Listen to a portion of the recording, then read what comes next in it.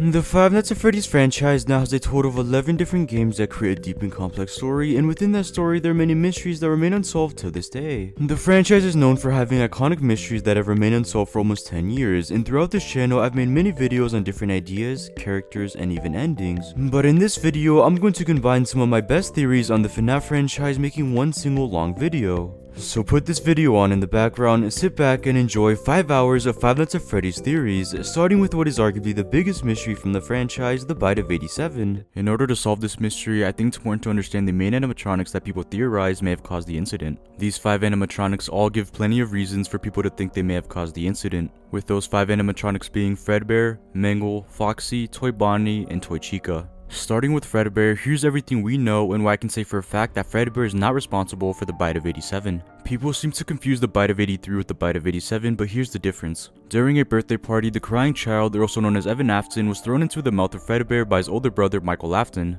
His tears caused the spring lock suit to malfunction and resulted in the jaw of Fredbear clamping down, which caused the Bite of 83. We know this incident happened in 1983 because of the various Easter eggs in many games. In the Afton house, the TV displays Fredbear's and Friends with the date 1983 below it, seemingly confirming that's when the game takes place. And there's more evidence that comes from Five Nights at Freddy's sister location. In William Afton's hideout or in the custom night office, next to the Golden Freddy plush, 3 monitors can be seen displaying static. But next to these monitors is a keypad, and if the code 1983 is inputted, the 3 monitors will now display different areas of the Five Nights at Freddy's 4 house, seemingly confirming that William Afton was always watching the crying child and was always communicating to him through the Golden Freddy plush. It also of course confirms once again that Five Nights at Freddy's 4 takes place in 1983, hence confirming the death of the crying child also takes place in 1983, which proves Fredbear was not responsible for the Bite of 87. Moving on to 2 animatronics that have very similar reasons to why people think they caused the incident. Of course, I'm talking about Foxy and Mangle. In Five Nights at Freddy's 2, both are the only animatronics to attack the security guard from the head, but this is where the evidence stops for Foxy. And during the incident, Withered Foxy and the other withered animatronics would have been in parts and service when it took place, which to me rules out Foxy as a possible suspect. But with Mangle, there's a lot more evidence, starting with its purpose. Mangle is an attraction where the kids constantly dismantle it, which would possibly give it a motive to attack someone. Moving on to the gameplay, when Mangle's in the office, radio static can be heard and the static may have a decrypted message.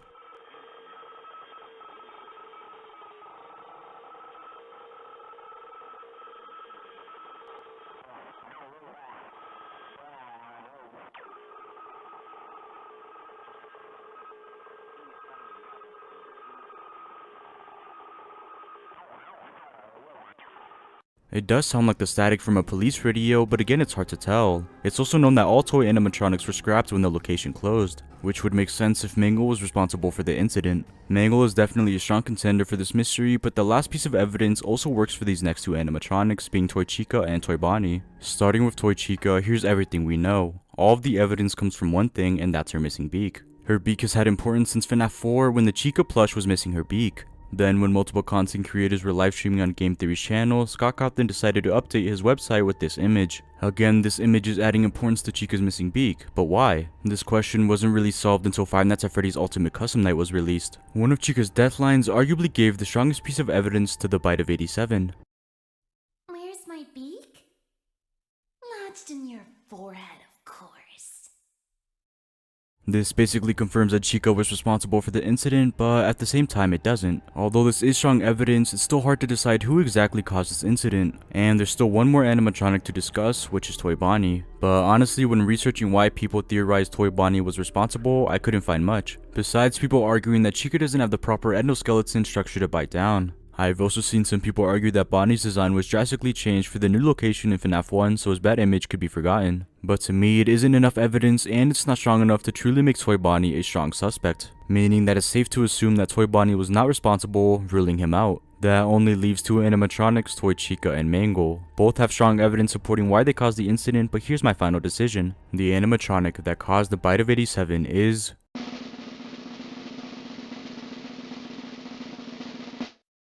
Mangle. Now, although Toy Chica and Mangle have strong evidence, Mangle has one more piece of evidence, being the motive. No matter what way it's looked at, Toy Chica doesn't have any motive to attack someone, but Mangle has plenty. Being dismantled daily by kids would be enough reason to attack someone. I also think the radio static is great evidence that is hard to ignore. I understand that Chica's deathline is hinting that she caused the bite of 87, but I think the deathline and the importance of her missing beak is to throw off the community. Scott Cawthon has done that plenty of times where he'll make something seem important, but it's only there to distract the community. Moving on, let's now start to answer what's inside the FNAF 4 box. And using new evidence from Five Nights at Freddy's Help Wanted 2, not only will we be able to answer what's in the box, but we'll also be able to answer who Old Man Consequences is using that same evidence. So let's answer what's inside the FNAF 4 box. First, I think it's important to understand the history of the box and the most popular theories behind it. These theories are all different in the sense of when they were created in the FNAF timeline, meaning when new lore is released, new theories can keep being made about the box. But what's inside the box is constantly changed because of what Scott Cawthon has said regarding the box, which has made answering the mystery that much more difficult. So first, here's the history. Five Nights at Freddy's 4 was released on July 23rd, 2015 and was another great installment to the FNAF franchise, but after beating Night 7, fans were met with this interesting ending.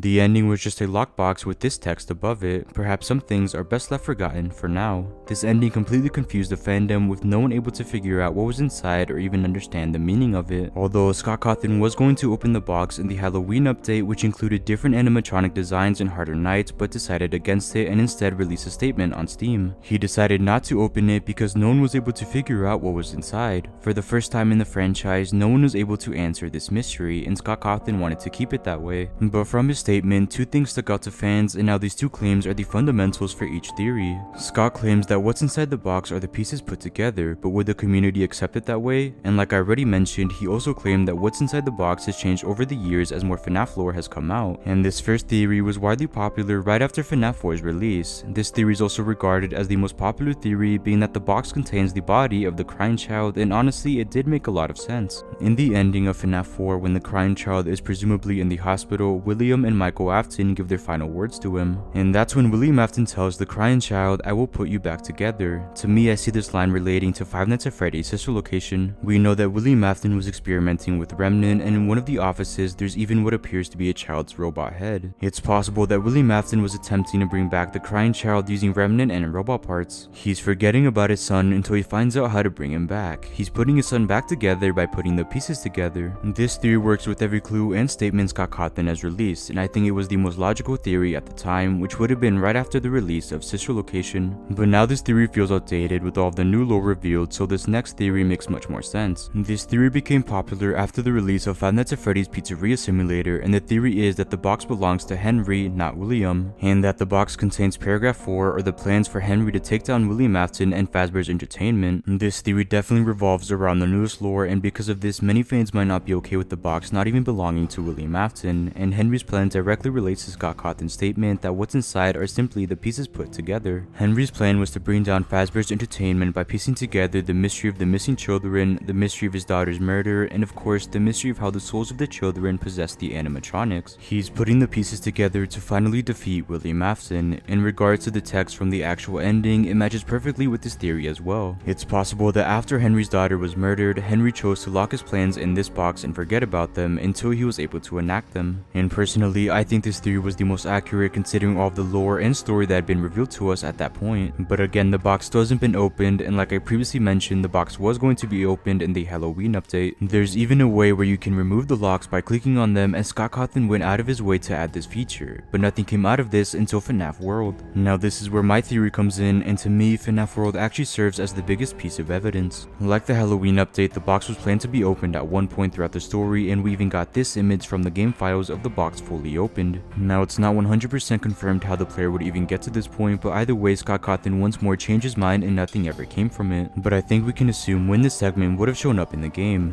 Throughout FNAF World, you have to complete certain tasks that are reminiscent of FNAF 3's Happiest Day minigames that led to the happy ending. After completing those tasks, you are met with this ending.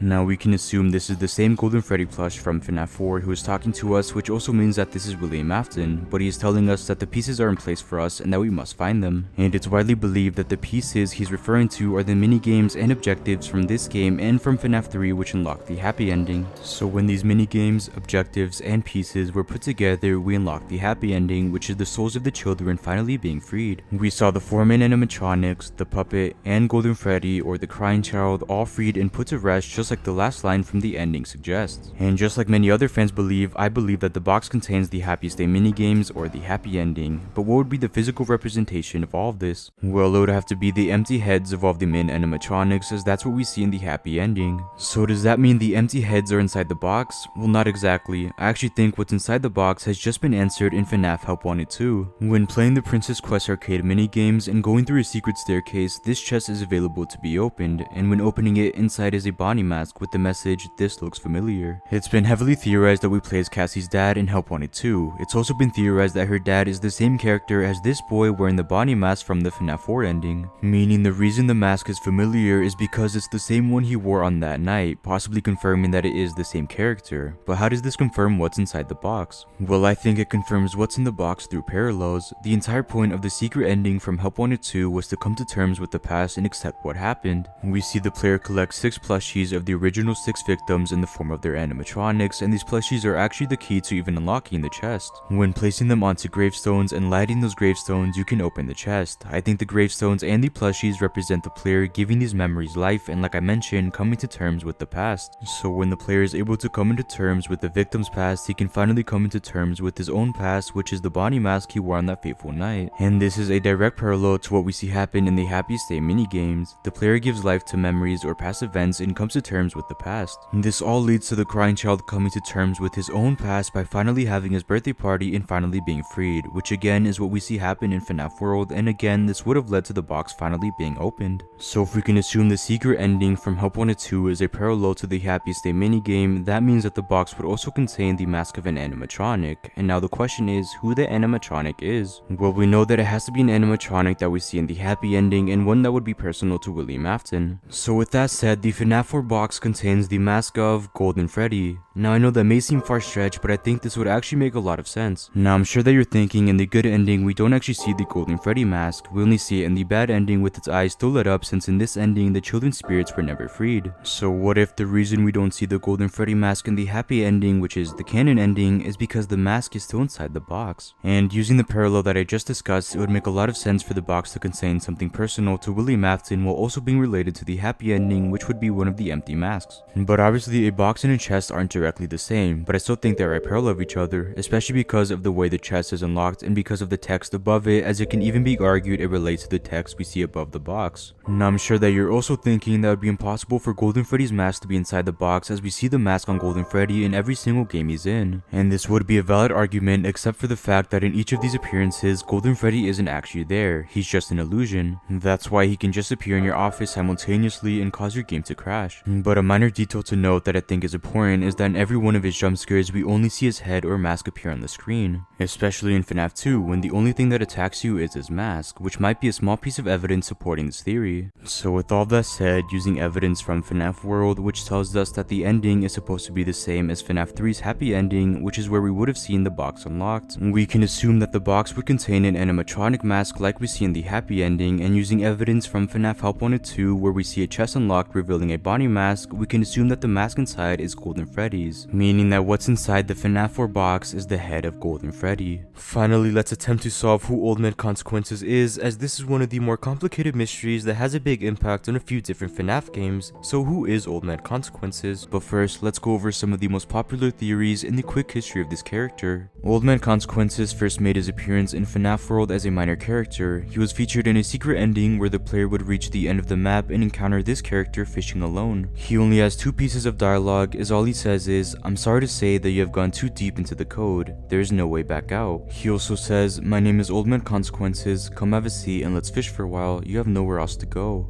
He then made his next appearance in FNAF Ultimate Custom Night. To get this Easter egg, the player must set all animatronics to a rating of 0 and only keep Old Man Consequences at 1. Then when you are in the game and when you press a button to catch the fish, you will be taken to the Easter egg. Here you get the exact same screen as the one from FNAF World, but this time Old Man Consequences has very cryptic and confusing dialogue. He first says, "Come and sit with me a while." He then says, "Leave the demon to his demons, rest your own soul, there's nothing else." After this, the player then walks into the lake, drowning themselves, and this is when the Easter egg ends. But what about this mystery is confusing? Well, I think it comes down to two things: who the Golden Freddy spirit is, and obviously who is Old Man Consequences. I also think with each of these questions there are two main popular theories, so here are my thoughts on which ones are correct. Starting with the easiest one, who is the Golden Freddy spirit? Well, the two most popular theories are that the spirit is the crying child or that the spirit is Cassidy, and I think the clear answer that most of the community has agreed on is that the Golden Freddy spirit is Cassidy. We know this because of the FNAF 4 ending and because of the FNAF 3 Happiest Day minigames. In the FNAF 4 ending, the crying child is thrown into the mouth of Fredbear by his older brother Michael and is killed when Fredbear's jaw clamps down on his head. Although the crying child fell victim to one of William Afton's creations, he wasn't murdered by William like Cassidy was, which is an important fact I'll mention again later in this video. In the FNAF 3 Happiest Day minigame, you play as the puppet as you go through a birthday party. You pass various kids with different animal masks until you reach the end where you find a child with his birthday cake crying. Then the crying child is seen wearing a Golden Freddy mask, and that's when all the children disappear and their masks fall on the ground. The 6 balloons then fly upwards, signifying the souls of the 6 children being freed and finally at peace. Now this minigame is clearly supposed to represent the events of the FNAF 4 ending. We see a birthday party with various children wearing masks, and at the face of it is the crying child. This makes sense as the crying child's happiest day was taken from him, but in this minigame he's finally able to have his birthday party. This also means that the crying child spirit is set free and is no longer controlling Golden Freddy, which also confirms that Cassidy is the spirit in control of Golden Freddy during Ultimate Custom Night and is the one torturing William Afton. This makes sense as, like I mentioned before, Cassidy was a direct victim of William Afton compared to the crying child who fell victim to one of his animatronics. Cassidy has a motive to torture William Afton, while the crying child just simply doesn't. All he wanted was his birthday party away from the animatronics, so vengeance just seems out of character for him. But moving on, who is Old Man Consequences? Well, the two biggest theories are that he's either Henry Emily or Michael Afton, and there's plenty of evidence that supports both theories. But first, let's look at Henry Emily. The biggest reason why many people believe that Old Man Consequences is Henry, and what it simply comes down to, is their similar behavior and language. When looking at both of these characters, they feel sympathetic and understanding in a way. Just take a look at these two voice lines from the secret and canon ending of FNAF 6. As if the suffering wasn't enough, the loss of innocence, the loss of everything to so many people. Small souls trapped in prisons of my making, now set to new purpose, and used in ways I never thought imaginable. And to you monsters trapped in the corridors, be still, and give up your spirits. They don't belong to you. For most of you, I believe there is peace, and perhaps more, waiting for you after the smoke clears. When comparing these two voice lines to Old Man Consequences voice lines, there's a strong similarity when discussing souls resting and them being set free. Henry essentially has the same goal as he did in FNAF 6, which was to set souls free, and I'll get back to this goal later in the video. But in Ultimate Custom Night, he can't burn the animatronics to rest their souls. Instead, he has to convince Cassidy and sympathize with her to stop torturing William Afton and to set her own soul free. We can assume he's successful at this, as in the canon ending, we see Golden Freddy twitching and fading into darkness, which may signify Cassidy's soul being set free and finally resting. I also think it just makes the most sense for it to be Henry, as he's one of the only characters that can understand what these children went through. His own daughter was a victim of William Afton, and of course he created the animatronics that those same souls would inhabit. So with all this evidence and reasoning, it may seem easy to say that Henry Emily is Old Man Consequences. But what other character could sympathize with these souls, and what other character do many people believe is Old Man Consequences? Well, this is of course Michael Afton. Again, the reasons many people believe he is Michael Afton are similar to Henry, but this theory really only works if the Golden Freddy spirit was the crying child. If this were the case, Michael Afton would be sympathizing with his younger brother, urging him to stop torturing their father and to rest his own soul. Now, all of this would make sense and would actually be a form of closure for Michael Afton and the crying child, as the last time they saw each other was on the crying child's deathbed, but this would again give them closure. And personally, I really do like this theory, but when looking at all the evidence, it's clear that the Golden Freddy spirit is Cassidy and she has no relation to Michael Afton. So now that we know the Golden Freddy spirit is Cassidy and that Old Man Consequences has to be Henry Emily, how does FNAF Help Wanted 2 support these claims? Well, in the secret ending, we see this character before entering the sister location elevator, and it's this character who we trade the Vanny mask for the glitch trap plush, which we then give to Vanessa so she can destroy him. Now in the game files, this character is actually labeled as Old Man Consequences, confirming this is the same character we saw in FNAF World and in FNAF Ultimate Custom Night. And the princess who we also see and play as in this game had already been labeled in the past game files as Cassidy. So once more in the franchise, we're seeing Cassidy and Henry Emily interacting. But this time Henry isn't helping Cassidy or any of the other spirits, he's helping Vanessa be freed and he's helping Cassie's father to accept his past. But I'll get back to this soon. Like I already mentioned, Vanessa was freed in the ending when she destroyed Glitchtrap, freeing herself from his control. And this wouldn't have been possible without Old Man Consequences providing the actual Glitchtrap plush. But how did he help Cassie's father? Well, it's been heavily theorized that we play as Cassie's father in this game, and it's also been theorized that her dad is the same character as this boy wearing the Bonnie mask from the FNAF 4 ending. But before Cassie's father meets Old Man Consequences, we find gravestones with animatronic plushies on them. And after lighting all of the gravestones in the correct order, a secret staircase will open, and there this chest is available to be opened. And when opening it, inside is a Bonnie mask with the message, "This looks familiar." And the reason the mask is familiar is because it's the one he wore on that night, possibly confirming that it is the same character. But the entire point of the secret ending from Help Wanted 2 was to come to terms with the past and accept what happened. We see the player collect 6 plushies of the original 6 victims in the form of their animatronics, and these plushies are actually the key to even unlocking that chest. When placing them onto the gravestones and again lighting those gravestones, you can open that chest. I think the gravestones and plushies represent the player giving these memories life and, like I mentioned, coming to terms with the past. So when the player is able to come into terms with the victim's past, he can come into terms with his own past, which is the Bonnie mask he wore on that fateful night. And I think when he finds this mask, he's willing to give up the Vanny mask to Henry, which again sets Vanessa free. Without Henry or Old Man Consequences, he wouldn't have been able to take the final step in freeing Vanessa and freeing himself from his past. So again, Old Man Consequences helped Vanessa and Cassie's father be freed, just like he helped Cassidy and the other souls be freed in the past games in the franchise. And with all that said, using new evidence from Help Wanted 2, Old Man Consequences is Henry Emily, and his purpose is to set souls free and to help those in control of William Afton. Moving on to Midnight Motorist, how can we solve one of the most complicated and confusing mysteries in the franchise? The Midnight Motorist minigame was in Five Nights at Freddy's 6, and the only way to access it was to purchase the Midnight Motorist arcade. On lap 4 there's a secret entrance, and when you go through it the minigame begins, and this is also where the mystery begins. But before I dive into this theory, here's a quick recap of the minigame. It starts with the player controlling a purple car driving in the rain, with the first possible stop being in an area with a pile of dirt. You then stop at a place called Junior's where you're denied entrance, and from there you go back home where you're looking for someone in a rageful manner. You then pass someone watching TV and then knock on someone's door yelling for them to come out. When they ultimately don't listen, you go back outside and around the house only to find they have broken their window and escaped, leaving behind their footprints in the mud next to some mysterious footprints of an animatronic. The minigame then ends and you're left with a million questions. Now a lot of this minigame still remains a mystery, so in order to solve this mystery, let's start with what we do know.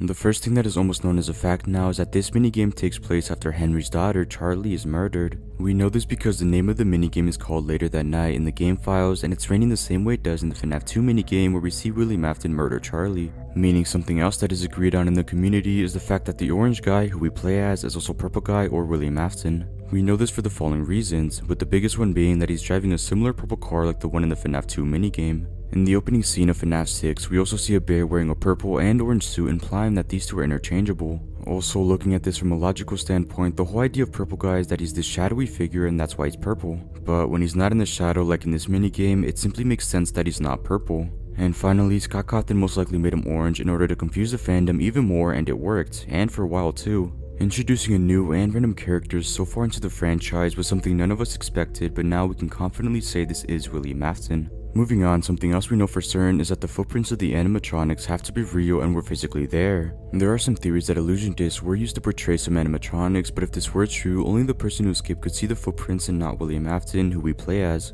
If illusion discs were being used, that means the animatronics couldn't be seen from any other perspective, so again this means the footprints are real. And at some point an animatronic was there, but why? Unfortunately, when this takes place, who Orange Guy is and the footprints being real is all we know about this minigame for certain.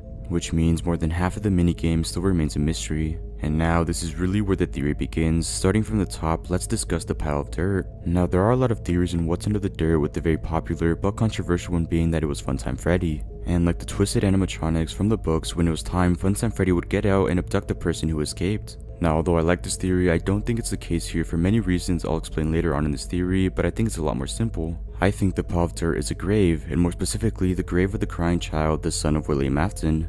Now it makes sense that his grave would be near their home, this way they could mourn the death of the crying child when they needed to, and it also explains another mystery of this minigame. If FNAF 6 was really meant to be the last game in the franchise, and if it was meant to answer any questions from previous games, why would Scott Cawthon make what's under the dirt complicated to the point where it needs books and other games to explain it? If this was the final chapter, it makes sense for it to be simple, like a grave. But moving on to the next stop and location, what is Junior's? Originally, many thought this was the FNAF 2 pizzeria, since it would be the junior location of the FNAF 1 pizzeria, meaning the green character telling William he can't enter was Henry, but I don't think this is true, and here's why. Instead, I think this is just a bar and William is being denied since he's been drinking too much. This would explain his rage and would support the fact that Henry was at the pizzeria when his daughter was murdered. It's fairly simple, and I don't think there's much to this location besides context. Moving on to the last location, which is the most confusing, the house. Now this is where everyone tends to disagree on what is happening, so here's my interpretation on what I think is correct. Starting with who's watching TV, most people say that this is Michael Afton.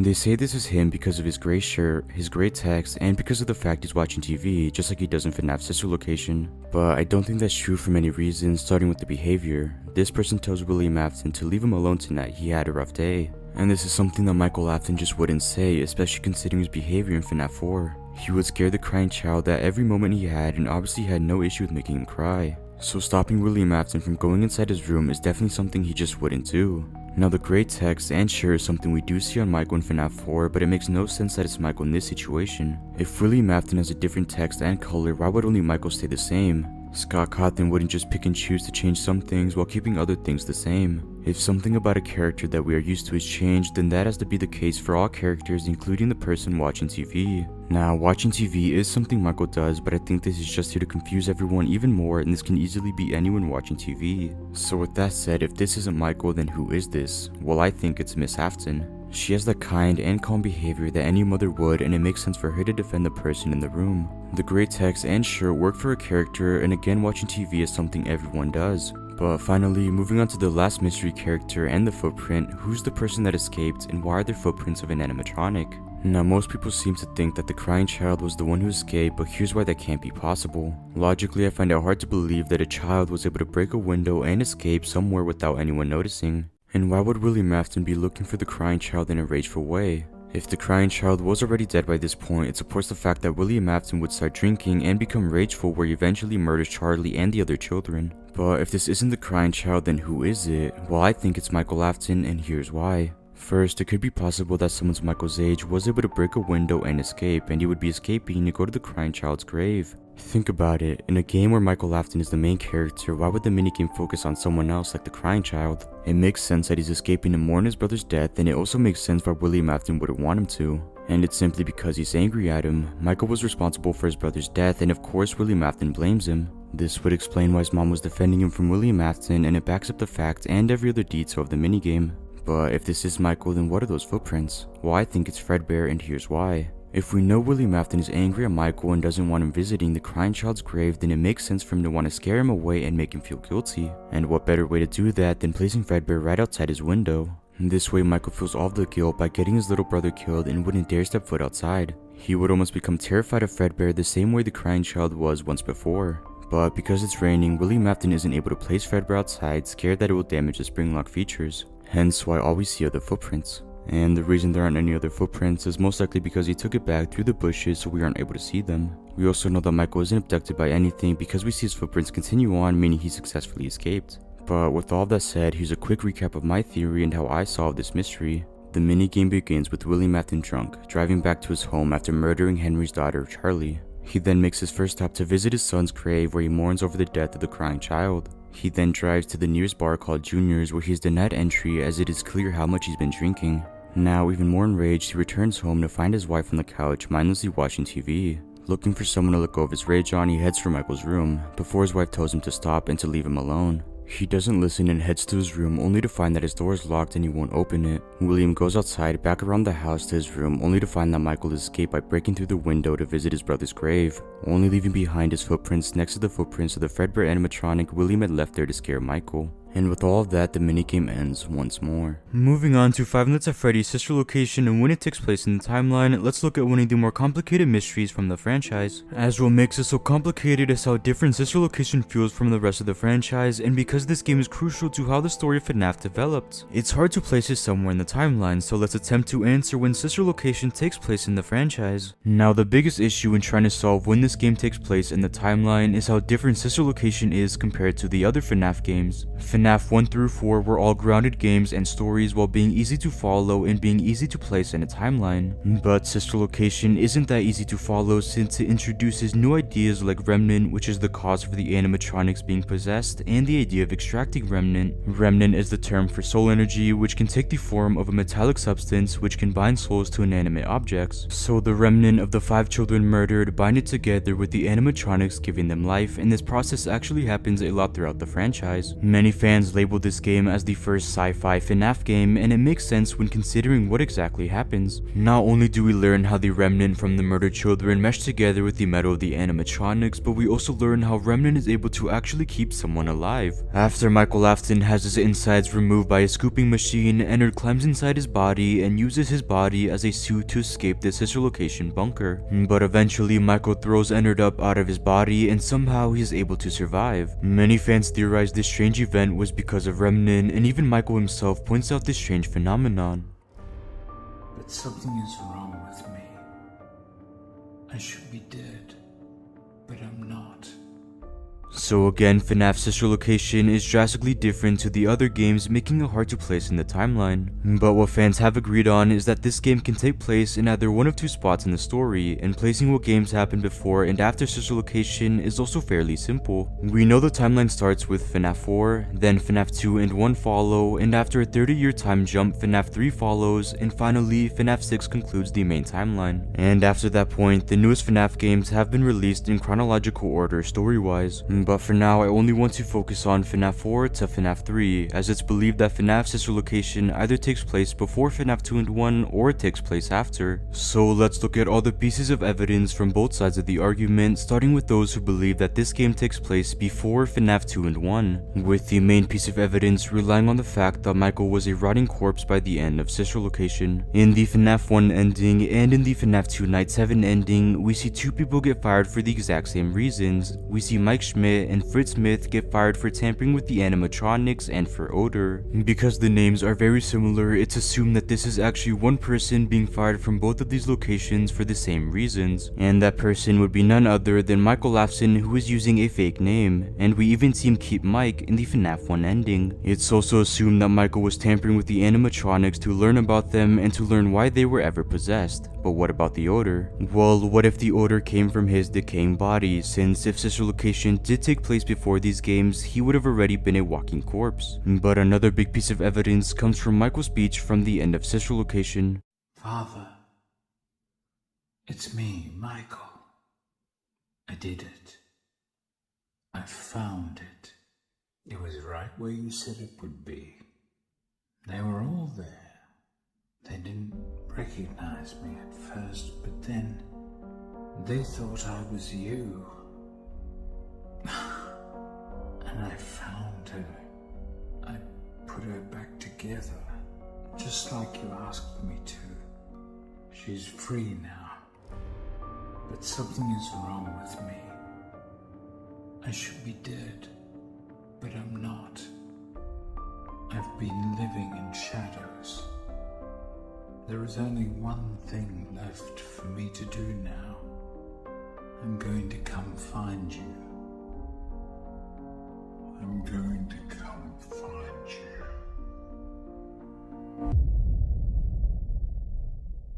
From this speech, we learn that Michael's trying to find his father William, and where else would he go looking for him besides all the locations he owned? Which would explain why he even worked at those two restaurants as a security guard, and it's even more evidence that sister location takes place before FNAF 2 and 1. But moving on to the other side of the argument, which is that sister location takes place after these games, the evidence is very similar. When looking at the same speech, at the very end of it, we see Springtrap emerge from the shadows, and in the back we even see a sign advertising Fazbear's Fright, conveying that the events that happen in that location, or the events of FNAF 3, happen right after sister location, which also puts this game right after the first FNAF game. And to me, this is actually enough evidence to make a definitive decision, being that sister location has to take place after FNAF 2 and 1 and before FNAF 3. If sister location did take place before FNAF 2, then why show Fazbear's Fright in the ending of sister location, which is clearly showing that FNAF 3 is next? They're not showing a sign for the grand reopening of Freddy Fazbear's Pizza, which would have been setting up FNAF 2, so again, they're obviously setting up FNAF 3. Not to mention, we also see Springtrap, who's the main antagonist in FNAF 3, and again, it's clearly hinting that Springtrap is what took place next. These are important details that almost feel dismissed by saying that sister location takes place before FNAF 2, and the line, "I'm going to come find you," fits more with this idea, as instead of Michael looking for his dad in his restaurants, he's directly finding him in Fazbear's Fright. Now, the main piece of evidence that supports this game happens before FNAF 2, which is the order that caused Michael to be fired, would work except for one minor detail, which is context. I think we can assume when Scott Cawthon created those endings, he wasn't planning that they would correlate to Michael being scooped 3 games down in the franchise. If anything, I think it was supposed to be a fun detail for fans to notice, and not anything that would tell us that Michael had already been scooped, which is why I also think we shouldn't be using this as one of the main pieces of evidence. And besides these endings and the speech from sister location that is actually supporting FNAF 3 takes place afterwards, there isn't much evidence supporting it takes place before FNAF 2. Most of the evidence is about the story and how everything would place narrative-wise, and narratively it would work better if sister location did take place before FNAF 2. But when we're looking at just the evidence and what we know to be facts, Five Nights at Freddy's sister location has to take place after the first FNAF game and before FNAF 3. But this is just a theory. Moving on, let's finally answer a mystery that has spanned across the 10 years the franchise has been around, the shadow animatronics. These animatronics have appeared in many games now, and the key to solving them might lie in a whole different FNAF project. So let's finally answer who Shadow Freddy and Shadow Bonnie are in the FNAF franchise. First, let's go over the history of Shadow Freddy and Shadow Bonnie. Shadow Bonnie first appeared in FNAF 2 in the security guard's office, but would have no real effect on the gameplay if you wore the Freddy mask on time, but there was actually a chance that your game would crash. It's the same model as Toy Bonnie, just blacked out with white eyes and teeth. Shadow Freddy also appears in FNAF 2, but appears in the back with the withered animatronics and again never affects the player. It's the same model as Golden Freddy, but again it's blacked out with hints of purple and again white eyes and teeth. Both animatronics appear again in FNAF 3, both again in the security guard's office. Shadow Freddy appears in the farthest left corner in the screen and will only be visible for a couple of seconds before disappearing. Toy Bonnie appears on the desk as a minifigure, and when he's clicked on, it unlocks a secret minigame where you control Shadow Bonnie, and it's a part of the process to get the good ending. We then see Shadow Freddy again in all of the minigames at the end of every night. He leads the main animatronics to a storage room where Willie Mafton dismantles them. Moving on, many believe that we actually see Shadow Freddy again in FNAF 4 in the form of Nightmare. Nightmare is the exact same model as Nightmare Fredbear, which we know is supposed to be Golden Freddy, meaning if this is Shadow Freddy, it would match up with what we know about their models. Then we see Shadow Bonnie in Ultimate Custom Night as a bonus animatronic, and finally we see him one last time in FNAF AR as a main part of the gameplay. These animatronics have actually shown up plenty of times throughout the franchise, and although it may seem like they were just randomly placed throughout the series, I think they are actually significant to the overall lore and story, and here's why. Well, all of the main theories around the Shadow animatronics revolve around one idea and one thing, which is Remnant. Remnant is mentioned a couple of times in FNAF Sister Location, FNAF 6, FNAF AR, and of course in the books. Remnant is the term for soul energy, which can take the form of a metallic substance which can bind souls to inanimate objects. So the remnant of the 5 children murdered bind it together with the animatronics, giving them life, and this process happens a lot throughout the franchise. So if all of these theories believe that these animatronics are just pure remnant, where did all of this remnant come from? Well, there's 2 main ideas. One idea is that the remnant comes from Springlock victims that were employees wearing the suits when the Springlocks went off. In FNAF 3's Night 4 phone call, we actually learn about various Springlock incidents. There's been a slight change of company policy concerning use of the suit. Don't. After learning of an unfortunate incident at the sister location involving multiple and simultaneous spring lock failures, the company has deemed the suit temporarily unfit for employees.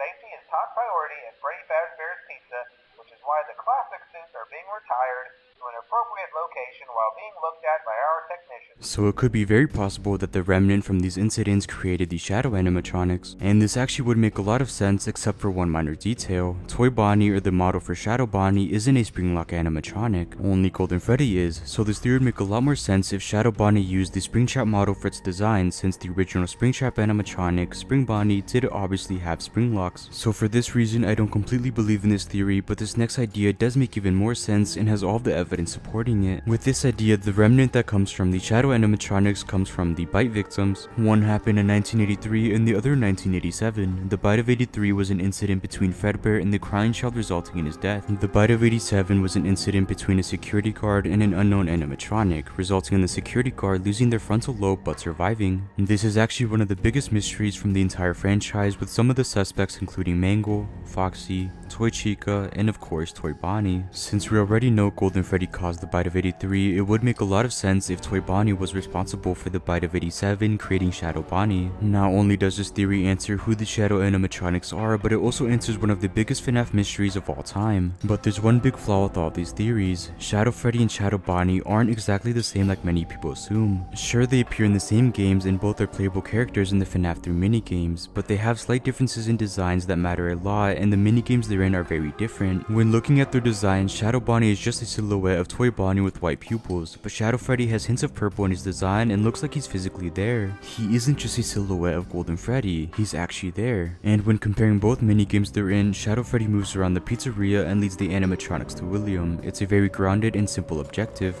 But with Shadow Bonnie, it's obvious that this minigame doesn't take place within the real world, as we see things like a giant crying puppet and we even see the crying child spirit. Like I previously mentioned, Shadow Bonnie appears in FNAF AR as his own segment when you collect too much Dark Remnant and you have to flash your light to stop him. This flat out confirms that Remnant has everything to do with Shadow Bonnie, but why not include Shadow Freddy? I think that this was done for a very specific reason to tell us that he's not made from Remnant. Well, I think that because Shadow Freddy has an almost realistic design, his minigame takes place within the real world, and because he doesn't appear in FNAF AR with relation to Remnant, I think that he's a real animatronic that existed at some point in the franchise. In FNAF 4, Nightmare, or also known as Shadow Freddy in the game files, is actually a physical animatronic, as we learn from the Tales from the Pizzaplex novel that all animatronics from FNAF 4 are just animatronic mannequins, and gas that fills the room is what makes whoever's in there hallucinate the nightmare animatronics. But the final piece of evidence on top of everything I've already discussed comes from the FNAF movie. Now, it's obvious that the movie and games have their own story and are separate continuities, but the one thing that stays the exact same are the animatronics, not only in their design but even with their function, as we see with the Spring Bonnie suit. And in the movie we see Shadow Freddy as a physical animatronic where Max's body is stuffed inside. The movie could have used any animatronic for this moment, but they specifically chose Shadow Freddy, and I think this means something. I think this is Scott Cawthon's way of saying that Shadow Freddy is a real animatronic within the franchise. But why was a purple version of Golden Freddy even created? Well, this could be for really any reason, but I think it was a test animatronic where William used to create the spring locks. And the reason it's possessed and able to move freely is because of a spring lock failure involving an employee, like a previous theory I mentioned believes in. This explains why it's in the storage room in FNAF 2, and explains why it helps William lure the animatronics to be dismantled, as it's an employee helping his boss. And in FNAF 3, Shadow Freddy acts like an illusion just like any of the other animatronics, as we know whoever we play as must have seen Shadow Freddy at least once in the FNAF 2 location. But in the sense of Shadow Bonnie, I think all the theories around him are correct. He's the remnant version of Toy Bonnie. And personally, I lean towards the theory that the remnant comes from the bite victim from the bite of 87, as this would answer two of the biggest theories from the franchise, and it makes a lot of sense narratively. So with all of that said, Shadow Freddy is a real animatronic that appears as an Easter egg in FNAF 2 and 3, while Shadow Bonnie was created by Remnant that came from the bite victim of the bite of 87. Moving on to one of the most important characters from the franchise, and if they're still alive in this new era of the franchise, let's go over Michael Afton's role in these new FNAF games. But first, let's go over Michael Afton's appearances throughout the franchise. Following the timeline that's most believed by the fandom, we first see Michael in FNAF 4. He's the main character who is facing hallucinations of the nightmare animatronics. We then see him in FNAF 2 as the security guard on night 7. Sometime later, we see him again as the main security guard in the first FNAF game. Then we see him in the underground bunker in FNAF's sister location, where he is searching for his sister Elizabeth Afton. But at the end of that game, we see Michael be scooped by this machine, which results in Ennard using his body as a suit and controlling him, until Michael Afton throws Ennard up, but instead of this killing him, he actually survives and becomes immortal, as we learn from his monologue.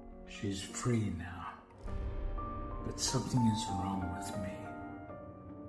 I should be dead, but I'm not. I've been living in shadows. We then see him in FNAF 3 once more as a security guard as he looks for his father, but at the end of that game he burns down the pizzeria but manages to escape. We finally see him one last time in FNAF 6, but this time as the manager of the pizzeria. He lures the final 4 possessed animatronics left and burns down the pizzeria one last time, but this time he burns with it, and with this Michael Lafton's story ended. But what if it didn't? What if Michael Lafton is still alive? What if he actually lives in the Pizzaplex, and what if he's actually in control of the Pizzaplex as a co-CEO? Now many of you may be thinking that Michael chose to die in the FNAF 6 fire, as Henry says this in the ending. And to you, my brave volunteer, who somehow found this job listing not intended for you. Although there was a way out planned for you, I have a feeling that's not what you want.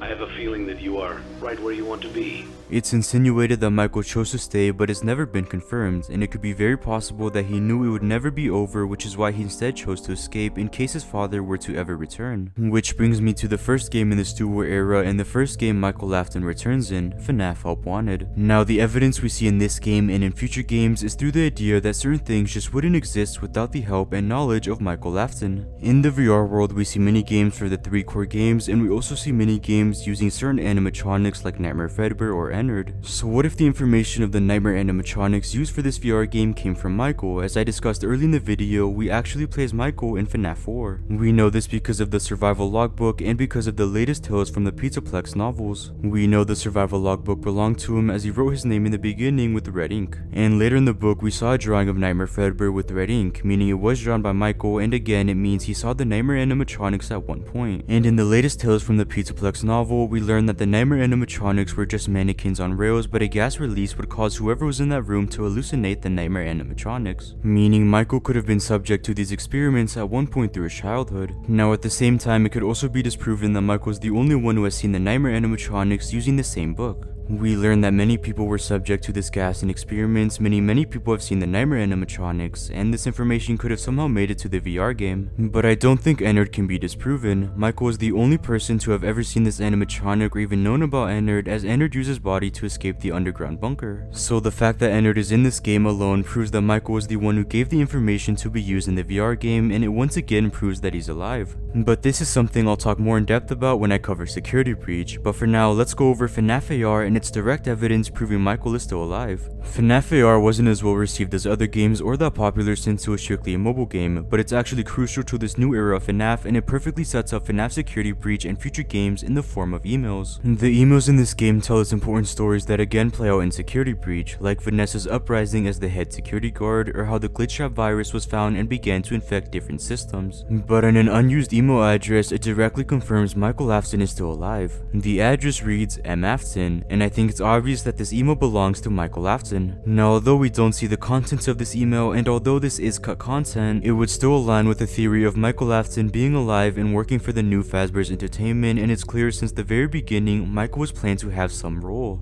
Also meaning he had involvement with either the shipping company or someone else that worked at the pizzeria at one point. This confirms that not only is he still alive, but the fact that he was also involved with the creation of the Pizzaplex. Like I mentioned, I believe he is co-CEO, making the other CEO Miss Afton. Game Theory has made many videos proving that she's still alive, and I've also made my own video proving that she's also alive as well. And although I'll go more into depth into the relationship of Michael Afton and Miss Afton later in the video, I still think it's important to understand now that Michael Afton and Miss Afton are working together, and of course we already saw this in FNAF AR. But in terms of evidence, this is really all there is for FNAF AR, but I feel like the evidence gets stronger as each new FNAF game was released. So moving on, let's now look at all the proof in FNAF Security Breach, as the evidence is much stronger. For starters, this room is found within the Pizzaplex, and it's a 1-for-1 replica of Michael's room from FNAF's sister location. Many fans have theorized that this is actually the exact same room, meaning that the Pizzaplex was built over the Afton family's house from FNAF 4. But I don't think this is the case, as that would mean the FNAF 4 house was built over the FNAF 6 pizzeria, which wouldn't make sense timeline wise, and there are no other items or things from this house. But why would the Pizzaplex make a room from the Afton family's house if no one would ever see it or know about it? Well, the consensus is that it was for Michael. The TV even works, and there's real popcorn, which to me would imply he's been there frequently or that he even lives there. In this room, there's also this cryptic message. When decoded, it reads a long message, but I want to focus on only the beginning. It reads, break and mend, I built the breath. Mend is defined as rebuilding and to restore. Building the breath is referring to giving something life. So to me, this is Michael telling us that he created the Pizzaplex as a whole, and more specifically created the animatronics. He gave them life. There's more to this message that I'll get back to later in this video, but it's obvious that this room belongs to Michael. And moving on, let's look into two more pieces of evidence, starting with Rockstar Row from Security Breach. Now this is a small museum with different artifacts from the past FNAF games or pizzerias. We see things like animatronic parts, posters, drawings, and cardboard cutouts of different characters. These are supposed to be fun and nostalgic displays, but two displays specifically are very interesting. This display has two artifacts from FNAF 4. These are two toys from the Crying Child's room, except that this room isn't the Crying Child's, it's actually Michael's. As I mentioned in the beginning of the video, we play as Michael in FNAF 4, meaning these toys are his. Who else in the entire franchise would want to display something from the Afton family house if the artifacts don't directly belong to them? I think this is Michael Afton displaying these toys as a form of nostalgia for him and as something to remember. But this next display are cardboard cutouts of Ennard, Shadow Bonnie, and Nightmare Balloon Boy. Now all three of these characters have only been seen by Michael. Ennard was inside of his body at one point, Shadow Bonnie was an illusion in the FNAF 2 pizzeria, and Nightmare Balloon Boy was a hallucination in FNAF 4. Again, Michael was the only one who knew about these animatronics, so how could they display them without his help? But now that I've gone over the most compelling evidence in support that he's alive, I'm now going to go over how this would all make sense narratively. Michael's entire journey throughout the franchise was bringing down Fazbear's Entertainment and his father, Springtrap. He's successful as he burns down most new locations and burns down all remaining possessed animatronics, so why would he agree to open a new location that is much larger? While using parts of MatPat's theory, I think that Michael and his mother reunited after the FNAF 6 fire and agreed to open a new location the right way,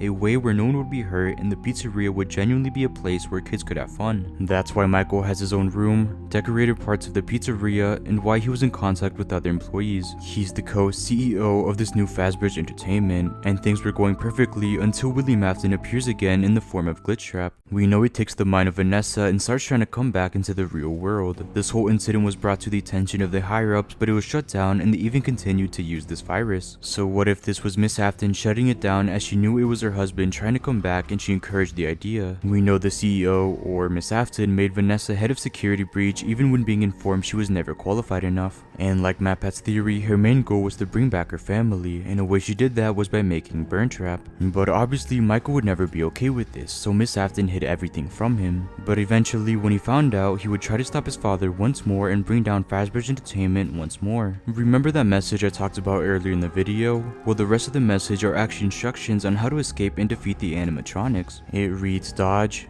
duck, flash, shoot, crawl, run, crush the vile band. These are all things we see Gregory do throughout Security Breach, and Michael helps us a lot more in the background. Many people assume that Glamrock Freddy wasn't affected by the virus as he booted into safe mode before it happened, and that the reason he booted into safe mode was because he saw Gregory. But what if it was Michael who booted him into safe mode as he knew the virus wouldn't be able to affect him, and as a result, Glamrock Freddy helps Gregory throughout the entire game. Also, in the final boss fight where you defeat Burntrap, these buttons are conveniently there that allow you to burn down the pizzeria. But what if it was Michael who made these buttons in an attempt to stop his father, which again helped Gregory in defeating him? Michael helping Gregory defeat William Afton works for his character and makes sense narratively. So moving on, let's now look at all the evidence proving he's alive in Ruin, as the evidence is a lot more subtle than Security Breach, but one small detail is the key to proving he's alive. Now, Ruin doesn't have as much straightforward evidence as Security Breach does. We actually can't find his room anymore because of the damage done to the Pizzaplex, so the evidence is a lot more subtle. Right before the Mimic is released, Cassie disables the Mex's security system, and later on she finds out that it was the only thing keeping the Mimic trapped. And for the most part, the consensus among the community was that the security system was created by Gregory and Vanessa to contain the Mimic, but recently we learned that this isn't actually the case. In an interview with FNAF in the creator of Duo Studios, we learned that this machine was designed to look old, hinting that the machine itself is also old. Now, who created the machine can be a video on its own, but I want to focus on who is the one maintaining that machine. Someone had to set up the security nodes that powered Mexis, and someone also had to have taken Gregory down to the abandoned pizzeria, as in the same room where we find the Mexis system, we also find Gregory's backpack. And right after the Mimic is released, Gregory also mentions how his friend has access to the building maps. He also tells Cassie to follow someone's instructions, but the name is cut out by static. My friend has access to the building maps. Just follow the instructions.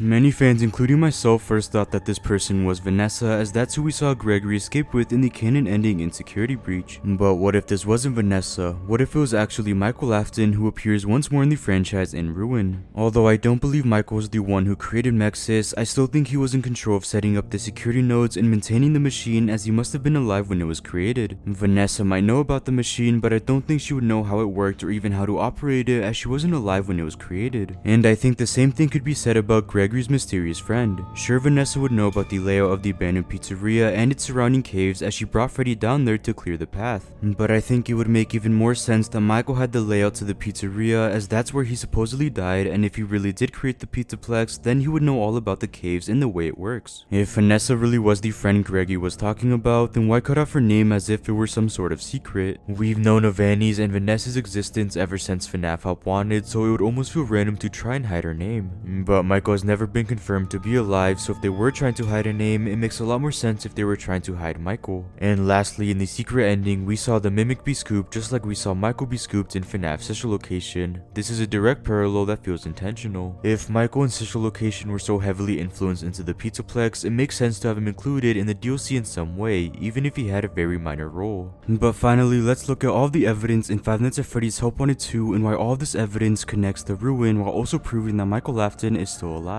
But first, I think it's important to note when this game takes place in the timeline, as it's not what many people would expect. With the release of the newer FNAF games, the order in which they take place in the timeline is the same order as the games are released. FNAF Help Wanted started this new era, with FNAF AR being released shortly after, then Security Breach and Ruin would follow, continuing the story. And again, most recently, Help Wanted 2 was released, meaning it should be the next game in the timeline, but we know this isn't correct. We instead know that Help Wanted 2 takes place after Security Breach and before Ruin, and we have plenty of evidence that proves this. For example, in the Roxy Salon repair minigame, the player must fix Roxy's ruined face from the end of Security Breach, where they ultimately fail. They instead end up using this mask, which we also see in Ruin. This would explain why Roxy has a different design from the end of Security Breach, as it was actually the player from Help Wanted 2 altering her design. Moving on, in the bad ending, you are awarded with a present after beating enough minigames. When opening the present, you unlock the last collectible figure in the collection. But before you can even unlock it, a charging station appears in front of you. The charging station then opens before Glitchtrap's hand peers out, grabbing the door. Then out of nowhere, 5 nightmare staff bots appear in front of you and jump scare you. You are then presented with a small cutscene in the perspective of a staff bot. In this scene, you see Cassie and you give her the Vanny mask. It's the exact same moment from Ruin when Cassie first finds the Vanny mask from the perspective of a staff bot. This bad ending is directly telling us that the events of Help Wanted 2 take place before the opening sequence of Ruin. So now that we know this game must take place before Ruin, now let's quickly answer who we play as, since this will directly tie into how Michael is still alive.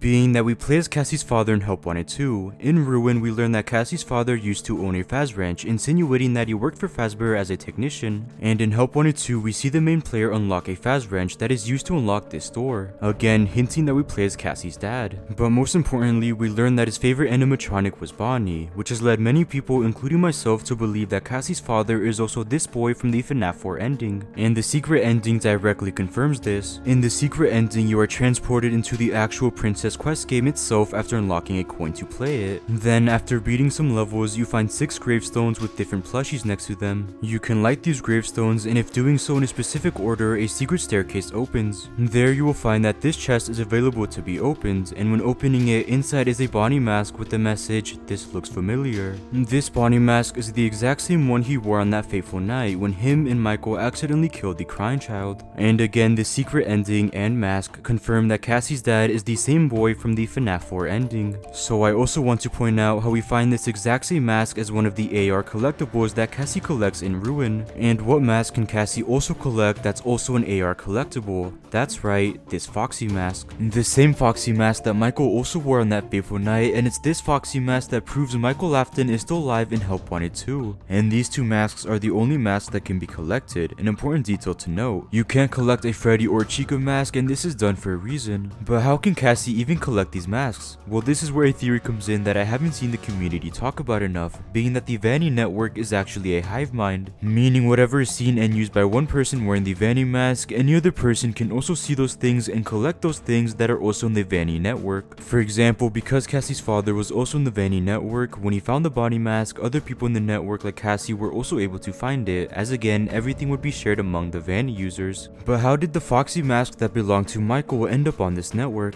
Well, I think the answer is simple. The reason the mask even exists is because Michael Lafton is also inside the Vanny network, and he was also in the Princess Quest minigame at one point. When looking at what the Bonnie mask and chest mean, it all has to do with accepting the past, giving memories life, and moving on. I think by Cassie's father lighting these gravestones in the order the children were murdered, he's giving these memories life and accepting the past. And by giving these memories life, he can start to look at his own past. That's why he can even find this Bonnie mask. It's a memory from his past, a very traumatic one, and one that he needs to move on from. And really, I think whoever makes it this far in the Princess Quest arcade machine and makes it all the way to this chest is able to discover something from a traumatic memory. And it's possible that some of these collectibles in Ruin were memories that different users in the Vanny network found in the Princess Quest game. And if we apply the same logic to the Foxy mask, that means that Michael Lafton is in the Vanny network and again was inside the Princess Quest arcade game, meaning he also made it all the way to this chest where he would find the Foxy mask. It makes the most sense that Michael's traumatic memory that unlocks something is his Foxy mask.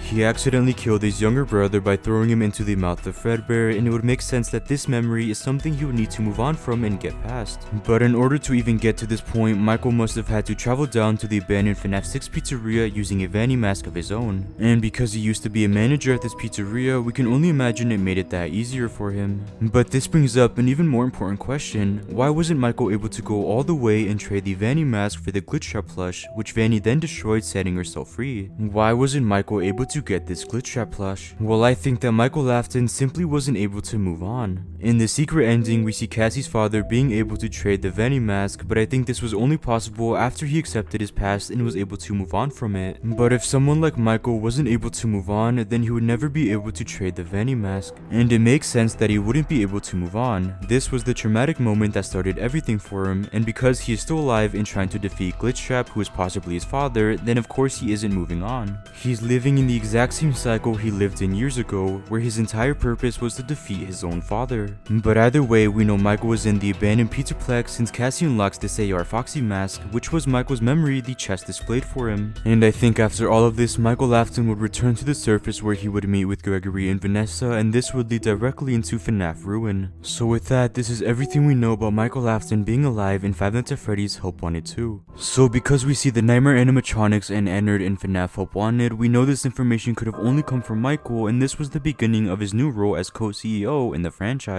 By working on the VR game and creating the Pizzaplex, he was reshaping Fazbear's entertainment to something different. He would continue to give information to the new Fazbear, which would create these displays, and he himself would display these toys from his childhood room. He would even have a replica of his room be created so he could live there, and it would serve as a reminder to why he's still alive and what his purpose is. But as Glitch Trap and the Mimic would begin to cause chaos, Michael would work alongside Gregory and Vanessa to try and stop the Mimic. But after an earthquake occurred that destroyed the Pizzaplex, Michael would venture down to the sinkhole to try and free Vanessa himself while also defeating the Mimic. He would use a Vanny mask of his own and he would reach the Princess Quest arcade machine. But while inside the system, he would fail to actually free Vanessa as he wasn't able to move on from his past and be free. So after some time had passed and after he was already back on the surface, Gregory's friend Cassie would venture down to save who she thought was Gregory. But when she reached the sinkhole, she realized that she was being tricked by the Mimic and Gregory was never stuck down there. But the real Gregory would reach out to her, and with the help of Michael and his knowledge of the sinkhole, he helped her escape the Mimic and reach the elevator. But there, Gregory would cut the elevator, betraying her, and this is where Michael Lafton's current role and story has ended. But of course, this is all just a theory. Now, let's look at a mystery and security breach that I haven't seen anyone else discuss before, and why solving this mystery solves security breach. So let's look into this simple lie. Rockstar Row was featured in the opening of Security Breach, and it's a museum featuring old and new artifacts from the franchise. And on the surface, it may just seem like this museum only serves the purpose to hold fun Easter eggs and to show how much time has passed in the timeline. I'm sure many people, including myself, only look through the displays when playing for the first time, but after that, it's easy to just walk past it and completely ignore it. Even when doing research about this room, I couldn't find any theories on it, and anything else I found online was focusing on the wrong thing, as I think one of these displays is the key to solving FNAF Security Breach in the next games that follow. But first, let's look at each display in Rockstar Rockstar Row.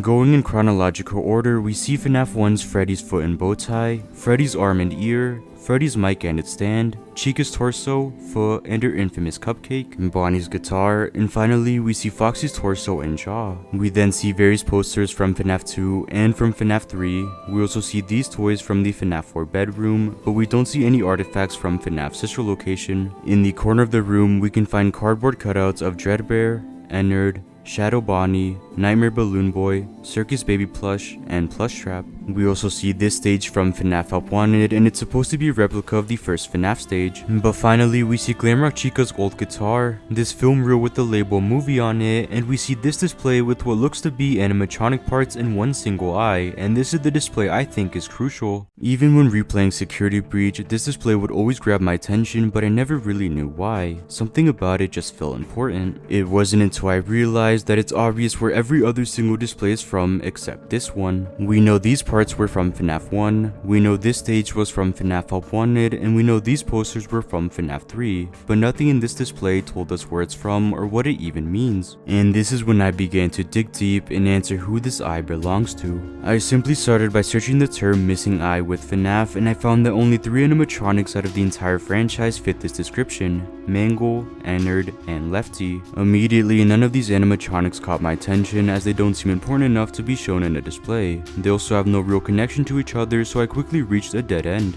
I then thought of going through the game files, as it was possible the name for the asset would reveal who the eye belonged to. And right as I was opening the file for the main Rockstar Row floor, I would come to find that all of the game files were named the same, so again I reached a dead end. But one of my last ideas was to look closer into the actual displays themselves, and that's when I realized they all have a colored tag that puts them in a certain group. Any display with the yellow tag meant the artifact was from the FNAF 1 location, like Freddy's bow tie. Any display with the gray tag simply meant it was one of the animatronics' guitar, like Bonnie's original guitar. But 4 items have a pink tag that was hard to put into a group: the eyes and parts, Foxy's jaw and torso, the FNAF 4 toys, and this random gray device. Again, these 4 artifacts have nothing in common, but I started to compare the eye to all of Foxy's eyes through the franchise, but none of them were a direct match or really seemed that similar. But this is when I had one last idea, which was a bit desperate, but it was really the only option I had left, which was to grab a 3D model of each individual animatronic, add them to Blender, and take them apart to really compare the eyes. Now, I only checked animatronics from FNAF 1 to FNAF sister location, and I also made sure to skip FNAF 4 and FNAF 3 animatronics since they aren't actually real. But there were still a lot of animatronics to go through, and this process ended up taking a decent amount of time. I also made sure to try my best to only use models from FNAF Help Wanted and FNAF AR to make sure I was as accurate as possible when comparing these eyes. I would take off the mask and parts of the endoskeletons to take a better look at the eyes, and I did this for each character. But each time I found the same result. The eyes wouldn't be a direct match, and most of the time the eyes just looked like any other standard animatronic part. From the original Freddy, to Balloon Boy, to Ballora, I kept dissecting these animatronics to try and find an answer, but again I hit a dead end, and eventually I had looked into each animatronic.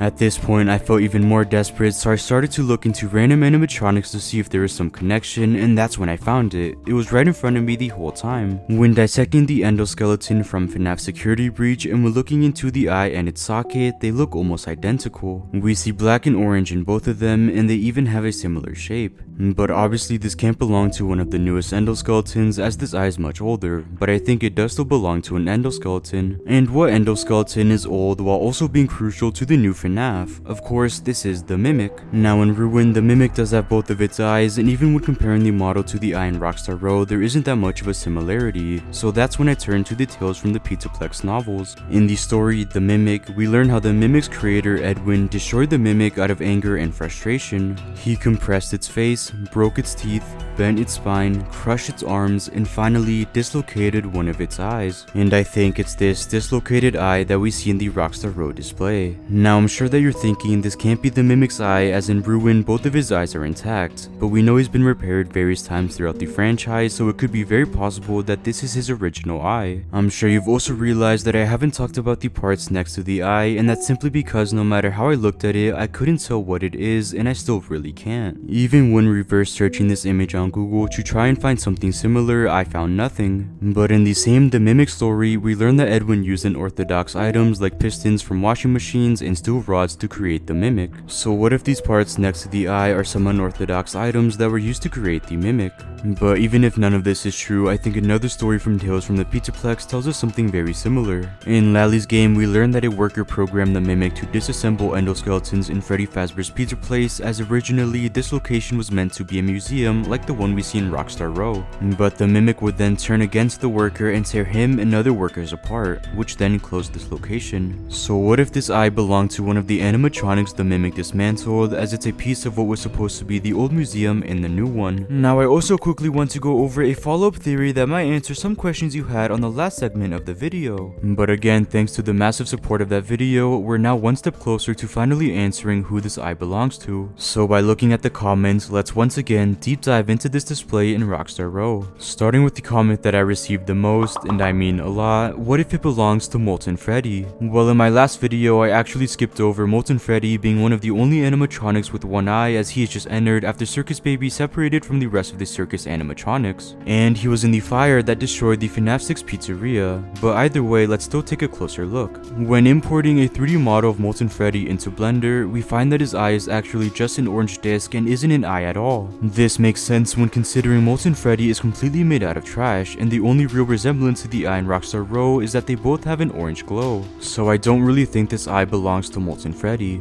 But moving on to the next comment I received the most, which is that the eye belonged to Nightmare Foxy. In my last video, I skipped over looking into the FNAF 4 animatronics as they aren't real, but this is technically wrong. Using evidence from the latest Tales from the Pizzaplex novel, we learned that the Nightmare animatronics were actually real, as they were just mannequins on rails. But a gas would cause whoever was in that room to hallucinate the Nightmare animatronics. So what if this eye belonged to the mannequin that created Nightmare Foxy? Now this would be a viable option, but there would be no real way to know that this eye belonged to Foxy's mannequin, and there's no real way to know the mannequin even had eyes. So because of this uncertainty, I don't think the eye belongs to Nightmare Foxy either. But moving on, as these comments suggest, let's look into the green rooms and the rooms surrounding them. Now in the actual rooms, there wasn't much that could help us answer this mystery. There was mainly just items that matched the animatronics and their personalities. It wasn't until I read this comment when I went into the storage rooms behind the green rooms, and that's when I found something worth pointing out. Now it wasn't an answer to who this eye belongs to, but it was actually another mystery. There are tags and sticky notes in all 4 rooms. These notes are the same in all of the rooms, but again, they're important. We can find things like question marks, 3 lightning bolts, food court number 1, a note with the number 141 on it, and finally a note that seems to be a drawing of a peach. You may have noticed that the note with the question marks on it is the same one we see on the Help Wanted stage, insinuating that the workers don't know what it is or where it originated from. So I also think that these tags were at some point on the eye and the parts, and we can assume the workers also didn't know what they are or where they came from, but of course this is just speculation.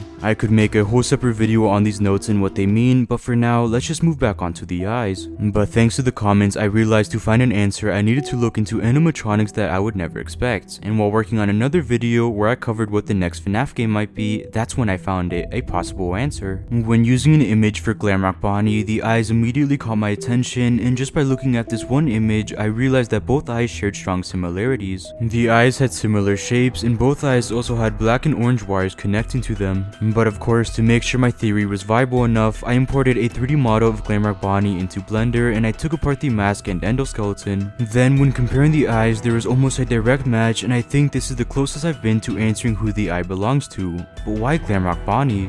Well, when looking at Glamrock Bonnie in FNAF Ruin, we can clearly see that he has both of his eyes, and the eye in Rockstar Row would have to be much older than when Glamrock Bonnie was created. And Glamrock Bonnie being the answer almost feels random, but the eye is still somehow connected to him. So when doing basic research on this character, I noticed that one trait or detail of Bonnie translates over to the Tales from the Pizzaplex novels and onto another character. We all know that Bonnie is the guitarist of the group, and in one of the stories we learned that a delivery arrived at the Pizzaplex that included state-of-the-art animatronics and an endoskeleton. And the endoskeleton was originally supposed to be the guitarist of the main group, and the endoskeleton is none other than the Mimic. Now why the Mimic was originally supposed to be the endoskeleton for Glamrock Bonnie is unclear. It could be because of the features or because of his overall look and design. But as we know, the Mimic doesn't become Bonnie, so we can assume that when he was created, they still designed him to look like the Mimic, which is why the eyes are so similar. The reason the eye in Rockstar Row looks so similar to Glamrock Bonnie's eye is because it originally belonged to the Mimic. In my last video, I also came to the conclusion that the eye has to belong to the Mimic, and in this video, it's the same, as that's the most fulfilling answer. This great comment points out the idea that the parts next to the eye could be spring locks. This would make sense as most of the Mimic's costumes had spring locks, so what if these parts are spring locks that came from one of the Mimic's old costumes? Sure, the eye could belong to any animatronic in the franchise, but if this were the case, this would almost feel random. By having the eye belong to the Mimic, it's setting him up as not only the villain in Ruin, but as the new villain in the new franchise. It would also tell us a story about how the Mimic has been in the Pizzaplex for longer than we realized, just like the other Easter eggs in Security Breach tell us that same story, like the sticky note room. I know this answer may feel too on the dot for setting up a future game and a new villain, and I don't necessarily think that the eye even belongs directly to the Mimic, but by the eye at least representing the Mimic's presence in the Pizzaplex, it makes us aware that there's a new villain in the franchise, and it also means he's someone we should be paying close attention to, and we should be looking into every detail that relates to him. So with all that said, I still believe that the eye in Rockstar Row belongs to the Mimic, or at least represents his presence. But now that some time has passed, how can we use FNAF's latest project to continue to prove the theory that this eye belonged to the Mimic? Well, in Five Nights at Freddy's Secret of the Mimic, we know this game will focus on the Mimic and his origin, and in this game, the Mimic will don a clown costume that we saw in the teaser and in the demo, Jackie. So immediately I thought to compare the eye to Jackie's eye, but clearly they are just too different to say that they are the same. Here I do compare the eye to a very accurate fan model, but there doesn't seem to be any clear similarity. Even when comparing the eyes to the official model that was displayed at the demo, the eyes are clearly different, and the only similarity is that they are both orange in certain situations. In the trailer we see that Jackie's eye is orange, which does look very similar to the Rockstar Row eye, but her eye is mainly green, which is why I don't think they're the same. So that's when I started to look at the rubble surrounding the eye. These are bricks that appear to be very old, and bricks that we don't find anywhere else in the Pizzaplex. And these bricks should prove where this eye came from. When looking at the rubble surrounding this endo, it's white, meaning white rubble came from the first FNAF pizzeria. But this eye has red bricks, meaning it's not from the FNAF 1 pizzeria, so where could it come from? Well, we do actually find similar rubble, just below the Pizzaplex and in the FNAF 6 sequel. In Ruin, and when going into the Freddy head, we find bricks surrounding the head, and these bricks are very similar to the bricks surrounding the eye. So we can assume that the eye came from where this rubble came from in the sequel. Now you may be thinking that the red bricks came from Freddy Fazbear's pizza place that is inside of the sinkhole, but when comparing the rubble to this pizzeria, they're very different and it's clear that they aren't the same, meaning that the eye didn't come from this location or from the FNAF 1 pizzeria. And when comparing the rubble to the FNAF 2 pizzeria, FNAF 3 horror attraction, FNAF 4 house, FNAF sister location bunker, none of these locations looked even remotely similar to these bricks and to the rubble. But what if these bricks came from a location that we haven't actually seen before, from a factory where FNAF Secret of the Mimic is gonna take place? In the game's demo, we learn that the game is gonna take place in a factory, and we have this image of different cameras of inside of the factory. And based on the description of the way the factory looked and based on this photo, we see that the factory was made of bricks and wooden planks, the same bricks we see from the rubble and ruin, and the same bricks we see surrounding the eye. I've already made a video going over why I believe that the factory where the game is gonna take place is the same location we find under the sinkhole in Ruin,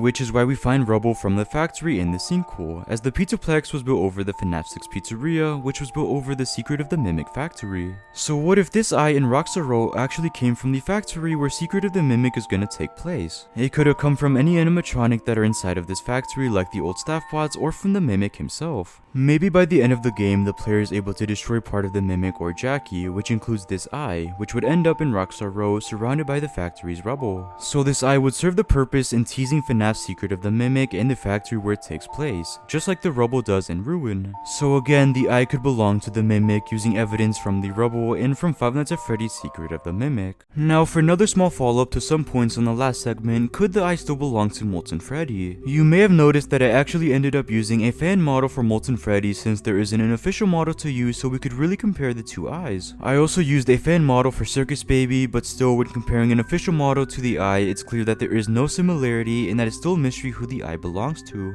But the fan model of Molten Freddy really doesn't change the fact that Molten Freddy's eye is just an orange disc. When comparing the eye to an official image, it's clear that the eye is just a disc, and again that the only resemblance the two eyes have is that they both have an orange tint to them. Now the argument can be made that Molten Freddy's design could have been changed leading up to Security Breach, but there's no way to know this for certain, which is why we still can't say that this belonged to Molten Freddy. But when looking at another point, what if this eye belonged to a Glamrock that we haven't actually seen before in Security Breach, Glamrock Foxy? Matching the eye with Glamrock Foxy's eye would work perfectly, as we don't have an official design to compare it to, so it could have easily looked like this eye. And it would be a display honoring Glamrock Foxy, as we can assume at one point this animatronic was a part of the main group until he was replaced by Roxy. It's surrounded by rubble that again seems to be very old, which is is why I don't think it could belong to Glamrock Foxy, as he would have been a much newer animatronic. So although this would have worked with the context and pink tag the display has, the eye can't belong to Glamrock Foxy, and who the eye belongs to still remains a mystery. But moving on to a single display that I mentioned briefly, and a display that I actually mentioned in a couple of my last videos, how does this display of cardboard cutouts of different animatronics solve Michael Lafton? In the very corner of Rockstar Row, we see Phantom Freddy, Ennard, Shadow Bonnie, Nightmare Balloon Boy, Plush Trap, and this Circus Baby plush. And it's these animatronics that I think prove one of the biggest mysteries in the franchise and in Security Breach, which is Michael Lafton, and if he's still alive in this new era of the FNAF franchise. This mystery has been heavily debated ever since Security Breach was released, and there's a lot of evidence of him still being alive, so how did this display continue to prove this? Well, I want to focus on Nightmare Balloon Boy, Shadow Bonnie, and Ennard. Throughout the franchise, Michael Lafton has been the only character that has seen either of these animatronics. In FNAF 2, he would have seen Shadow Bonnie in the security office, in FNAF 4, he would have seen Nightmare Balloon Boy as one of the hallucinations, and in FNAF sister location, Ennard used Michael's body as a suit to escape the underground bunker. So again, Michael's the only person who would have seen these animatronics or would even know about their existence. But you may be thinking that Michael Lafton never saw the Nightmare animatronics since we actually plays the crying child in FNAF 4. Now, although who we play as in FNAF 4 can be its own video, we know that Michael Lafton has seen the Nightmare animatronics at one point, and the proof is in the survival logbook. We know this logbook belonged to him as he wrote his name in the beginning with red ink, and later in the book we see a drawing of Nightmare Fredbear with red ink, meaning it was drawn by Michael, and again it means he saw the Nightmare animatronics at one point. Now at the same time, it could also be disproven that Michael is the only one who has seen these animatronics. We know Jeremy Fitzgerald was also a security guard in the FNAF 2 location, meaning he could have also seen Shadow Bonnie at one point, and that information could have been used years later to create this cardboard cutout. And the exact same thing could be said about the Nightmare animatronics. In the latest Tales from the Pizzaplex novel, we learn that the Nightmare animatronics were just mannequins on rails, but a gas release would cause whoever was in that room to hallucinate the Nightmare animatronics. We also learn that many people were subject to this gas in experiments, meaning many people have seen these Nightmare animatronics. So again, what if this information somehow made it all the way to the Pizzaplex, which created this cardboard cutout? We also see the Nightmare animatronics in FNAF Help Wanted, as they were featured in some of the minigames, so again this information could have come from anyone who experienced this gas. But what I think can't be disproven is Ennard. Ennard was created when all of the Funtime animatronics morphed into one with the sole intention of escaping the underground bunker. Then, after tricking Michael into the scooping room, his insides were scooped out, which allowed Ennard to use Michael's body as a suit to escape the bunker. But eventually, Michael would throw Ennard up out of his body, and Ennard would eventually split into two separate animatronics, Molten Freddy and Scrap Baby. But Michael was the only one who knew of Ennard, as it would have been impossible for anyone to know about him before he was separated into two animatronics. So this one cardboard cutout alone proves Michael is still alive, and it proves Michael influenced the creation of the Pizzaplex. If something as major as Ennard was added to the Pizzaplex, then it's not that hard to believe that rooms, like Michael's room, were also added by Michael. If he was living in the Pizzaplex, it would make sense for him to want to feel at home, which is this room he spent so much time in. But really, I think Sister Location is influenced right into the Pizzaplex in the form of the scooping room. This room is obviously a direct parallel to the room we see in Sister Location, and it makes the most sense that Michael created this room. Although he himself was scooped in this room, he would still know all about the room and how it functioned. Now, why he would add this room to the very depths of the Pizzaplex is something that's hard to answer since there's no clear objective. But what I think is clear is that Sister Location, and more specifically Michael, are directly influenced into the Pizzaplex, and all of this has to prove that Michael's alive somewhere in the Pizzaplex. It almost feels like Michael Lafton is the William Afton of the Pizzaplex in the sense of how he overshadows what's added and where certain people will have roles, just like William was in control of his underground bunker and overshadowed its creation. So again, they're very similar in that sense, but obviously just without the murdering children part. So with all that said, this single display of cardboard cutouts of different animatronics prove that Michael Lafton is alive and that he overshadowed the Pizzaplex and its creation. Now I quickly want to discuss the other displays and why they still could have come from Michael. Phantom Freddy originates from FNAF 3 in that location. Now it's theorized that only Michael could see the Phantom animatronics as a result from being the security guards in these two pizzerias, so he could have also been responsible for adding Phantom Freddy in this display. This Bonnie display could have come from anyone else, as Bonnie is such a popular animatronic, which is why it doesn't feel important when trying to prove that Michael is still alive. But when looking at Plush Trap, we can use the exact same reasoning that came from Nightmare Balloon Boy. Michael was one of the only people who saw the Nightmare animatronics, which is why he could have also been responsible for adding this other display.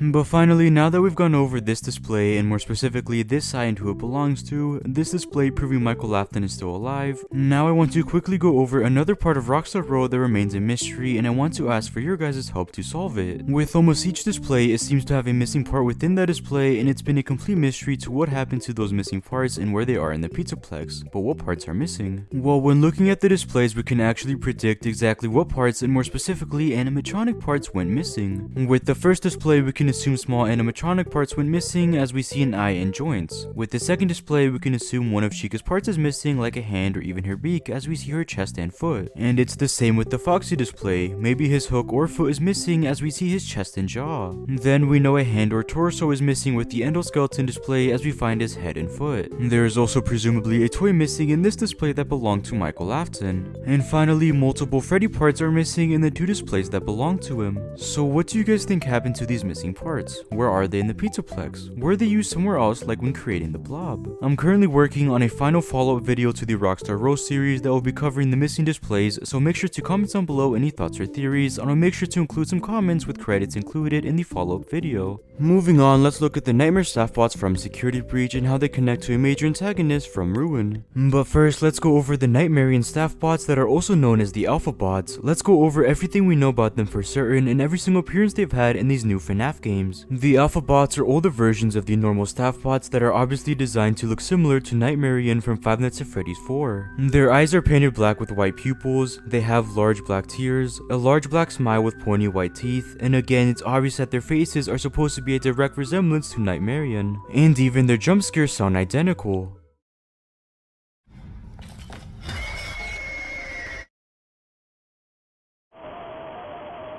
He shares the same eyes and smiles that all Nightmare staff bots have, but most importantly, on the chest of these bots, it's written "in your dreams," but I'll get back to what this means later in the video. But now I want to focus on Nightmarian and why he's so important in not just this game, but in the franchise as a whole. He first appeared in the Five Nights at Freddy's 4 Halloween DLC update, but the contents of this DLC aren't canon to the franchise, meaning neither was Nightmarian. But then all of a sudden he appeared in FNAF Ultimate Custom Night, which is canon to the franchise, and not only is he in this game, but he was actually the face of this game, as Nightmarian is the icon for Ultimate Custom Night, as he was now canon. Then he had a small appearance in FNAF Help Wanted where he showed up in one of the minigames, and then he had a crucial role in Security Breach through the Alpha bots, but there's even more. In the sewer areas where we first find these staff bots, there is also this sticky note room that was filled with lore. There are countless videos and theories made on the sticky note room, but what I want to focus on are the Alpha bot heads that are scattered around this room. It's another way Nightmarian returns, and like the "in your dreams" line, I'll get back to the heads soon in the video.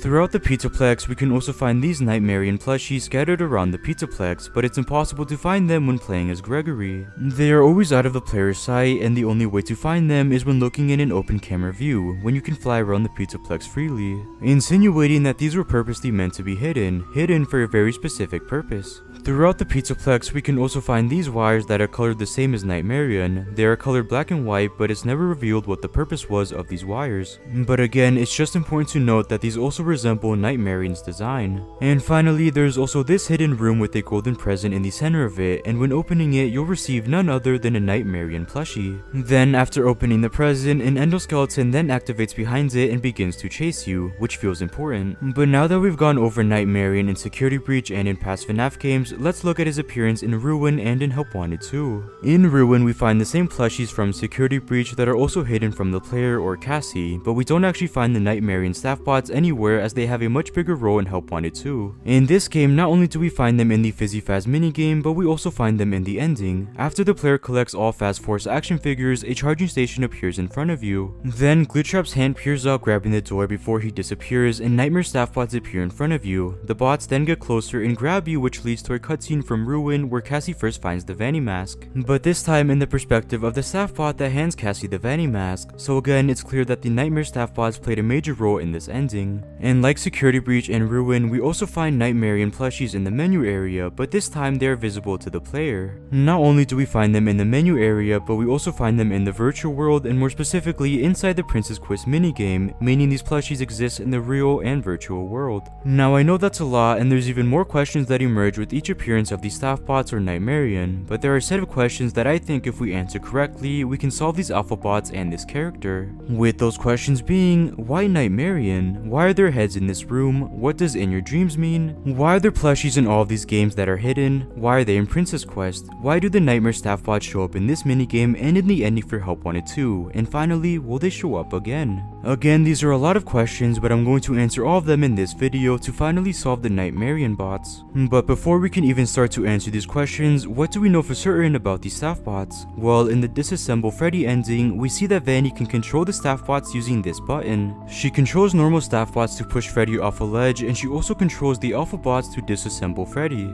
Gregory later uses that same button to disassemble Vanny using normal staff bots, but again it's clear that Vanny can control all staff bots including the alpha bots. But we know it isn't actually Vanny controlling them, it's the glitch trap virus. In FNAF AR and Help Wanted, we learned that a virus was taking control of systems, causing them to shut down, and this virus eventually took the mind of Vanessa, causing her to become Vanny. Then the virus, with the help of Vanny, took control over the entire Pizzaplex, which is why the virus has control over every single animatronic, including the staff bots. But who is the glitch trap virus? Well, we know that the glitch trap virus is actually the Mimic. We learned this from the Tales from the Pizzaplex novels, as we learned that the original Mimic 1 program that was developed to create the Mimic was brought back when a video game studio under Fazbear's Entertainment scanned an old circuit board while making a VR game, which then presumably caused the Mimic to return as Glitch Trap. Because this program was fed so much data from the pizzerias and company to create this VR game, the Mimic adapted to copy William Afton and his actions. So this means that it's actually the Mimic who is controlling the Nightmare staff bots, which leads us to our first question, why Nightmarian? Thinking about it logically, the Mimic made Vanny go out of her way to go to the sewers to find staff bots and made her paint their eyes, tears, smile, and add the quote "in your dreams" onto their chest. But why? Why would the Mimic want to change the design of staff bots to resemble an animatronic, and why Nightmarian? Well, to answer this, we need to look at Ultimate Custom Night and Help Wanted. Like I mentioned, in order to create the VR game, the Mimic 1 program was fed a bunch of data from Fazbear's Entertainment, and this included the knowledge and existence of Nightmarian. He was featured in one of the minigames, meaning he was a part of the data given to the Mimic program, meaning that the Mimic knew of Nightmarian and more specifically what he stood for. And when looking at a deathline from Ultimate Custom Night, what Nightmarian stood for and represented is exactly what the Mimic stands for and still represents. Take a listen. In the fearful reflection of what you have created. I am the fearful reflection of what you have created. This is referring to William Afton and his creations, specifically how they have all led to sadness and pain. And this also applies to the Mimic and his creator, Edwin. In the novels, we learn that Edwin created the Mimic for his son, David. But after David was killed, Edwin beat and destroyed the Mimic while passing his agony onto him, which led to the Mimic becoming possessed and rageful. So the Mimic is a reflection of Edwin's actions and what he had created, and a very fearful one at that, as the Mimic went on to murder many innocent people. And again, this was all a result of Edwin's failed creation. So if the Mimic was going to choose someone or something to represent him in the physical world, then it makes perfect sense that he would choose Nightmarian, who perfectly represented his past and purpose. We know that the Mimic chooses William Afton or Spring Bonnie as the form he would show himself in the virtual world, and every time we see the Mimic in the virtual world, he shows himself as Glitch Trap and again Spring Bonnie. But I think that in the physical world, he chose to represent himself as something different, as something more terrifying, as Nightmarian. That's why we see the staff bot's design resemble Nightmarian. It's the Mimic trying to make himself present in the real and physical world. And as the game progresses, the Mimic's presence in the Pizzaplex only gets stronger, as after 6 AM and after Gregory decides to stay in the Pizzaplex, all staff bots are replaced by alpha bots. And again, this is the Mimic's control and presence getting stronger, and again he chose Nightmarian because this entity represents him and his purpose of being a failed creation that has only led to sadness and death. So now that we know why the Mimic chose Nightmarian and that he controls the Pizzaplex, this alone answers the plushies and wires. The wires are the Mimic's physical control over the Pizzaplex. It's the virus implementing itself in the Pizzaplex through the form of Nightmarian wires. The wires could have been any color or shape, but the virus or Mimic decided to use puppet wiring, as again that's how it wants to represent itself. And the Nightmarian plushies that are found in Security Breach, Ruin, and Help Wanted 2 are all ways that the Mimic is watching us. That's why they're always hidden in plain sight. It's the Mimic watching us without us knowing, and instead of using regular cameras or even the staff bots, they are Nightmarian plushies that again represent the Mimic and his purpose. So although they look like plushies, we can instead assume that their cameras used to watch us, designed and placed in certain places by the Mimic or by Vanny. And this would also perfectly explain the plushies in the virtual world or in the Princess Quest minigame. The Mimic is also a virus that has implemented itself in the virtual world and in Princess Quest. So of course the Mimic would have a way to watch us and monitor us, which again is through these Nightmarian plushies. And now we can also start to answer the Nightmare staff bots and help wanted too, starting with Fizzy Faznight. Now this is actually their only appearance that I believe doesn't have lore or importance to it. Even when breaking down the minigame or what it means, the Nightmare staff bots are simply there as something the player needs to avoid, and besides the Mimic being the one who designed them and influenced them, there isn't any lore here. So I want to focus on the ending, which is important. Like I mentioned, we saw the staff bots appear in the ending as they grab the player before fading to a cutscene, and using the same reasoning from the last point, it's clear that it's the Mimic controlling them. We even see Glitchtrap's hand peer out of the charging station before the bots appeared, insinuating that he was responsible for them showing up and capturing the player, who again we know is the Mimic. This is the Mimic sending his henchman, who in a way represents him, to capture the player and to obey him. So when the Mimic is freed in the ending, what better way to come back to the physical world than with the animatronics that he designed and influenced, the Nightmarian bots. So now all we really have left to answer are the quotes on the staff bot's chest, "in your dreams." Now immediately my first thought was FNAF 4 and Dream Theory, where the contents of this game were just a dream including Nightmarian, but I couldn't find a connection between dreams and the Mimic, or even FNAF 4 and the Mimic. So that's when I decided to look at the Ultimate Custom Night voice lines once again, and there are a few voice lines that are very similar. Take a listen. This is a nightmare that you won't wake from. The nightmare is just beginning.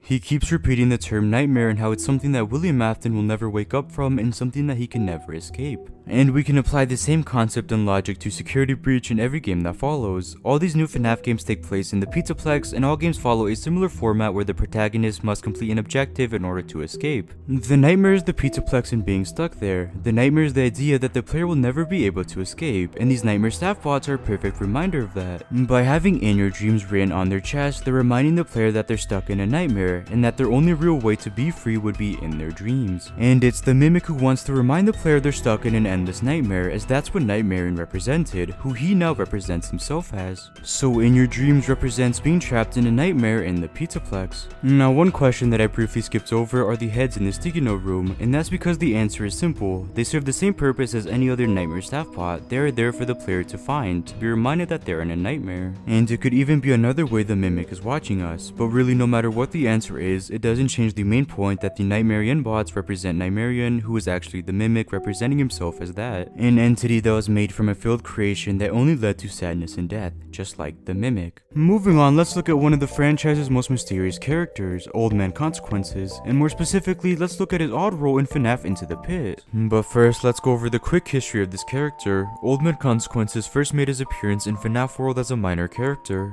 He was featured in a secret ending where the player would reach the end of the map and encounter this character fishing alone. He only has 2 pieces of dialogue, as all he says is, "I'm sorry to say that you have gone too deep into the code." And he also says, "There's no way back out. My name is Old Man Consequences. Come have a seat and let's fish for a while. You have nowhere else to go." Old Man Consequences then made his next appearance in FNAF Ultimate Custom Night. To get that Easter egg, this player must set all animatronics to a rating of 0 and only keep Old Man Consequences at 1. Then when you're in the game and when you press a button to catch the fish, you will be taken to the Easter egg. Here you get the same exact screen as the one from FNAF World, but this time Old Man Consequences has very cryptic and confusing dialogue. He first says, "Come and sit with me a while." He then says, "Leave the demon to his demons, rest your own soul, there's nothing else." After this, the player then walks into the lake, drowning themselves, and this is where the Easter egg ends. And finally, in FNAF Up 1 and 2, we see Old Man Consequences return in the form of the Old King. He's the one who trades the player the Vanny mask for this Glitchtrap plush. And it's this plushie that Vanny destroys, signifying that she frees herself from the virus's control and is no longer under Glitchtrap's influence. But without Old Man Consequences' help, Vanny wouldn't have been able to free herself, and it feels like his purpose is to help those who are being tortured by William Afton like Cassidy. And like I mentioned in the beginning of the video, most recently we just saw Old Man Consequences in the newest game to the installment, Five Nights at Freddy's Into the Pit. When playing the Balloon Boy minigame where you play as Balloon Boy gathering different party hats, if you pushed against the left side of the third to last platform, you would phase into a secret area of the minigame. Here you witness the missing children incident as you see empty tables and chairs, then you see 5 balloons as you pop drop them, signifying the 5 children of the missing children incident. Then when you reach the end, you see Willie Mafton as Purple Guy who drops a 6th party hat, but you need to jump in time to collect it. But originally, there's going to be a 20% chance that you would instead encounter Old Man Consequences, who would tell you the following lines. You fell down the rabbit hole, didn't you? It's not your fault, you didn't know. The others didn't know either. You're a little different from them, you know? You're not trapped yet. Find solace in knowing such. Look to the sky or fall into the pit. The choice is yours. Although it's debated if cut content is canon or if it should be used to solve theories, in this context I think it's necessary as this small cutscene tells us so much about this character. So let's start to go over why this minigame solves the character of Old Man Consequences. With the 3 main quotes featured in this minigame, we also learn 3 new things or ideas revolving around this complex character. The first set of quotes focus on how the player got there and how it compares to other souls who have found him. With the use of rabbit hole, it feels like in order to reach Old Man Consequences, the player must go through extensive layers. Extensive layers of trauma and suffering. We know this is true as in FNAF World, the player goes through different layers of code until they reach the very end where they find Old Man Consequences, and I think these layers of code represent suffering and trauma. And like he points out, the player in FNAF World didn't mean to fall into the rabbit hole either. It's not clear where you are going as you pass the different layers. Even when you're right at the end, you don't know where you are until you find Old Man Consequences himself. Like the player from Into the Pit, these are 2 souls accidentally finding Old Man Consequences by going through different layers of pain and death. In FNAF Into the Pit, they directly confirm this as the player goes through the missing children incident shown by the 5 balloons being popped. This minigame is directly showing us how a soul can reach Old Man Consequences and how it's not always intentional, but I'll get back to when it is intentional later in the video. This minigame is also showing us that every soul that reaches Old Man Consequences is connected in a way. That's why he even mentioned the other souls that have reached him, as again they're all connected. And when looking at the next set of quotes, they just prove this idea further. We also learn that the player is different from the other souls. He's not trapped yet and you should find peace in that. Now this is where I think Old Man Consequences mention another soul that we have seen in the franchise, Cassidy. Cassidy was the soul featured in FNAF Ultimate Custom Night, and I think this is the soul he's referring to as trapped. She is trapped in purgatory, that is an endless cycle where she tortures the man who murdered her, William Afton. She makes him face 50 of his creations for eternity, and again she's trapped in this cycle. So when Old Man Consequences is referring to the other soul that found it by accident, he is referring to the soul we play as in FNAF World, but when he refers to the soul that is trapped, he's referring to Cassidy. And by mentioning Cassidy, he's again connecting all souls that have found him, and it's proving that time doesn't have a role with Old Man Consequences. FNAF Into the Pit takes place in 1985, which would have been decades before Cassidy trapped William Afton in purgatory, but Old Man Consequences still mentions Cassidy, proving that time doesn't matter when reaching him.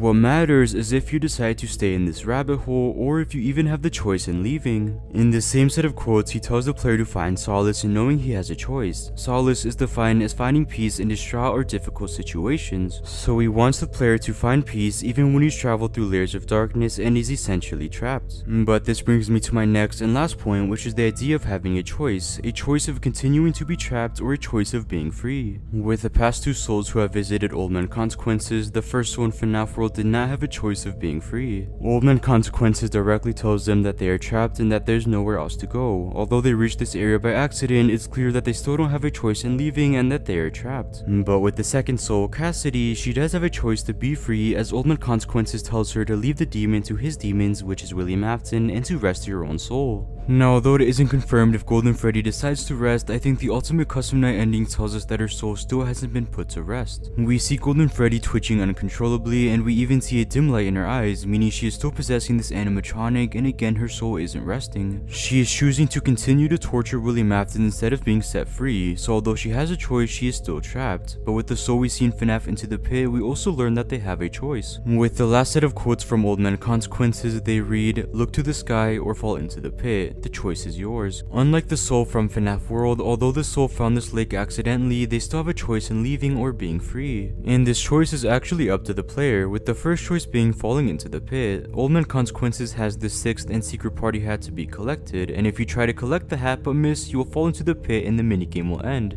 which also means that you remain trapped. But if you grab the hat successfully and go back to the base minigame, you have the option of completing it normally but with the 6th hat. And when doing so, you will be awarded with the windscreen, and as the player, you and their soul are now free. But finally, the last thing I want to point out is the very last piece of dialogue. It reads, "The choice is yours." Now, although this might seem like a very vague statement, it's actually something very similar to what we've heard another character from the franchise say as well. A character that is believed to actually be the same as Old Man Consequences, Henry Emily. In FNAF 6 and in the salvaging segment of the game, Henry Emily says this. And forfeit payment. Please make your choice now. You have chosen to proceed with the maintenance checklist.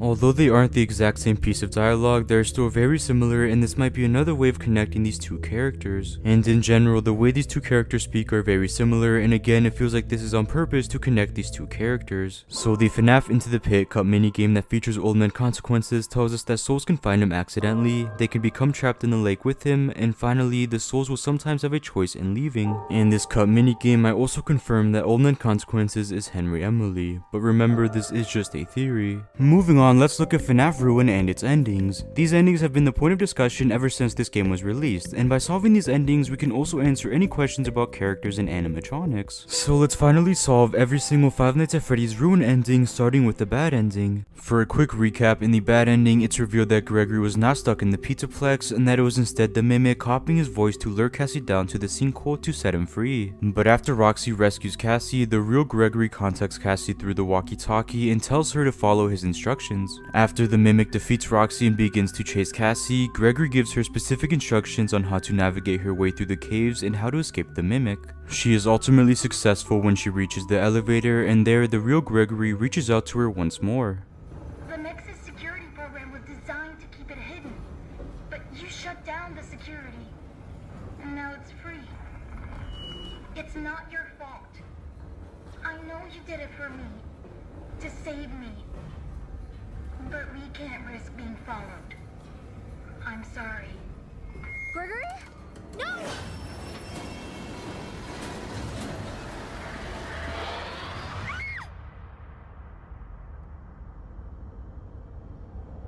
Now at the surface, it seems like Gregory was the one to cut the elevator, but shortly after the DLC was released, the community was quick to point out that this was instead the Mimic. Whenever the subtitles in Ruin stack on top of one another, it signifies that two different people are talking at the same time. And this is exactly what we see happen right before Gregory tells Cassie that they can't risk being followed. It's not your fault. I know you did it for me, to save me. This means that two different Gregorys were talking at the same time, and it's believed that the second Gregory was the Mimic pretending to be him once more. Also meaning it was the Mimic who cut the elevator, making Cassie fall. But again, I personally believe this is wrong, and I'll get back to the caption soon, but for now I want to focus on the game as a whole. Although the Mimic is communicating with Cassie throughout the entire game using Gregory's voice, he's only talking to her using pieces of Gregory's voice that already exist. For example, when the Mimic first introduced himself, he uses the exact same line and stutters that Gregory uses when he's first inside Freddy's room. Gregory? I'm Gregory. Your guest profile is unknown to me. Who are you? I'm Gregory. Gregory. And this is the same throughout most of the story. That's why it almost seems unnatural the way Gregory is speaking, since it's actually just different parts of sentences morphed together to create a new one. But when the real Gregory is talking, this isn't the case, and we actually hear new dialogue that wasn't in Security Breach. Really, you. I've been trying to reach you all night. I'm not at the pizza place. Something's trying to trick you. It sounds natural when he talks, and I think it's obvious when the real Gregory is talking, and this includes right before the elevator is cut. This is all new dialogue that the Mimic would not be able to recreate, and even the way Gregory talks feels real, which brings me to my next point, which is sympathy. Why would the Mimic treat Cassie with sympathy and feel sorry for her? We hear Gregory tell Cassie how he knows that what she did was all for him and that he's sorry for her. Why would the Mimic say this and apologize to her? Why would he even talk to her at all if Cassie already knows she was being tricked and knows who who he is, there's no reason to manipulate her anymore to get what he wants. He could have easily just cut the elevator if he wanted to without needing to say anything to her. Which also brings me to my next point, which is that it isn't confirmed if the Mimic can even control the elevator. Although it's believed that the Mimic and Helpy are the same thing, it's never been confirmed, and it could be very possible that these are two separate entities. Game theorists made a few theories that there are actually two different Mimics, one virtual Mimic and one physical Mimic. The physical Mimic is in the sinkhole, while the virtual Mimic is in a sense free and controls different parts of the Pizzaplex like the elevators. If this is true, why would the virtual Mimic cut the elevator and he would have no reason to trick Cassie once more? But finally, what about the captions? Well, I think this is a pretty simple answer, it's just simply interference with the connection. We see something very similar when Cassie uses the first elevator to go down to the sinkhole, where we hear the distorted music cut in and out.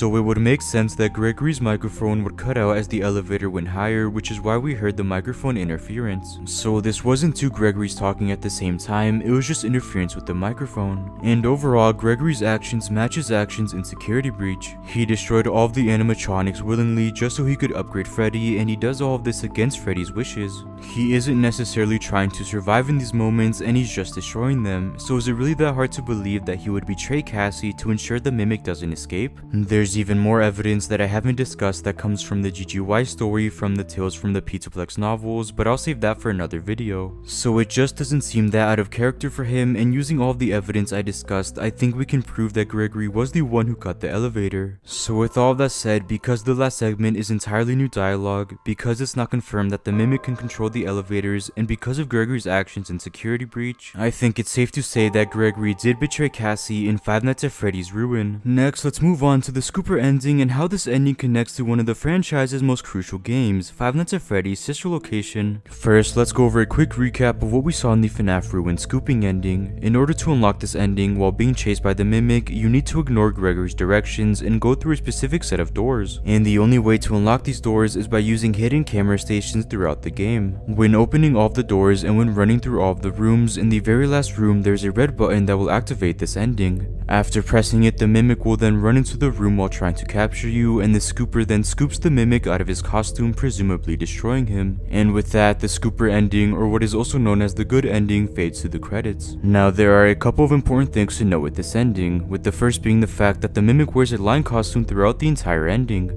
With all the other endings, the Mimic's design stays the same, as we only see the lion costume in the room where he's revealed, so it's obvious the costume has some importance to the ending. In the books, we learn of different costumes that the Mimic wears, so maybe this is just another way of connecting the books to the games. But moving on to the Scooper and the main focus of this video, it's important to note that this is not the same Scooper as the one we saw in FNAF Sister Location. When looking at their designs, they're not that similar at all. The Scooper from Ruin looks much more advanced and modern compared to the one in Sister Location. It has a much simpler design, and even when comparing the blueprints to the Ruin Scooper, there's still a big difference. Also, when comparing the rooms themselves, there's a big difference with the one from Ruin having a door in between the windows, while the one from Sister Location doesn't. The sizes and colors of the room are also drastically different. Besides the Scooper itself, there also just isn't any other hints or Easter eggs to Sister Location, which again leads me to believe this is a different room and Scooper. Even if it was the same exact machine, that means that the Sister Location bunker would be right under the FNAF 6 pizzeria, which is right under the Pizzaplex. Although this would be a cool and unique idea, I don't think it's possible when considering everything we know about the underground bunker and where it was located, so again, these two Scoopers are different. So what exactly did the Scooper from Ruin do to the Mimic? Well, as the name suggests, it scooped the insides of the lion costume, which was the Mimic itself. We saw the exact same thing happen in FNAF Sister Location when the Funtime animatronics had their insides scooped out, which were their endoskeletons, and it's these endoskeletons that morphed together to create the new animatronic Ennard. We also see Michael's insides be scooped out so Ennard could use his body to escape the underground bunker. But if the Mimic itself was scooped, then where is he? We only see the empty suit before the ending fades to the credits, and again, it seems like the Mimic just disappeared. But I think this was intentional so they could hide what actually happened to the Mimic. In Sister Location, although the Funtime animatronics were scooped, this didn't necessarily destroy them. They were still functional and could move around, which allowed them to morph into Ennard. Now this could have been because they were somehow still possessed by a child's soul, or could have been because of Remnant, but I think we see this exact same thing happen with the Mimic, just with Agony. Agony is a substance that is fueled purely by hatred, sadness, anger, and the bad memories infused with one's soul. And in the books we learn that the agony from the Mimic's creator when he beat the Mimic until he was almost destroyed is what caused him to become possessed. And I think it's the same agony that is still alive and present after the Mimic was scooped, which again would allow him to move freely as this pile of animatronic parts. But where would this pile of animatronic parts go, and what would he do? Or more specifically, who would he go to? Who else in the entire franchise was made as a prominent villain in the new games, and they even showed up in Ruin as a small Easter egg? Of course, this is the Blob. When going down to the abandoned pizzeria, the Blob can be seen retracting itself into a wall, meaning he's still somewhere present in the Pizzaplex. So what if this pile of animatronic parts, which is the Mimic, morphs with the Blob, which would create a new animatronic fueled on even more agony? It's assumed that the Blob is fueled by agony from the dead children's souls, so we can only imagine this would intensify if the Mimic somehow found it and again morph with it. This would then set up the main villain in the next project that would take place after Ruin. But you may be thinking that the Scooper ending isn't canon in Ruin. The bad ending is canon where Cassie escapes the Mimic, but she's ultimately betrayed by Gregory. But it's never actually been confirmed which one of these endings is canon, and it could be very well that the Scooper ending is canon and not the bad ending. When Security Breach was released, for the longest time it was believed that the Burn Trap ending was canon. It wasn't disproven until Ruin was released, when it was revealed that the Princess Quest ending was actually canon, and again not the Burn Trap ending. So something similar could happen with this ending, and even if it turns out that it isn't canon, I'm sure they can still find a way to mention the scooping room and the lion costume. Since they seem crucial to the Mimic and to the future FNAF, we can assume it's just a matter of time before we see them in a future FNAF project. So with all that said, the scooping room in Five Nights at Freddy's Ruin is different from the scooping room in FNAF Sister Location, and the scooping room might reveal to us the next villain in the FNAF franchise. The Mimic would now be a pile of animatronic parts, and it still has to be somewhere in the Pizzaplex, so what if he morphed with the Blob, who is also in the Pizzaplex, creating a new animatronic? Finally, let's solve the sad ending of Five Nights at Freddy's Ruin and why it's one of the most heartbreaking endings from the franchise. For a quick recap of this ending plays out like any of the other endings as the Mimic begins to chase you. But instead of listening to Gregory's directions on how to escape the Mimic, if you go left on one of the turns instead of right, you will find a cardboard cutout of Fredbear. And when getting close to the cardboard cutout, you have the option of using the Vanny mask, and when using it, the sad ending is unlocked. Here, the Vanny mask will display a virtual simulation of Vanessa, Gregory, and Helpy outside of the Pizzaplex on a hillside telling Cassie that she found them. All we hear is Cassie's panic breathing while the ending fades to the credits. Now this is a straightforward ending compared to the last two endings. It's Cassie losing, it's Cassie failing to escape the Mimic and reaching Gregory, it's the Vanny mask having to make a fake reality for Cassie where she wins and is able to escape. It's just a sad ending where Cassie loses, and compared to many other endings from the FNAF franchise, it's just straightforward, and this makes it even sadder. Now there are a few things to point out with this ending, with the first being that the Fredbear cutout is what activates this ending, but why Fredbear? Well, it's been heavily theorized that this cutout was a tease for a new project or game centered around Fredbear's family diner or this time period. And with the announcement of FNAF's Secret of the Mimic, now we know this is true. We know Secret of the Mimic will take place in 1979, and it's now the earliest game in the timeline, with it taking place 4 years before Five Nights at Freddy's 4, so what if this Fredbear cutout was setting up or a reference to Secret of the Mimic?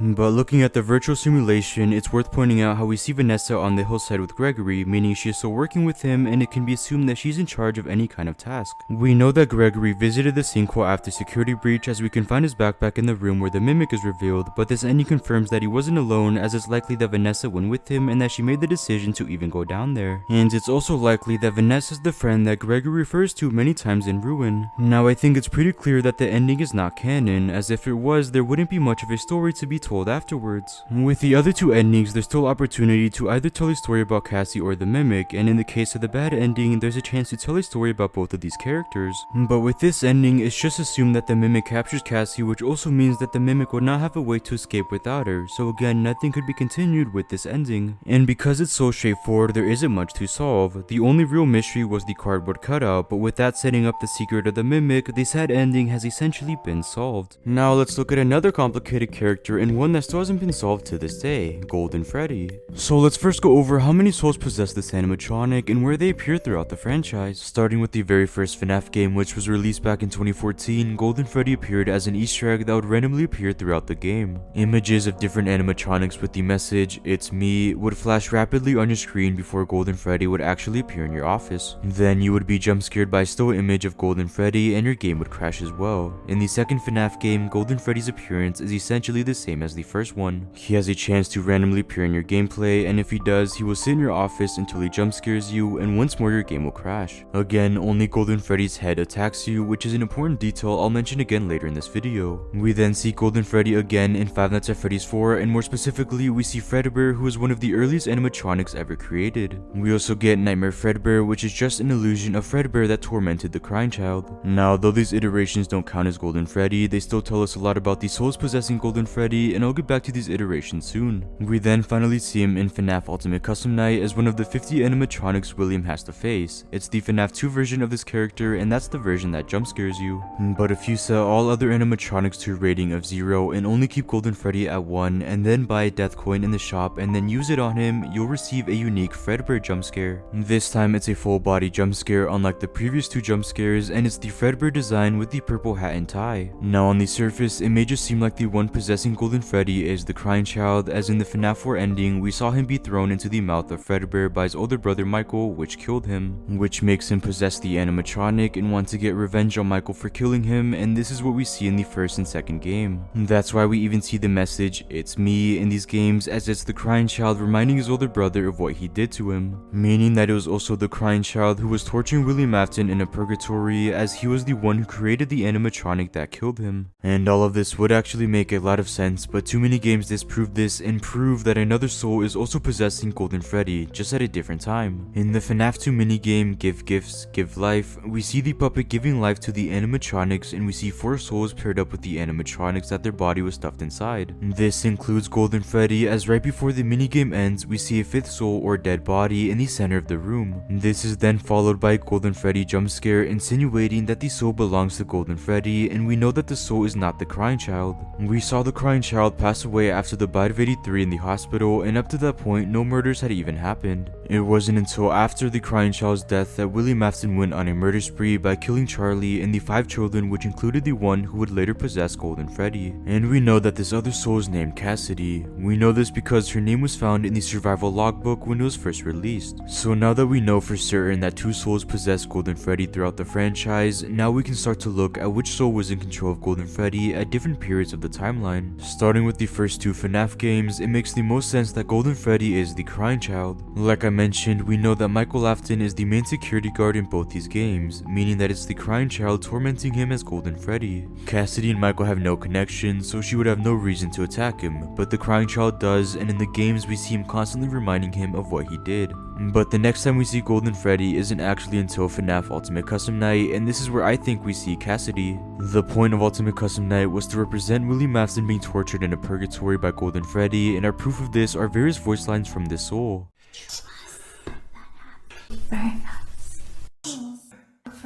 Will never let you leave. Never let you rest.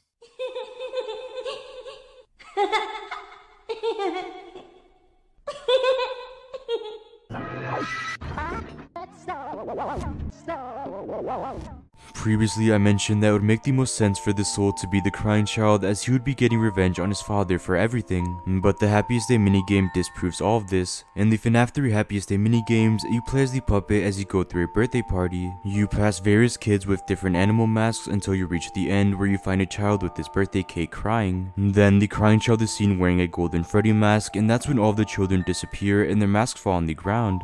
The 6 balloons then fly upward, signifying the souls of the 6 children being freed and finally at peace. Now this minigame is clearly supposed to represent the events of the FNAF 4 ending. We see a birthday party with various children wearing animal masks, and at the face of it is the crying child. This makes sense as the crying child's happiest day was taken from him, but in this minigame he's finally able to have his birthday party. This also means that the crying child's soul is set free and is no longer in control of Golden Freddy, meaning that he couldn't be the one possessing Golden Freddy during Ultimate Custom Night, which also means that the soul possessing Golden Freddy during Ultimate Custom Night is instead Cassidy, and I think what solidifies this is Golden Freddy's different jump scares. In the first 2 games, he only attacks the player with his head, and because this is the crying child, I think this is a parallel to him being bitten on his head. He's attacking his older brother with what he lost on that fateful night, but Cassidy was stuffed inside the body of Golden Freddy, and what jump scare do we see in Ultimate Custom Night? A full body jump scare, which represents what happened to Cassidy. But finally, what proves all of this is Cassidy's role in the newest games. From FNAF Security Breach to FNAF Help 1 and 2, we are introduced to a new character and minigame called Princess Quest. You play as the princess as you try to free Vanessa from Glitchtrap's control, and that princess is actually named Cassidy in the game files. And if Willie Mafton really is Glitchtrap, that means that Cassidy is following Willie Mafton no matter where he goes, and this includes the virtual world. If Cassidy was torturing William in a purgatory, but he was somehow able to escape, then it would make sense for her to go after him and defeat him for good. So now that we have a good understanding of Golden Freddy, we can start to look at how this character also solves some of the biggest mysteries from the franchise, starting with Midnight Motorist. This minigame has been the point of discussion for years now, with the biggest argument being these footprints left behind outside of the broken window. And I believe that these footprints were left by the physical Golden Freddy animatronic,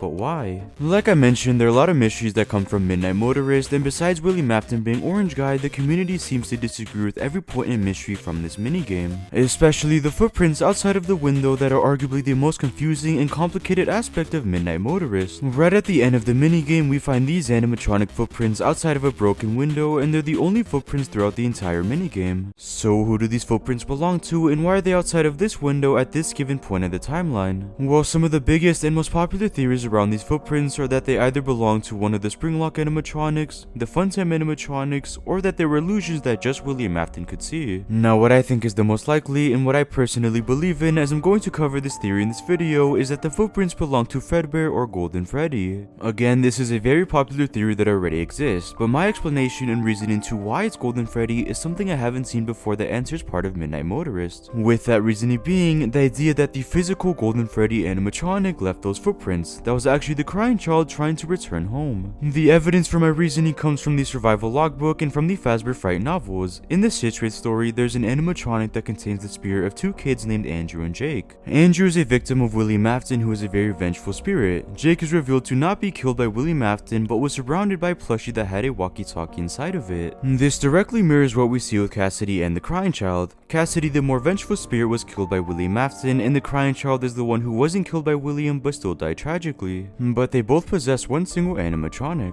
In the Citrate stories, we learn that they both possess different parts of the animatronic. Andrew possesses the body while Jake possesses the head. Because Jake possesses the head, he is in control of the animatronic's movement and he can see the outside world. While Andrew possesses the body, he can't see anything or move the animatronic. What's also made clear is that they both don't remember much from their past and that they can talk to each other from inside of the animatronic. This also directly mirrors the events of the survival logbook. Cassidy and the crying child both possess the same animatronic, Golden Freddy, and they talk to each other inside of the animatronic. For example, in the survival logbook, Cassidy asks the crying child, "What do you see?" and the crying child responds with, "I can't see." The crying child also has lines like, "I hear sounds and I'm scared." So again, by using the parallel in the books for evidence in the games, we know that Cassidy controls the body but can't move the animatronic itself, while the crying child controls the head and can't control the animatronic's movements. So because the crying child can't control Golden Freddy, what if he controlled it to move to the Aftons and to his house, where he stood outside of this window leaving behind these footprints? Although Golden Freddy has had multiple appearances throughout the franchise, it's clear that they have all been illusions. That's why Golden Freddy can randomly appear in your office, and in FNAF 2 he even fades in and out, again supporting the idea that these appearances were just illusions. After the bite of 83, we know Golden Freddy was retired to the first Freddy Fazbear's Pizza where the missing children incident took place, but after this it's a complete mystery where the physical Golden Freddy animatronic resided. So what if at one point it was at the Afton family house, again controlled by the crying child? And the conversation between the two spirits can be applied to Midnight Motorist. When the crying child says, "I can't see," this could be applied to how the minigame takes place at midnight. It would be pitch black by this point, which is why he simply shouldn't be able to see. And with the line, "I hear sounds," this could be referring to the heavy rain during Midnight Motorist. At the start of the minigame, the rain is very quiet and the loudest noise is the actual music for the minigame.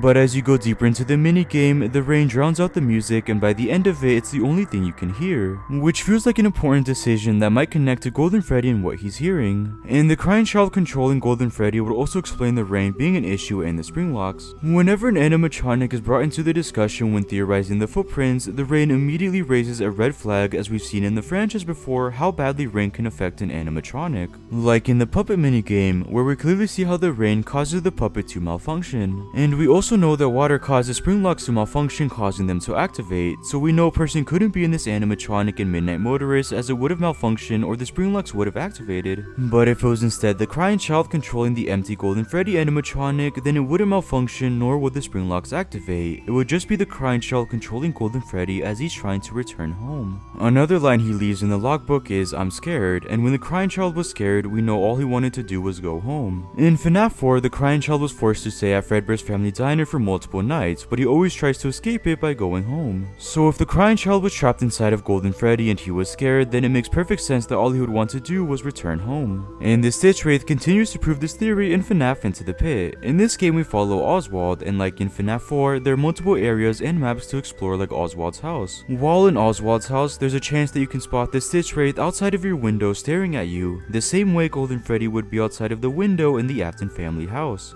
Because we've already established that the Stitch Wraith is a parallel to the character of Golden Freddy, then we can apply the same parallel to the Stitch Wraith role in Into the Pit, where he's right outside of the window just like Golden Freddy would be in Midnight Motorist. Now, by no means is this theory perfect. The lines from the survival logbook can be taken into any context and can be used for anything, especially with lines like "I'm scared," which can mean anything. And throughout the FNAF franchise, we've never seen an example of the crying child physically controlling Golden Freddy, and in general, we don't know much about Golden Freddy and the ways controlled by Cassidy and the crying child. And if this was Golden Freddy, then why can't we find any other footprints, and why can't we find him anywhere else in the minigame? Again, it's not perfect, but the idea of the crying child having a role as Golden Freddy in not only Midnight Motorist, but in the franchise as a whole is something that I think is extremely overlooked by the community. So a great way to give the crying child a bigger role as Golden Freddy is through Midnight Motorist and him being the animatronic outside of the window that left these footprints. It should also be worth mentioning that the books in the FNAF franchise are still a mystery on their own. It's never been confirmed if the books are directly canon to the games or if they're just used to solve certain parts of the game and mysteries. In this theory and in most theories, the books are just used as a parallel to the games to solve small mysteries and questions. But what do you guys think? Are the FNAF Fazbear Fright books canon in any way, and should we be using them to solve lore from the games? Now, when looking at another big mystery from the franchise, how does Golden Freddy connect to the FNAF 4 box? And more specifically, how does Golden Freddy give us a direct answer to what's inside the Five Nights at Freddy's 4 box? First, I think it's important to understand the history of the box and the most popular theories behind it. These theories are all different in the sense of when they were created in the FNAF timeline, meaning when new lore is released, new theories can keep being made about the box. But what's inside the box is constantly changed because of what Scott Cawthon has said regarding the box, which has made answering the mystery that much more difficult. So first, here's the history. Five Nights at Freddy's 4 was released on July 23rd, 2015 and was another great installment to the FNAF franchise, but after beating Night 7, fans were met with this interesting ending.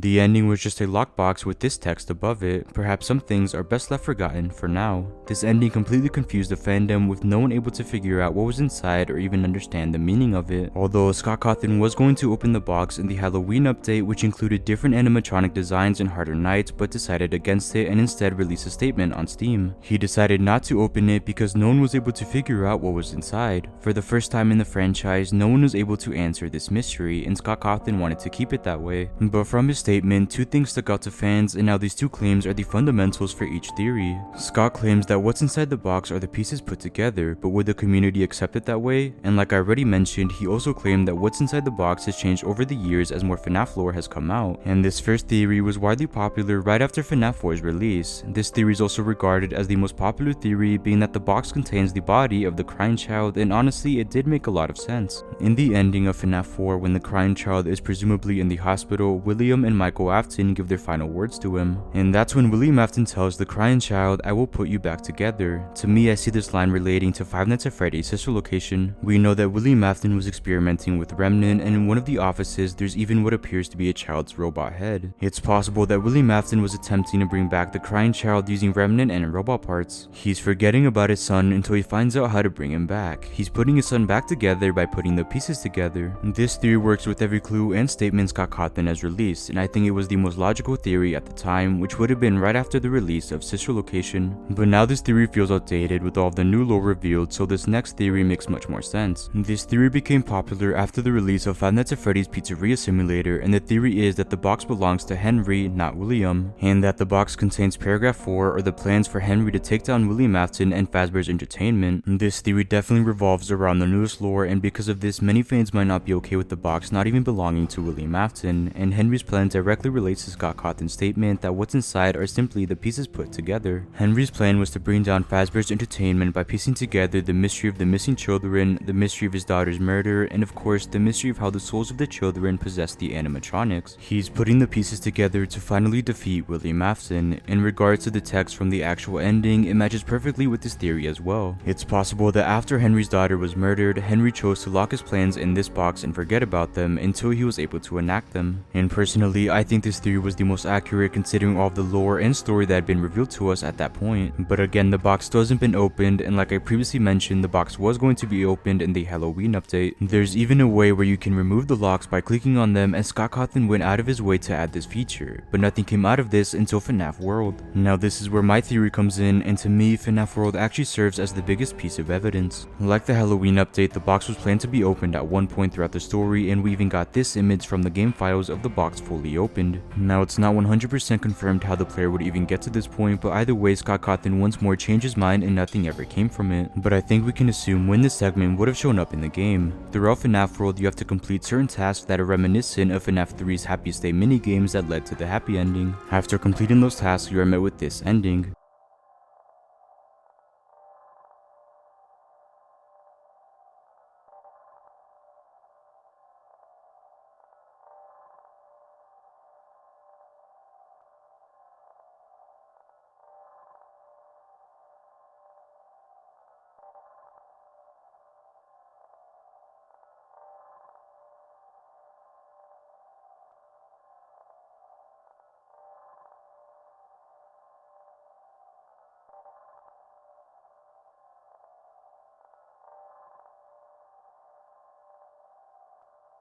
Now we can assume this is the same Golden Freddy plush from FNAF 4 who is talking to us, which also means that this is William Afton, but he is telling us that the pieces are in place for us and that we must find them. And it's widely believed that the pieces he's referring to are the mini-games and objectives from this game and from FNAF 3 which unlock the happy ending. So when these mini-games, objectives, and pieces were put together, we unlocked the happy ending, which is the souls of the children finally being freed. We saw the 4 main animatronics, the puppet, and Golden Freddy or the crying child all freed and put to rest, just like the last line from the ending suggests. And just like many other fans believe, I believe that the box contains the Happiest Day minigames or the happy ending. But what would be the physical representation of all of this? Well, it would have to be the empty heads of all of the main animatronics, as that's what we see in the happy ending. So does that mean the empty heads are inside the box? Well, not exactly. I actually think what's inside the box has just been answered in FNAF Help Wanted 2. When playing the Princess Quest arcade minigames and going through a secret staircase, this chest is available to be opened, and when opening it, inside is a Bonnie mask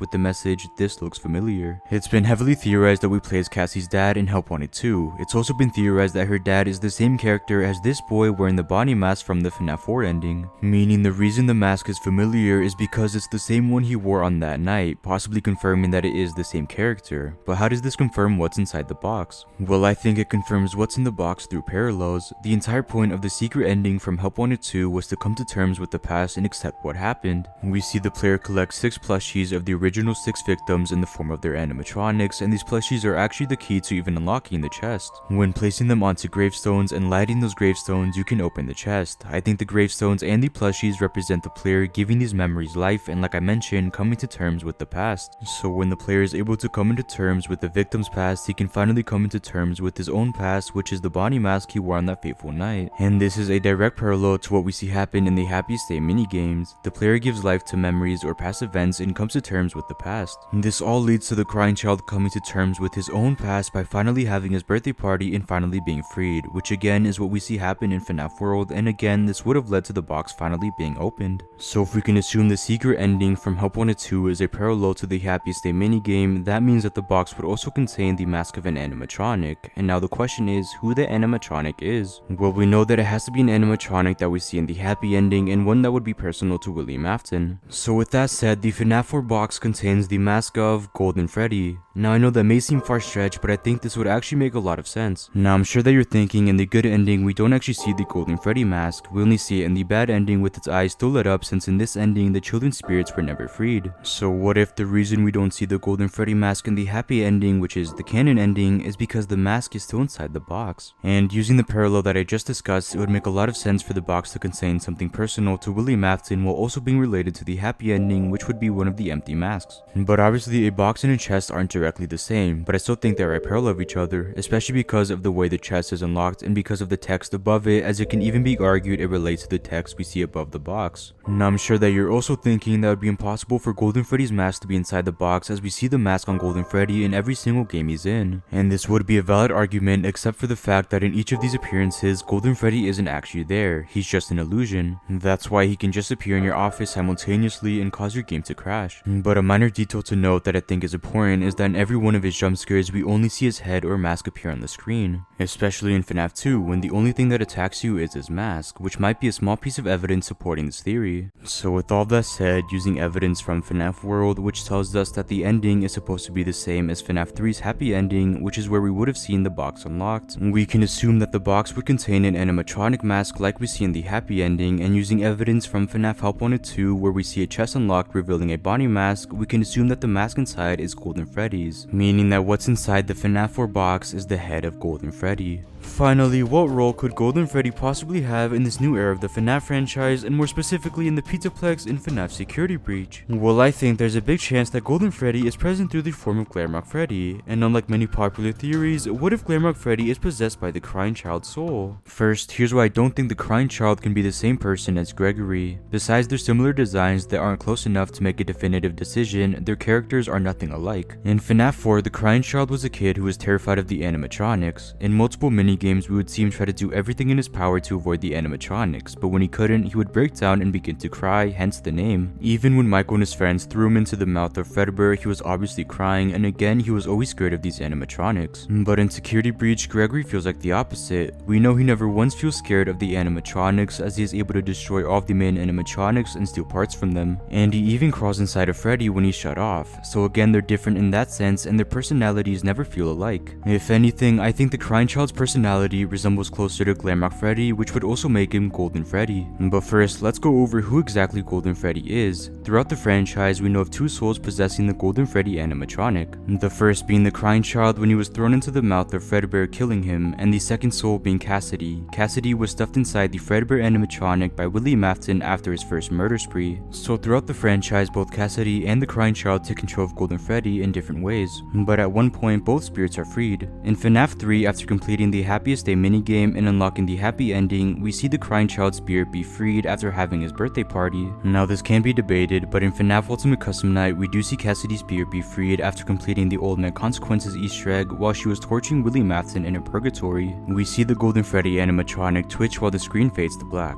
Now it is debated if her spirit was freed in this moment, but I think it was. But we know for a fact that both spirits return in FNAF Security Breach. It's well known that Cassidy returns in the form of the princess in all of the Princess Quest minigames. In the game files, she's even labeled as Cassidy. We can assume that Cassidy returned to defeat the virtual version of William Afton, which is Glitchtrap.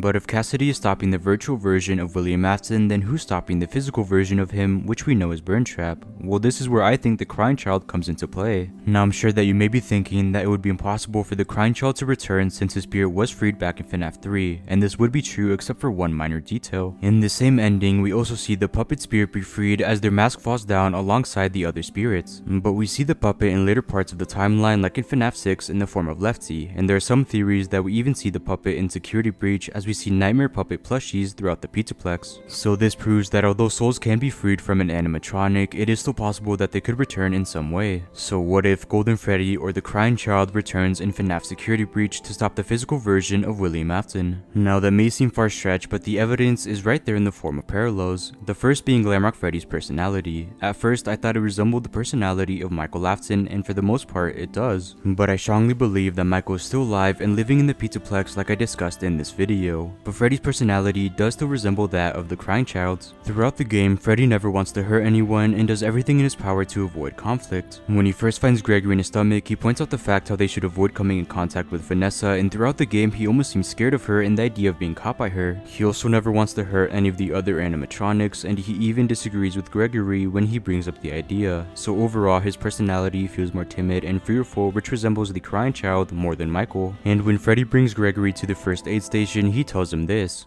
I feel you are broken. Don't worry about it, I'm fine. No, I feel that something is wrong.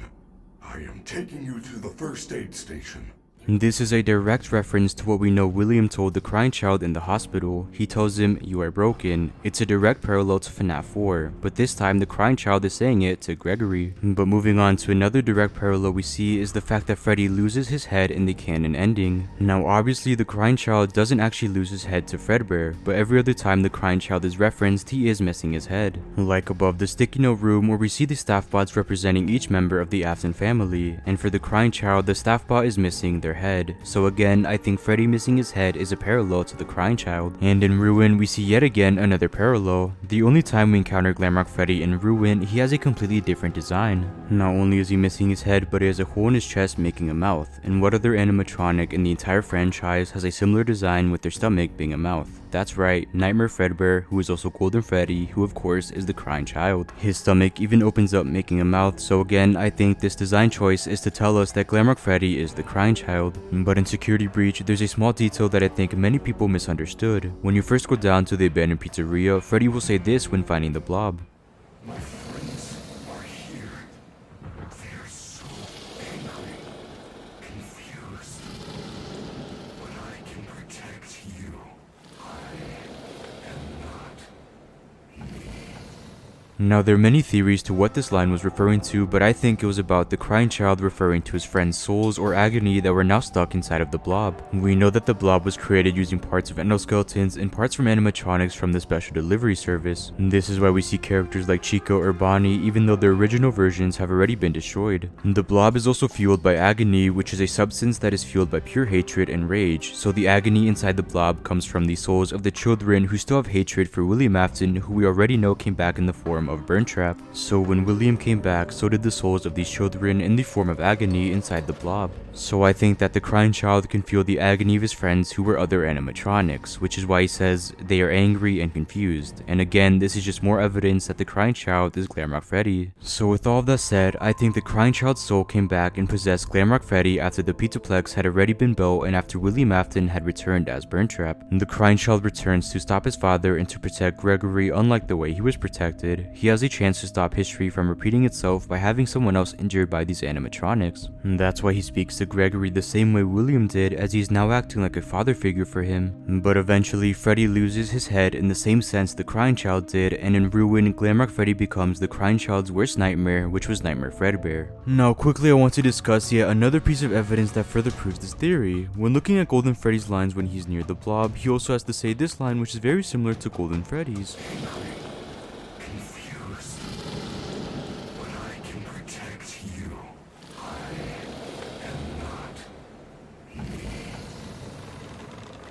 Now this could easily be taken into any context, but I believe that it's a parallel to the infamous phrase, "It's me." It's clear that these two lines are very similar, and what if this was for a very specific reason? It's to show that Glamrock Freddy and the crying child are closely connected, and that there's even a chance that the crying child is now possessing Golden Freddy. With this new line, "I am not me," the crying child could also be recognizing how he's in a different animatronic that he's not familiar with, especially since he spent so much time in Golden Freddy. So again, this just further proves the idea in theory that the crying child is now possessing Glamrock Freddy in Five Nights at Freddy's Security Breach. Moving on, let's look at the franchise's new antagonist, and one that I've already discussed a lot so far. Let's solve the Mimic, who will also be known as Jackie in his own origin game, FNAF's Secret of the Mimic. So first, let's analyze the teaser trailer for this new game. Like I mentioned, we got our first teaser to the newest game in the Five Nights at Freddy's franchise, Secret of the Mimic. So let's go over every single detail and what my predictions are, but first, let's take a look at the teaser.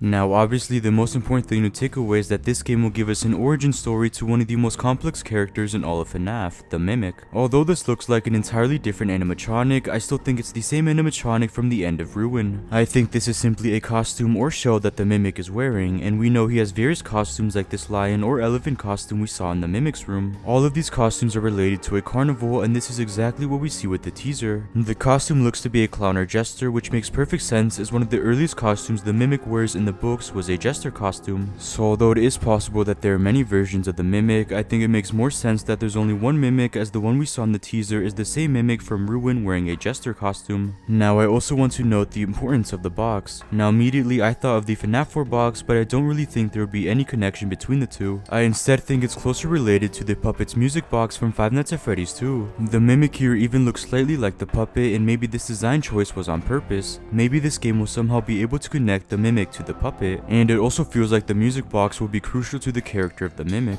When looking at the very end of the teaser, when we see film reel flash on the screen, we actually see the exact year this game is going to take place, 1979. Now this is the earliest day any game has taken place before, as previously FNAF 4 was the earliest game in the timeline, with it taking place in 1983. But this also means that Fazbear's Entertainment has also been around for much longer than many of us have realized, and it also confirms that the Mimic is one of the oldest animatronics that still exists in the franchise. And when looking at the description of the video, it just proves this even more. It reads, "To see the future, sometimes you need to understand the past." This makes sense when looking at how complicated the Mimic feels. Before we can move forward with the story, we need to understand who the Mimic is. So before I jump into my predictions and my theory for this game, I want to point out one major detail about the Mimic. Take a closer listen to his laugh.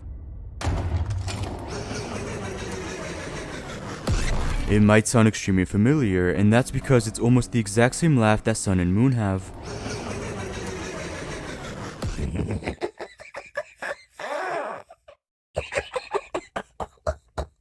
Moon and the Mimic have always been compared to each other, especially when looking at the fact that they have identical teeth. So maybe they're a lot similar than we realized, and this leads me to my first prediction, being what animatronics will we also see. Depending on the scale of this game, I don't think the Mimic will be the only animatronic we'll have to face, so what if we also have to face an early version of Sun and Moon? That's why the Mimic and Moon are extremely similar, as they are the same kind of animatronic that came from the same place, but I'll get back to what this place is soon. I also think it makes the most sense that we would also see other animatronics related to a carnival, as like I mentioned, the Mimic's costumes are related to a carnival, and especially the jester costume we see him wearing in this teaser. So what if we saw new animatronics like a lion, an elephant, or different clown animatronics that would be terrifying to face? But finally, I think we could also see the earliest versions of the four main animatronics. Maybe at this point they would just be endoskeletons, and it would be a good way to connect this game to the earlier era of the franchise. But moving on to what I think is the most critical aspect of this game, where is it going to take place? Well, Ruin and Help 1 and 2 already solved this for us. In Ruin, we got many hints to a carnival and to the earlier era of FNAF. We saw this message in one of the out-of-bound areas, and now we know this would have set up this game. And in order to unlock the happy ending, you needed to use the Vanny mask on this Fredbear cutout, which is obviously from the earliest point in FNAF.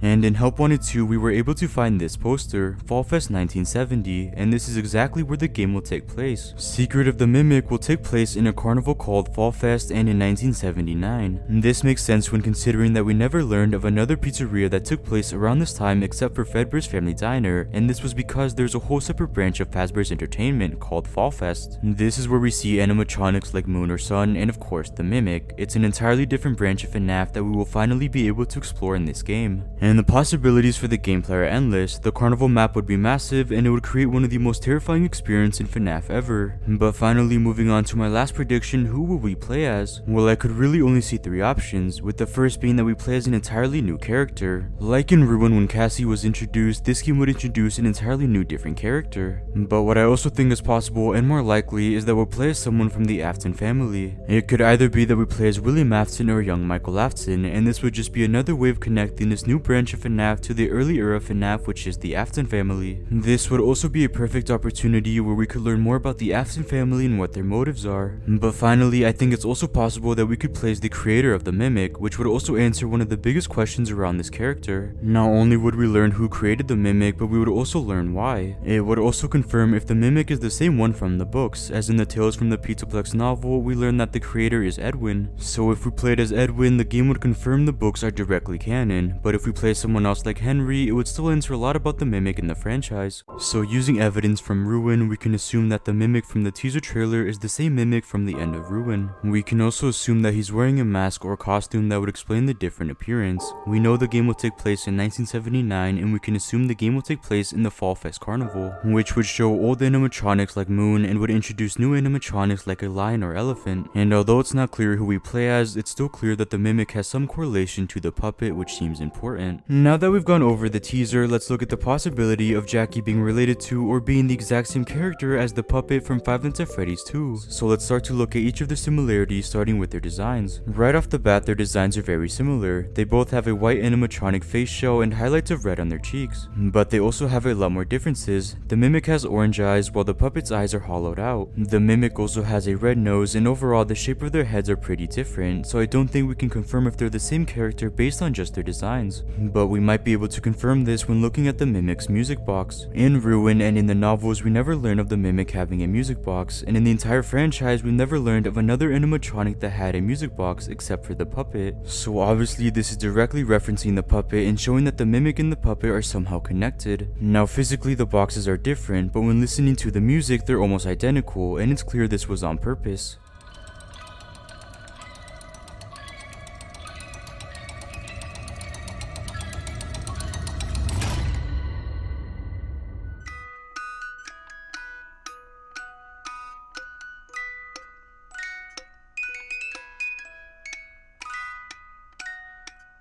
Again, the music is very similar, and I think this is on purpose. So is this similarity because they're the exact same character? Well, if this were the case, we first need to explain how the Mimic from Ruin is physically supposed to be the puppet from FNAF 2. Now clearly there's a big difference physically, but this can still be explained perfectly. In the books, we learn how the Mimic wore many different costumes like a lion or jester costume. We actually see some of these costumes in Ruin, like this elephant and the exact same lion costume we learned from the books. And if necessary, the Mimic's body was designed to fit into any of these suits by compressing or expanding itself to fit into any suit needed. So what if the puppet is its own shell or costume that the Mimic was able to compress its body into, which would explain how they're the same physically? And the slight differences like the red nose could simply be because this was an earlier version of the puppet, and the final version of the puppet is who we see in FNAF 2 and in the rest of the franchise. Now technically all of this explanation would answer and solve that the Mimic and the puppet are the same character, except for one major detail from FNAF 6. In the very ending of FNAF 6, the puppet, who is now Lefty, gets burned down in the pizzeria alongside the other animatronics left. So if the puppet really is the Mimic, that means he was also burned and destroyed in that fire, so we couldn't have seen him in FNAF Ruin. He could have somehow escaped this, but this would defeat the purpose of the ending where all animatronics were put to rest. So this means that the puppet and the Mimic can't be the same character, but what about all the similarities? Well, I think that there are two different animatronics, but they were supposed to be the same thing and serve the same purpose.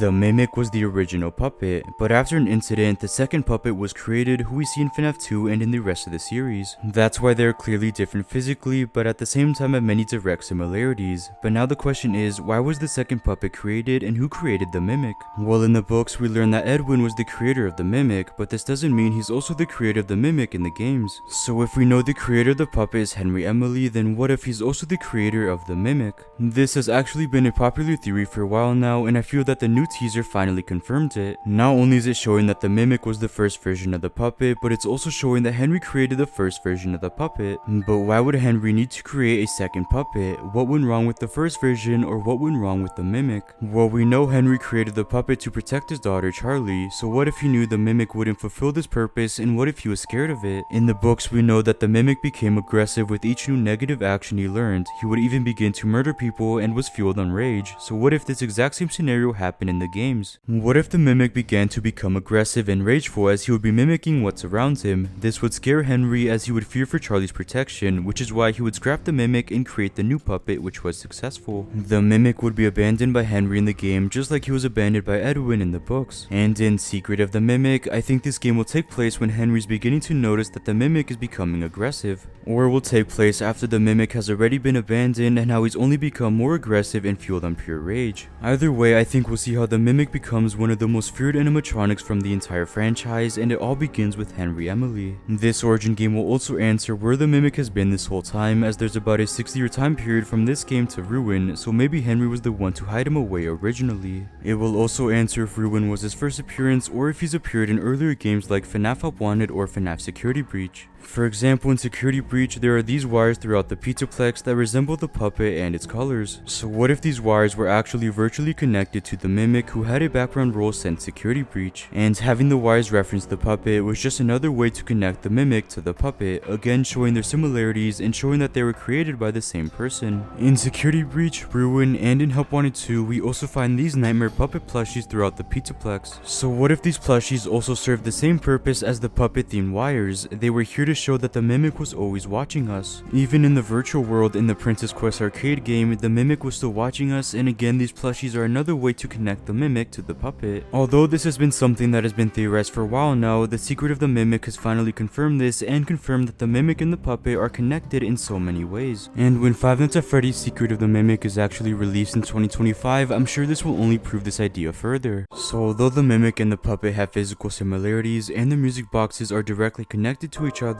there are still two separate animatronics that were created for the same purpose. The Mimic was the very first version of the puppet who was created by Henry Emily, but after he would become more aggressive and after Henry would fear for the safety of his daughter Charlie, Henry would scrap the animatronic and abandon him. So in Secret of the Mimic, we are going to learn more on why the Mimic was abandoned and how he became FNAF's most infamous villain. And with that, the Mimic from Secret of the Mimic and the puppet are not the same character. Moving on, let's try to answer and solve everything we know about FNAF Secret of the Mimic by first going over the demo as a whole. Like I mentioned in the beginning of the video, a demo for FNAF Secret of the Mimic was revealed in PAX West, and alongside this demo, we got our first look at the official gameplay for Secret of the Mimic. Now, though there isn't any footage of the gameplay since recording wasn't allowed, we still have a detailed description of what this game looked like thanks to the fans who had the chance to play the demo. So let's start to go over these gameplay details and theorize what the rest of the game could look like. But first, let's quickly look at our first look at the official design for the Mimic. Now immediately it's clear that the Mimic will be wearing a clown costume like we saw in the teaser trailer, and based on this photo it looks amazing. The face show looks very similar to Ennard's face show, and even the party hats are very similar. The Mimic will have accents of red highlights on his face, his bow tie and buttons, and on his hair. And he also has these long orange arms with white gloves. It's also worth pointing out that the Mimic doesn't have legs with this design, which matches his exact design in the books, as the Mimic's creator made him without legs. So it looks like this game will follow or will be very similar to the book's origin of the Mimic. And although this design feels very similar to some of the other animatronics we've seen throughout the franchise, it still feels unique and has already solidified itself as a terrifying design.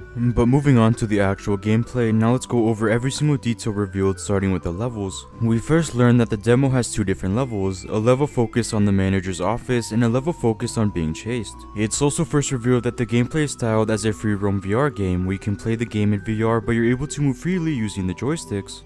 And the gameplay is compared to Hello Neighbor VR, but most importantly we learn that the demo takes place in a factory.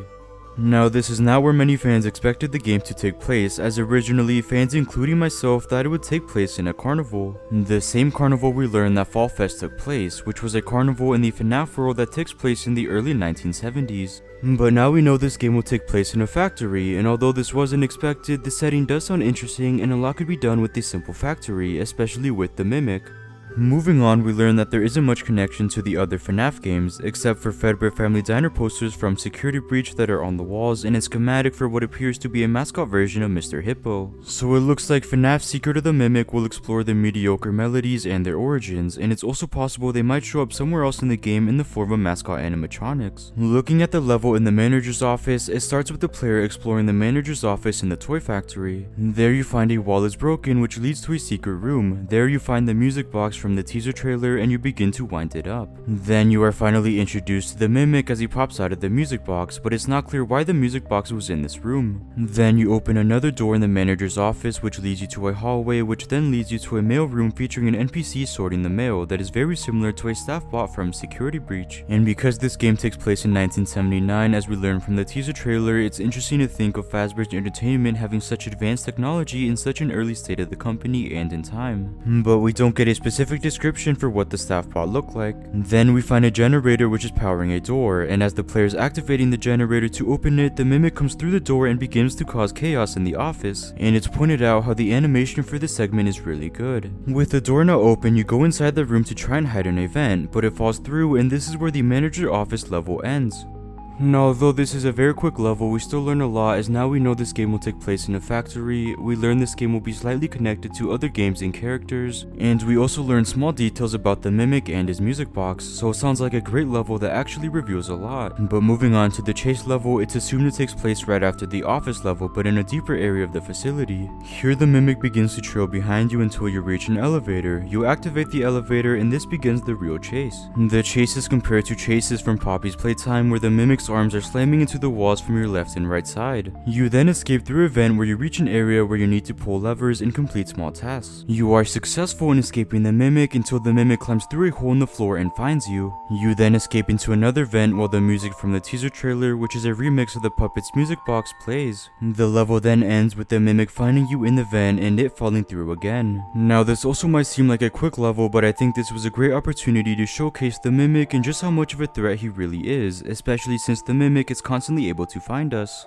And we learn how the player will go deeper into the factory, which I think is another great idea. It's even possible that the factory will have different layers as the game goes on, similar to Ruin, and as the player reaches each level or floor, we'll learn more about the mimic and where he comes from. And we finally learned a lot more about the gameplay, as it sounds like it's going to be a combination of Security Breach and Help Wanted, especially since we learned that the jump scares are just like those from Security Breach, while the gameplay and mechanics are similar to Help Wanted and its sequel. So it sounds like this game will take the best elements from those games to create a terrifying experience featuring one of the franchise's most infamous villains, the Mimic. Now overall, this demo just made me that much more excited for this game's release, especially since we also got our first look at the Mimic and how he's going to be a real threat to the player and the toy factory. We'll also finally learn more about this branch of Fazbear's Entertainment, one that isn't supposed to be a place for kids to have fun with the animatronics. It's a place that holds secrets while all being connected to the Mimic.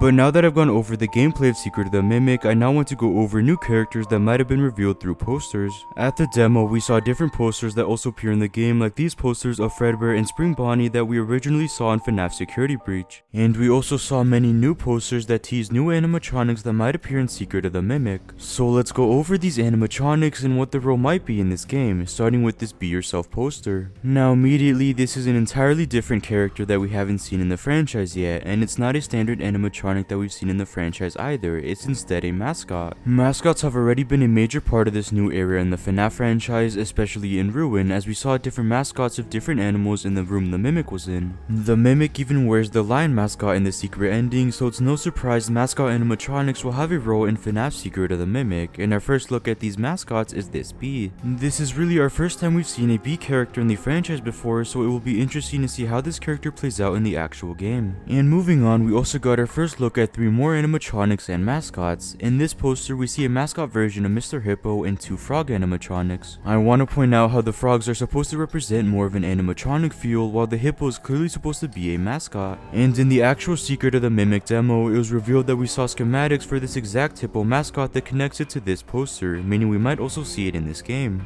We've never learned of any other animatronic related to Mr. Hippo or the mediocre melodies, so in this game we might learn if this mascot was the first version of Mr. Hippo or if it's a completely different animatronic. But before I go over each of these mascots' role in the actual game, let's finally go over one last poster that revealed an animatronic we might have already seen in the books. With this poster, we see a character with multiple arms and people have compared them to a spider or octopus, but in the books we have already gotten a look at a spider animatronic, which is actually just the Mimic. In the 7th epilogue, we learn that the Mimic morphs itself into an abomination of twisted metal, described as a mass of metal joints and wires that vaguely resembles a mutated spider. So what if because of this animatronic or mascot, that's why the Mimic was able to mutate itself into this spider, and again this new animatronics are teased to that. Which brings me to my next point. Will these mascots be suits that the Mimic will wear throughout the game, or will they be functioning animatronics that the player will also have to watch out for? Well, I think it will be a mix of both. I think at the start of the game these mascots mascots will be actual animatronics that the player will have to run away from and defeat.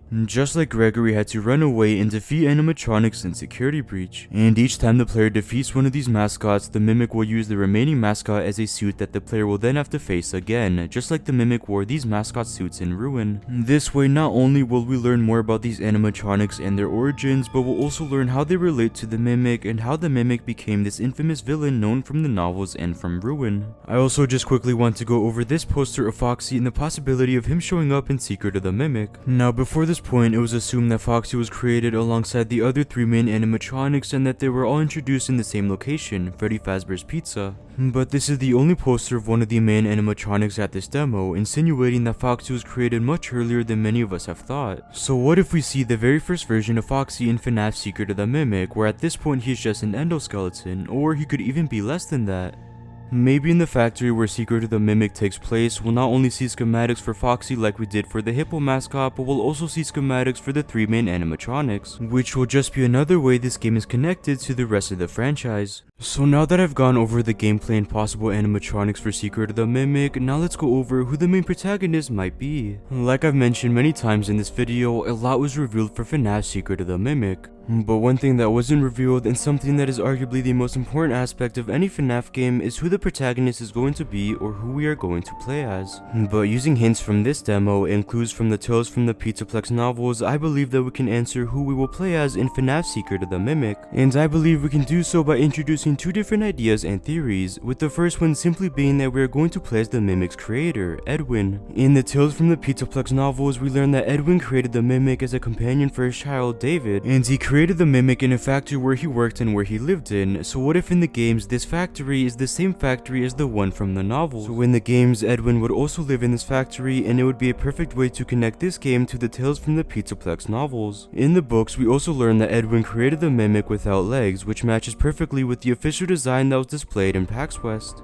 This version of the Mimic also doesn't have legs, which feels like an important detail that yet again connects this game to Edwin. This would also make Edwin an official protagonist in the games, and he would no longer be a character that is just in the books. And all of this would make perfect sense except for one issue: when would this game take place in the Mimic's and Edwin's story? In the novels, we know that Edwin first created the Mimic, then he beat it and destroyed it after his child David was killed. His agony was then passed on to the Mimic animatronic and was the very thing that possessed him. After this event, Edwin abandoned the Mimic in the factory, and the rest of the Mimic story continued without Edwin, where he would use different mascots and suits to murder people, where he would then eventually end up in the Pizzaplex. But again, the important thing to note with both their stories is that they were separate. Edwin was only with the Mimic when he was just an endoskeleton, and we never learned of a time where the Mimic wore a clown costume like we see in FNAF Secret of the Mimic, while also being with Edwin in the same factory. So Five Nights at Freddy's Secret of the Mimic would have to explain exactly when the Mimic and Edwin were in the factory at the same time after the Mimic became possessed and began to wear costumes, while also making sure that it doesn't interfere with any lore from the games or books, which seems like a lot for this game to do. So although it could be very possible that we play as Edwin in Secret of the Mimic, it isn't 100% confirmed. So moving on to the next theory, which is the most likely and the most possible: what if we play as an entirely different character? What if we simply play as someone new who works in the factory? When looking at every single FNAF game after FNAF Ultimate Custom Night, in each new game we play as a new character. FNAF Up Wanted, we either played as Vanessa or as ourselves. In FNAF Security Breach, we played as Gregory, and in the DLC Ruin, we played as Cassie.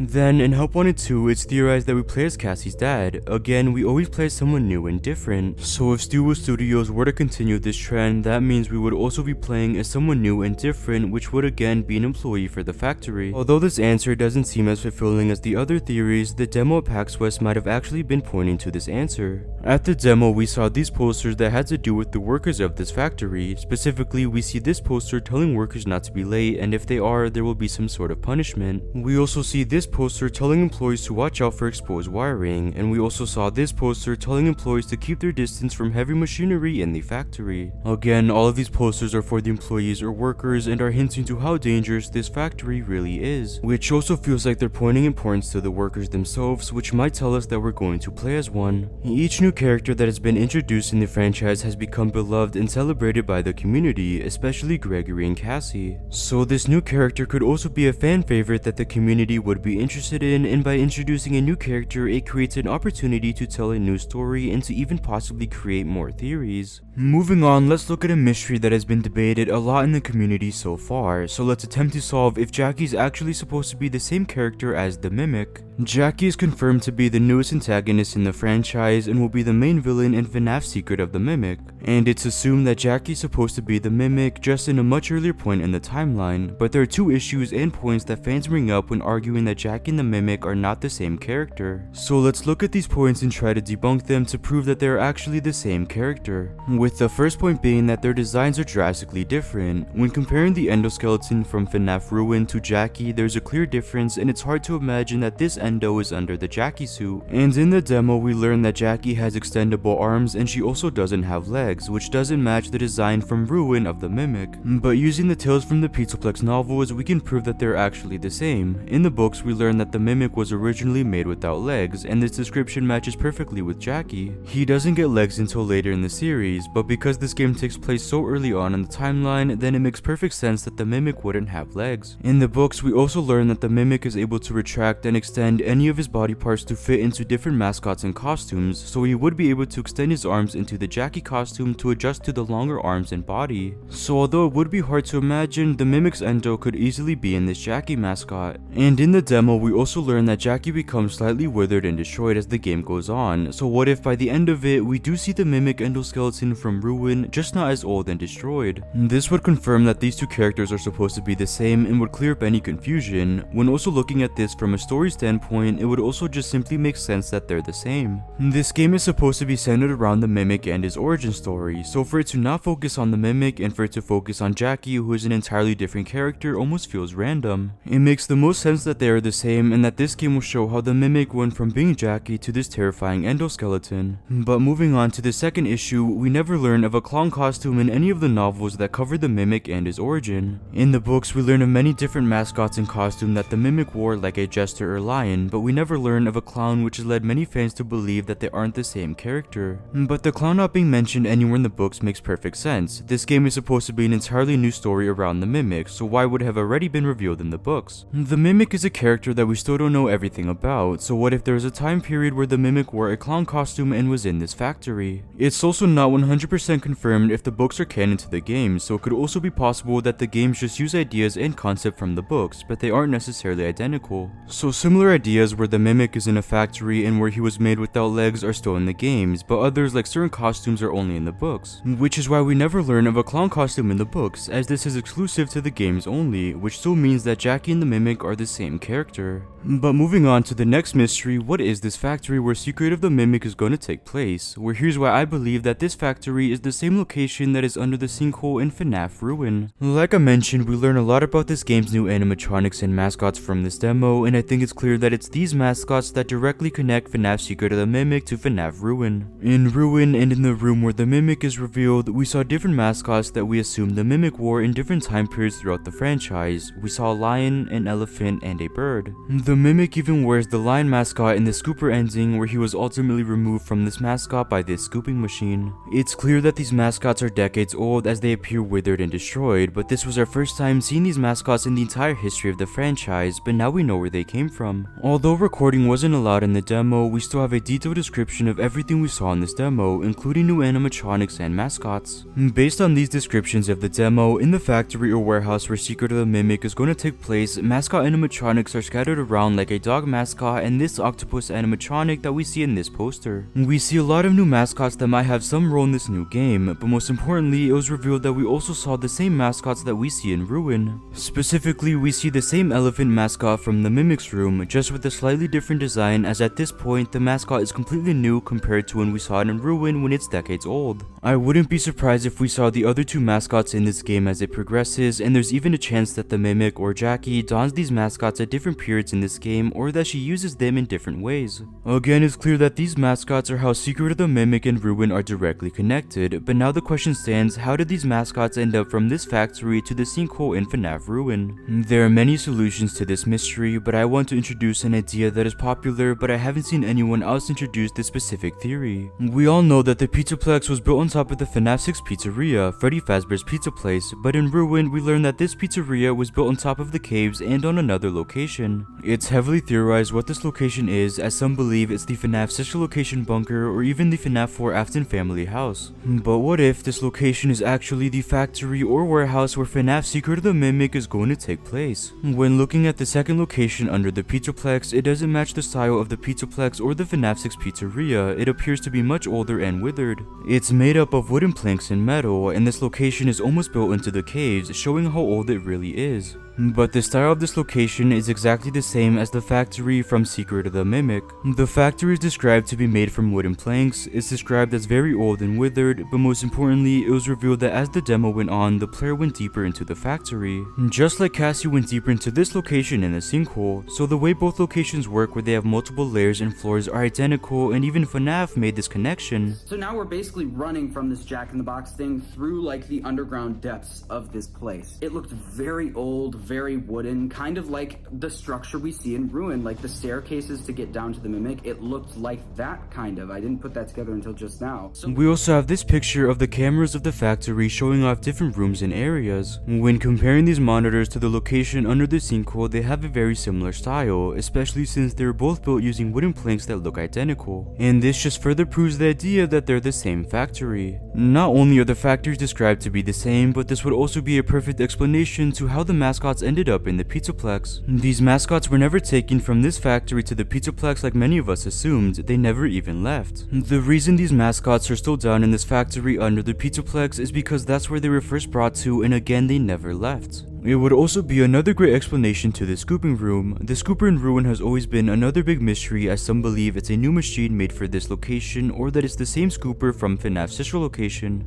But if these two factories are the same, that means this machine isn't new, and it also isn't the same scooper from sister location. It would be an entirely different machine that was made just for this factory, and we can assume it would extract the endoskeleton from the mascot animatronics, and that's why there's so many empty mascot suits in this demo, as they were left behind by the scooper. Also, originally in Ruin, we learned from cut content that is in an out-of-bound area that this game was going to include a tease for a future project related to a carnival. Now we can assume that this carnival is going to reference FNAF Secret of the Mimic, but what if it was going to tease something from the factory itself, like another mascot suit or something else, making it clear that this location is a factory. It was also revealed that in the demo we saw a hallway filled with Fredbear Family Diner posters, and they're the exact same posters as the one we find in Security Breach. So what if the reason we also find these posters in Security Breach is because they came from the location under the Pizzaplex? They aren't actually Easter eggs or references to Fredbear's Family Diner, but they're a reference to the factory where they came from and the factory that is in the sinkhole. In the demo we also learned that a room was filled with different cardboard cutouts of different animatronics, and what do we find in the caves or in this factory that also unlocks a secret ending? That's right, a Fredbear cardboard cutout. It has always been a mystery how this cardboard cutout made its way all the way down to this location, but what if this was because of the same reason as the mascots? The reason we find this cardboard cutout in the caves is because it never left, and like the posters, this is a direct reference to the factory and the idea that it's been right under the Pizzaplex the entire time. But most importantly, if this is true, that also means that the Mimic never left either, and this would actually make a lot of sense. Unlike in the books where the Mimic was shipped to the Pizzaplex, what if the Mimic has always been down in the sinkhole and down in this factory? Which is why the Mimic is doing everything in his power to escape the sinkhole, as he's been there since 1979, as that's when we know Secret of the Mimic is going to take place. Even in the canon ending, Gregory makes it clear that the Mimic has been down there for a very long time, insinuating that he wasn't shipped there in the games like we all thought. And the sinkhole tricked you. I really don't know what it is, but it's been trapped down here a really long time. He is directly confirming that the Mimic has been down there for a very long time, and we can assume it's because he never left. But if this is also true, that means that everything we see in Secret of the Mimic should also be down in the sinkhole, like the music box that seems to have a major role in this game, and the Jackie show that the Mimic will also wear in this game. Now this may seem like a stretch, and by no means is this a perfect theory, but when looking at all the evidence from both games, I really do believe that the factory being under the Pizzaplex will be one of the big twists revealed in FNAF Secret of the Mimic. So with that said, 5 Five Nights at Freddy's Secret of the Mimic is connected to Ruin by these animal mascots that we can find in both projects. And more specifically, the reason we also find these mascots in Ruin is because the factory or warehouse where Secret of the Mimic is going to take place is the location that is under the FNAF 6 pizzeria. We know this because of the mascots, the Fredbear Family Diner posters found in Security Breach, and because of this Fredbear cardboard cutout in the caves that is also described to be found in Secret of the Mimic. And again, the reason we find these things down in the sinkhole is because they never left, and this includes the Mimic or Jackie. Which means that Jackie has been stuck in this factory since 1979 when Secret of the Mimic took place. But remember, this is just a theory. But moving on to the next and final mystery, will the Afton family have some role in Secret of the Mimic? I've already gone over how we learned a lot from this demo and gameplay from Secret of the Mimic,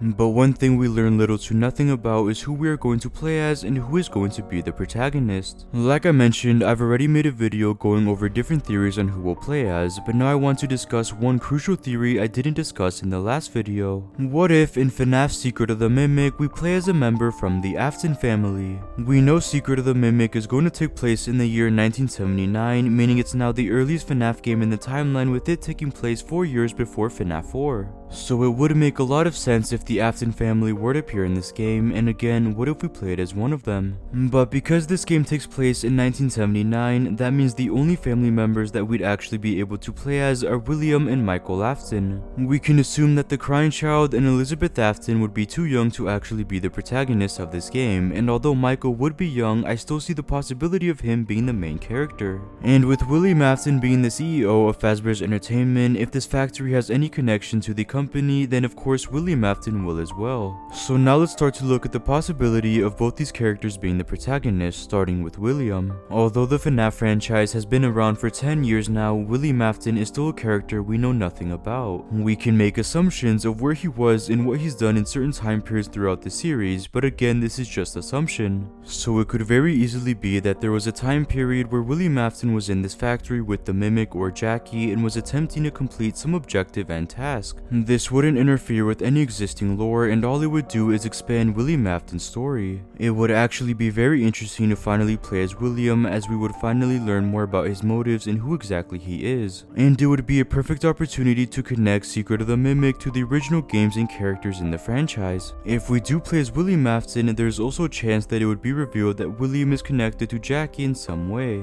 It could even be possible that in the games he was the one who created Jackie or the Mimic, unlike in the novels where it was revealed that Edwin Murray created the Mimic. Now, although it is very possible that we could play as William, my only issue with this idea or theory is why? Why would William Afton, who again is the CEO, be in this factory? Especially during this time when Fredbear's Family Diner is open, and we know this location is open as we see posters advertising this pizzeria in the demo. So wouldn't William Afton be too busy running that pizzeria while also wearing the Spring Bonnie suit and entertaining the children? So because of this, I think it makes even more sense that we would play as Michael Afton. It's already been theorized that we play as Michael Afton in every single core FNAF game, so if we also played as him in Secret of the Mimic, it would also continue the trend of Michael being the protagonist in all of these games leading to FNAF Pizzeria Simulator. Now, how Michael ends up in this factory could be because of any reason, but the main idea or theory is that Michael would be trying to escape this factory and trying to escape Jackie. We could learn more about Michael's character throughout this game, and it would be another great way of connecting this newest FNAF game to the earliest era of the franchise. Michael would only be slightly younger than when he was in FNAF 4, and it would still make a lot of sense that he would be the main character. Although it could also be very possible that Michael Afton could be the protagonist in Secret of the Mimic, there are a few issues that come to mind, starting with his lore. Unlike William Afton, we do know a lot more about Michael Afton and his story. We know for a fact that he appears in FNAF 4 and was responsible for his younger brother's death when he threw him into the mouth of Fredbear. We also know he appears in FNAF's sister location as the main character when he goes down to the underground bunker to look for his sister Elizabeth. He is then scooped by this machine at the end of that game where he has his insides taken out and he literally becomes the purple guy. There's a lot more story that is assumed, but this is what we know for a fact, and most importantly, we know Mike kept a journal, and more specifically, he owns this survival logbook.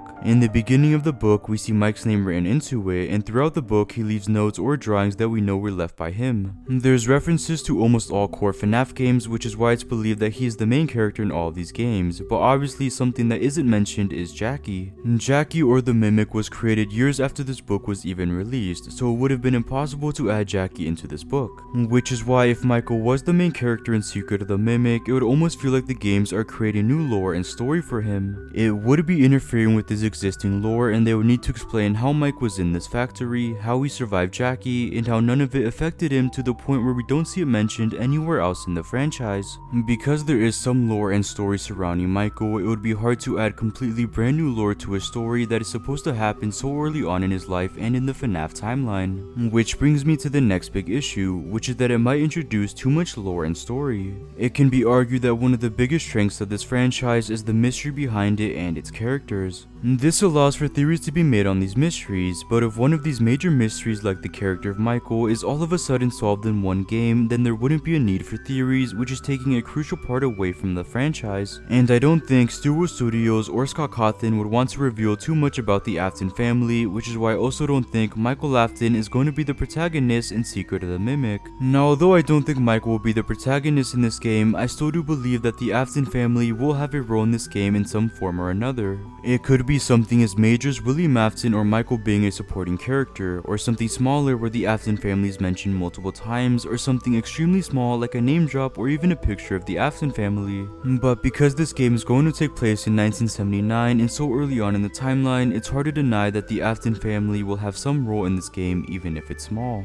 So because it wouldn't make sense for William to be in this factory where Secret of the Mimic takes place since he is the CEO of the company and he would be too busy at Fredbear's Family Diner, William Afton will not be the protagonist to this game. Because it would be nearly impossible to add this much lore and story to Michael Afton's character, I don't believe that Mike will be the main protagonist either. But we can expect that the Afton family will have some role in FNAF's Secret of the Mimic, but this is all just a theory. Now that we've gone over Jackie and what we know about her, let's attempt to find her throughout the earlier games in the franchise and why this matters. Now, the whole idea behind this theory is the fact that because FNAF's Secret of the Mimic will take place in the year 1979, as we learned from the teaser trailer, that means it's the earliest game in the timeline, with it taking place 4 years before FNAF 4. And because it's the earliest game in the franchise, that means the Mimic has been around since the very beginning, which also means that we should be able to find the Mimic in different periods throughout the franchise. So let's go through every single FNAF game released in order from the first FNAF game all the way to FNAF Ultimate Custom Night, but let's actually start with FNAF 2. Now I'm sure you may be thinking, why didn't I start with the first FNAF game? Well, that's because the Mimic simply isn't in that one at all, which is why I'm skipping the first game, but I'll mention it at the very end of the video and why he wasn't in the first game.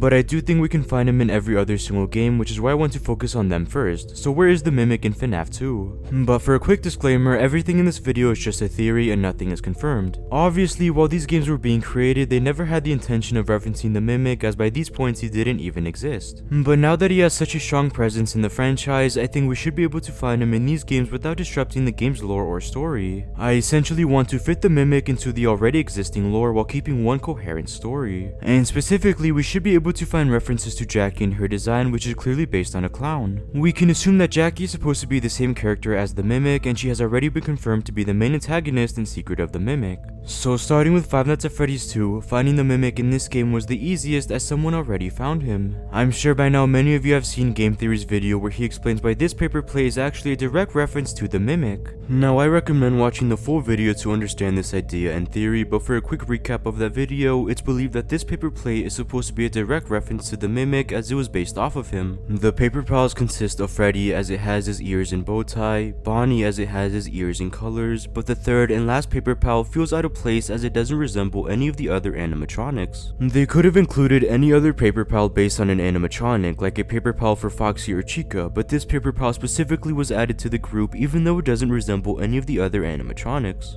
But again, what if it's supposed to resemble the Mimic and we just didn't know at the time until now? This also means that during this time period of Fazbear's Entertainment, the three main animatronics of the company consisted of Freddy, Bonnie, and of course the Mimic. In the video, they also point out how in FNAF World, one of the paper Pal's abilities is to mimic the opponent's last attack. So what if this ability is a direct callback to the Mimic and his ability to mimic others? It's also worth pointing out how this Paper Pal is the only one of the group that can randomly move and appear in your office, which just adds more importance to this specific Paper Pal. Now this is a great theory that connects FNAF 2 to FNAF Secret of the Mimic and Ruin, but now that we got our first official look at the Mimic's full design, this design just confirms the idea even further. When looking at the Mimic and the Paper Pal's design, they both share the same red arms, the 3 red buttons, the blue legs which would have represented the Mimic's legs, and of course they both share a red nose. And when looking at both of their designs, it's clear that they have a strong similarity and connection, and it feels like this was done on purpose. Overall, FNAF 2 also has many hints and details related to a carnival like this carousel, and it's theorized that a carnival, and more specifically Fall Fest 1970, will have a large role in Secret of the Mimic. So this game's close relation to a carnival can just be another way this game is connected to the Mimic and his future game. But again, the main way we find the Mimic in Five Nights at Freddy's 2 is through this Paper Pal. But moving on to Five Nights at Freddy's 3, I believe that we find the Mimic in this game through one of the franchise's most mysterious characters, Shadow Freddy. Now I know that may seem like a stretch and like a random solution, but it would be a perfect way to connect the Mimic to the early era of the franchise and to this character. In Help Wanted, we learn how the Mimic, who is glitch up in this game, mimics Willie Mafton and his actions. He wears a version of the Spring Bonnie costume, and he even mimics the missing children incident in the canon ending when he stuffs the player into one of the animatronics. And in FNAF 3, Shadow Freddy also mimics Willie Mafton. In the minigames between each night, we see Shadow Freddy lure the 4 different animatronics into a room where Willie Mafton dismantles them. The same way Willie Mafton lured 5 children into a room and murdered them. Willie Mafton is using Shadow Freddy to mimic his actions, so what if Shadow Freddy was actually the Mimic, or at least somehow connected to him? But first, we need to understand the Shadow animatronics. Well, all of the main theories around Shadow animatronics revolve around one idea or one thing, which is Remnant. Remnant is mentioned a couple of times in FNAF's sister location, FNAF 6, FNAF AR, and of course in the books. Remnant is the term for soul energy, which can take the form of a metallic substance which can bind souls to inanimate objects, so it's widely believed that these animatronics are made of pure Remnant. But if Shadow Freddy is pure Remnant, then how can he possibly be the Mimic if he is a physical animatronic? Well, what if Shadow Freddy is also a physical animatronic and not made of pure Remnant? I've already made a video going over the Shadow animatronics, and in that video I came to the conclusion that Shadow Freddy is a real and physical animatronic. And that's why he looks like he's actually there in all of these games, and that's why in FNAF 3 he seems so real to the point where the other animatronics follow him. They're not seeing some Remnant illusion, but they're seeing a real animatronic leading them somewhere. But if he is real, then how did Willie Mafton control an empty suit? Well, what if he didn't? What if it was the Mimic under the Shadow Freddy costume? If the Mimic were to lure the animatronics on its own, we can assume it wouldn't work since the animatronics respond to other animatronic suits. But if the Mimic was wearing the Shadow Freddy suit, then they would follow him and they would respond to him, as he would no longer just be an endoskeleton. That's why Shadow Freddy and the Mimic both mimic Willie Mafton. They're not two separate characters that copy Willie Mafton, but they're the same character that learned to mimic William. This also means that William had control over the Mimic in this time period, and that he made him wear the Shadow Freddy suit. Now, by no means is this theory perfect. It's actually the opposite, where there are a few loose ends to tie up. Like, how did the Mimic end up in Willie Mafton's control? Did Willie Mafton create the Mimic? Has the Mimic always been Shadow Freddy throughout the franchise, or only in this one time period? Although I don't have an answer to these questions yet, I still think this is a good start to a theory that the Mimic is Shadow Freddy. And if Shadow Freddy is a suit that the Mimic can wear, then what if we also see Shadow Freddy in FNAF's Secret of the Mimic? We already know it was revealed that there are a lot of empty mascots and suits in the factory where this game will take place, so what if Shadow Freddy is one of these mascots that would confirm this theory? Again, nothing is confirmed and this is just a theory. But when looking at Five Nights at Freddy's 4, finding the Mimic was much more complicated, especially since there isn't a direct reference to this character like a Paper Pal. When looking through the main gameplay, I couldn't find anything. When looking through the minigames where he plays the crying child, I still couldn't find anything. And even when looking through the secret minigames, nothing was a reference or even remotely connected to the Mimic. But that's when I considered a much simpler solution that connects to the mascots from Ruin and the mascots from FNAF's Secret of the Mimic.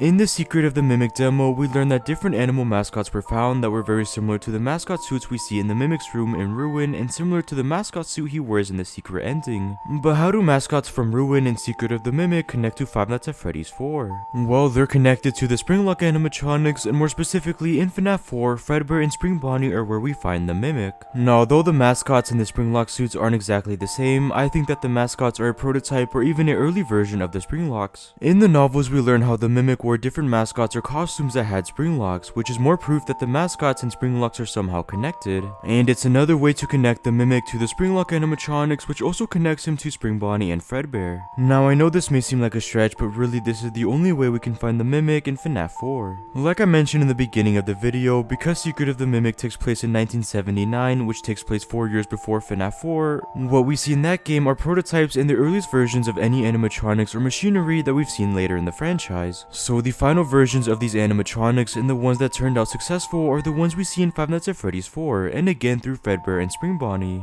And in Secret of the Mimic, there's a chance we'll see early versions of Fredbear and Spring Bonnie or other direct references to these characters, which will just be another way the Mimic is connected to Five Nights at Freddy's 4. Moving on to Five Nights at Freddy's sister location, I believe that the way we find Jackie or the Mimic in this game is through the main animatronics, and more specifically, I'm talking about Ennard and Circus Baby. Immediately when comparing Jackie to these two animatronics, they look very similar as they all have a white face show, accents of red throughout the body, a red nose, and it's clear they all share a clown theme, so what if these animatronics were inspired by the Mimic? Well, in sister location, we actually learn that Circus Baby was inspired and created for William Afton's daughter, Elizabeth Afton.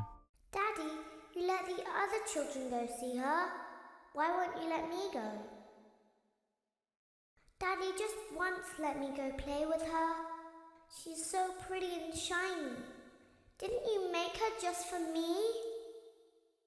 Also, when comparing specific details and features from Circus Baby's design to Jackie's design, they're just too different and unique to really say that Circus Baby is supposed to be Jackie. So because of this, I don't really think she was inspired by Jackie, but I do think Ennard was, and more specifically, this mask is supposed to be a direct reference to Jackie's design and face shell. In one of the main offices in sister location, we find this clown mask which Ennard later uses as his own face, but what if this clown mask was inspired and a reference to Jackie? When comparing both masks, there's an immediate correlation, and it's hard to deny how similar they really look. They both have the exact same white face show, a red nose, and they share almost identical party hats. Now this mask isn't as detailed as Jackie's actual face show, but I think that's for a very specific reason, and that's because this mask is supposed to be merchandise inspired from the original design. The same way the other animatronics have merchandise based on their mask where they aren't as similar or detailed. This mask is supposed to share a strong resemblance to Jackie where it's clear that they are the same, but they also aren't supposed to be identical. So again, what if this mask serves the same purpose as the paper pal from FNAF 2? It's here to show how Jackie had such an influence on the rest of the animatronics and how she had such an influence on many other pizzerias and locations. Again, this Ennard mask is the same as any Freddy, Bonnie, or Foxy mask that we have seen throughout the franchise. This clown mask, just like these masks, is a piece of merchandise advertising these characters and animatronics. And again, this mask is specifically advertising Jackie. Also, the fact that this mask was used to create and finalize Ennard and its design just further adds importance to this mask, and it shows we should be paying close attention to it and where it came from. Moving on to FNAF 6 for Pizzeria Simulator, I think we can find Jackie in the form of random background animatronics and background drawings. Starting with the She's Found clown, it's our first direct reference to a clown in circus. It's an animatronic that can be bought in the catalog and added to the pizzeria. Now although it is a clown, I don't think this is where we can find the Mimic. Comparing his design to the Mimic's design, they're just too different, and it feels like the fountain clown is supposed to have a broad design on purpose that isn't supposed to be connected to anything,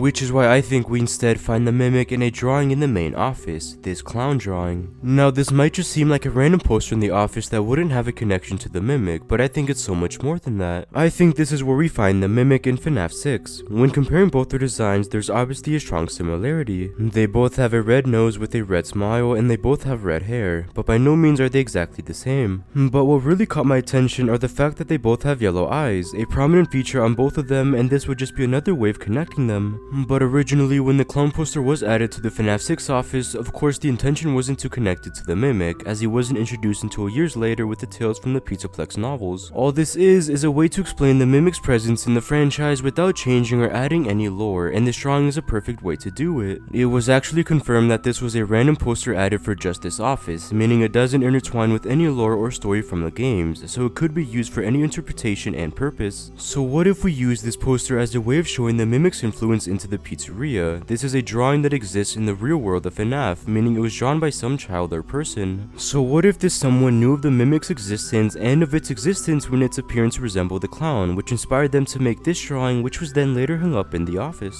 If we do come to this conclusion, it wouldn't interfere with any lore from the franchise, and it's a perfect way to connect the Mimic to this game and to the greater FNAF timeline. So again, I believe that this drawing is of the Mimic from The Secret of the Mimic. But I'm sure that before I even came to this conclusion, many many of you have already pointed out the fact that this drawing is actually supposed to be a reference to Circus Baby. In the alleyway of the lefty segment, we can find this poster with the same clown. We also see a ventriloquist, his puppet, and a bear. Now, this is clearly supposed to represent the Afton family. William Afton is the ventriloquist and the head of his family. The puppet is supposed to be Michael Afton, as he copies William Afton's actions and even literally becomes the purple guy. The bear is supposed to represent the crying child, as Fredbear was the animatronic that killed him. And Elizabeth Afton is supposed to be the clown, as it resembles Circus Baby, who is also a clown, meaning the drawing in the office is supposed to be Circus Baby. Now, this is a strong argument that could easily be 100% the case, and the only way I can dismiss it is the fact that in this drawing the clown is alone. I think it makes the most sense that it only represents Circus Baby when she's with her family, when she's with her father, her brothers, so why would this drawing of just her represent Circus Baby? Again, it could easily represent Circus Baby, but this drawing would be much more impactful and interesting if it represented the Mimic, a new character that has supposedly been here since the very beginning. It would just explain a lot, and again, it gives this drawing so much purpose with it being a reference to the Mimic. So in Five Nights at Freddy's Pizzeria Simulator, this drawing of a clown is actually supposed to represent and be a hint to the Mimic.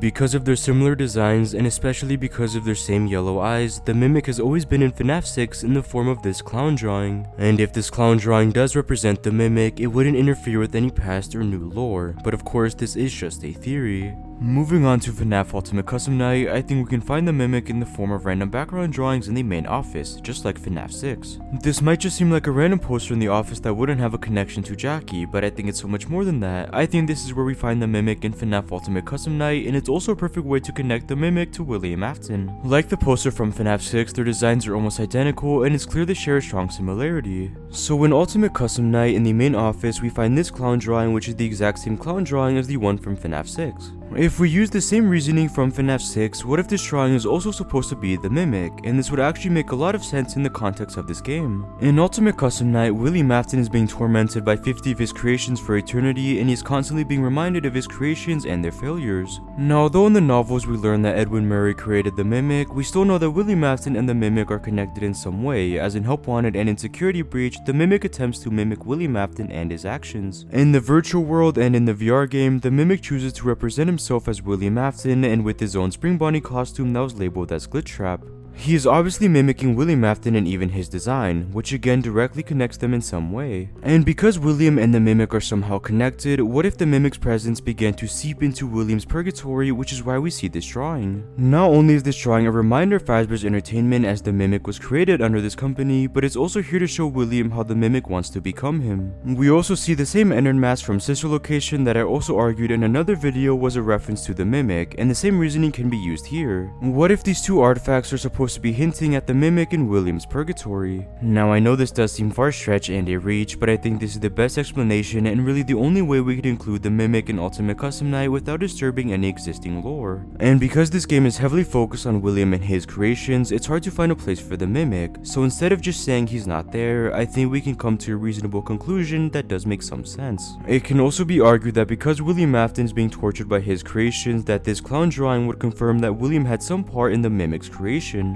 Like I mentioned, in the books we learn that Edwin Murray created the Mimic for his son, but it's not confirmed if the books are directly canon to the games and if the stories are exactly the same. So in the games, the creator of the Mimic could very easily be someone different, and again, what if it was William? And the way the franchise could explain how he was the creator since the very beginning is through small hints throughout different core games. By using existing content in the games that don't have any lore importance, they can squeeze the Mimic into the already established story while keeping one coherent and engaging story. So by using this clown drawing in William Afton's own purgatory, it would be a way to show William had a part with the Mimic's creation while using existing content. So in FNAF Ultimate Custom Night, this drawing is the way we find the Mimic or Jackie in this game. It's a drawing in William Afton's purgatory, meaning it's a reminder of William Afton and his failed creations. And because his creations are torturing him, what if this drawing was also a way to torture him by reminding him he also had a part in the Mimic's creation that also ultimately failed? But finally, what about the first Five Nights at Freddy's game? Well, like I mentioned in the very beginning of the video, out, the Mimic simply isn't in this game. But what if story-wise that's for a very specific reason? When looking at the FNAF 1 pizzeria, it was created on a much smaller budget to almost separate itself from the bad name of the company. By this point timeline-wise, there was the Bite of 83 and Bite of 87, not to mention the missing children incident that greatly affected the company. So again, the smaller location was created as almost a reset, which is why we don't see mentions to anything else from the franchise as well. It wanted to be separate, and this included being separate from Jackie. Jackie is a part of the earliest point of the company, so of course the smaller location wanted to separate itself from this animatronic. And it would also explain why Jackie has no presence in this game. So again, the Mimic is not in Five Nights at Freddy's 1, which works perfectly with the story. But you may be thinking, will I discuss the newer games in this new era of the FNAF franchise? Well, I will in this video, but it's going to be much quicker as finding the Mimic is much easier. In the novels, we learn that the original Mimic 1 program, which was used to create the Mimic, was used when creating the VR game, which then presumably caused the Mimic to return as Glitch Trap in the virtual world.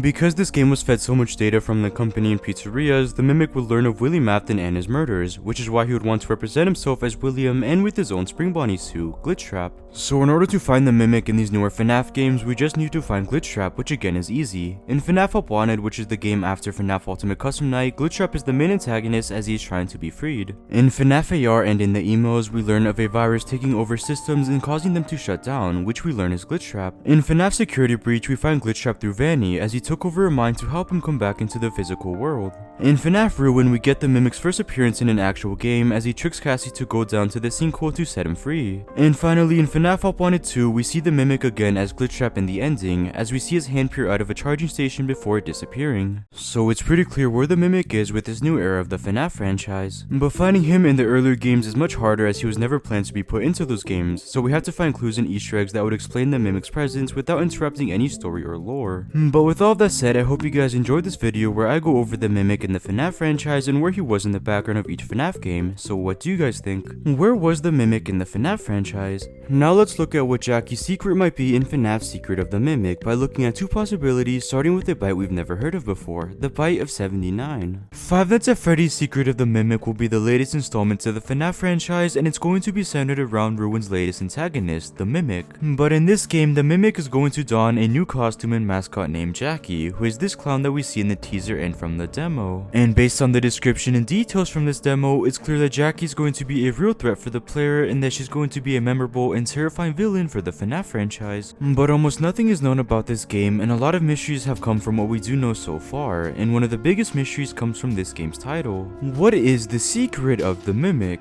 For the secret to be included in the actual title, it means that it must have a crucial role throughout the game into the origin of the Mimic. So what is the Mimic or Jackie's big secret? Well, I already made a video going over what I believe the secret to be, but now I want to take a classic approach to this mystery that connects to other FNAF games and incidents. Specifically, I believe that this game has the possibility of introducing a new tragedy never heard of before, a tragedy that is reminiscent of two other incidents in the franchise. A bite between Jackie and an employee, the Bite of 79. When looking at every single FNAF game in the timeline, only two games give us a confirmed date of when that game took place. Out of 12 core FNAF projects that have been released, only two give us a year that the game takes place, FNAF 2 and FNAF 4. We learn that FNAF 2 takes place in the year 1987 based on the date on the paycheck at the very end of the game, and we learn FNAF 4 takes place in the year 1983, based on an Easter egg on the TV displaying this date and from an Easter egg in sister location, where if you put the code 1983 on a keypad next to monitors, they will begin to display different rooms from the FNAF 4 house, again confirming the game takes place in 1983.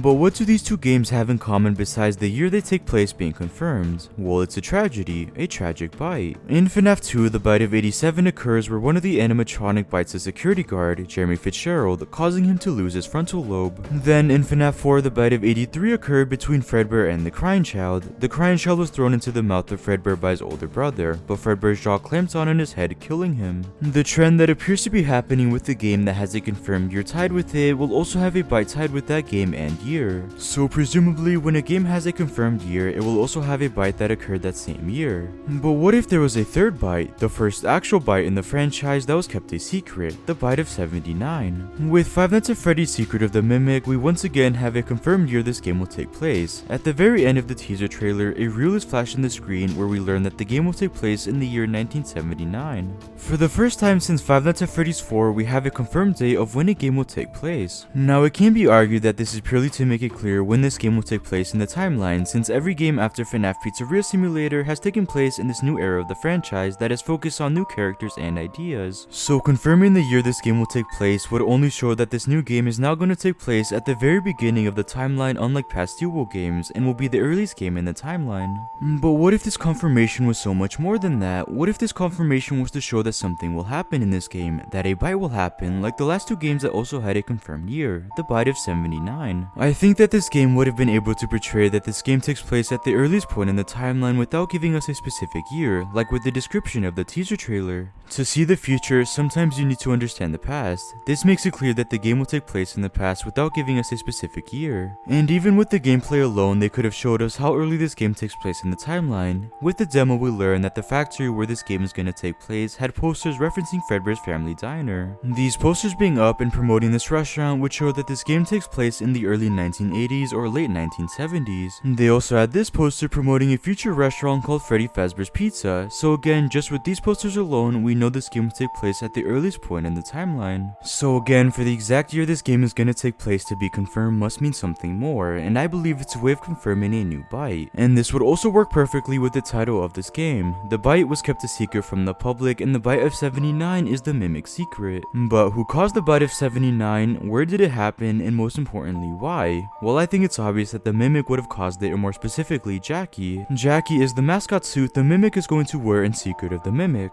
It wouldn't be that difficult for Jackie to bite someone, especially because she's a large animatronic compared to the player. Now we can assume that she bit an adult, and more specifically an employee of the factory, just like the bite of 87. The bite of 87 occurred with an animatronic and an employee, so what if the same happened with the bite of 79? We can assume that kids wouldn't be allowed in this dangerous factory, which is why it makes the most sense that Jackie bit an adult who was again an employee of the factory. This could also be the reason the factory is completely empty. In the demo we learned that the factory is empty besides the player who we play as, so what if the factory was shut down because of the bite between Jackie and an employee? And the protagonist returns to the shut down and abandoned factory for some reason, where they encounter Jackie and where the rest of the game takes place, but there's also a chance that the bite victim will be the player themselves. Like the bite victim in 1983, the crying child, what if we actually play as the bite victim of the bite of 79? The game could end with the player failing to defeat Jackie, which will follow with a jump scare that is actually Jackie biting the player, causing the bite of 79. So now that we know the bite of 79 would occur with Jackie and an employee of the factory, now we can start to look at where it happened. Like I mentioned from this demo, we learned that the game is going to take place in a factory, so it's easy to say that the bite would take place in the factory where Jackie and her music box reside. But this is very different than the other two bites that occurred, as they both occurred in pizzerias that were actively open, but this actually just supports the idea that it would be able to be kept a secret.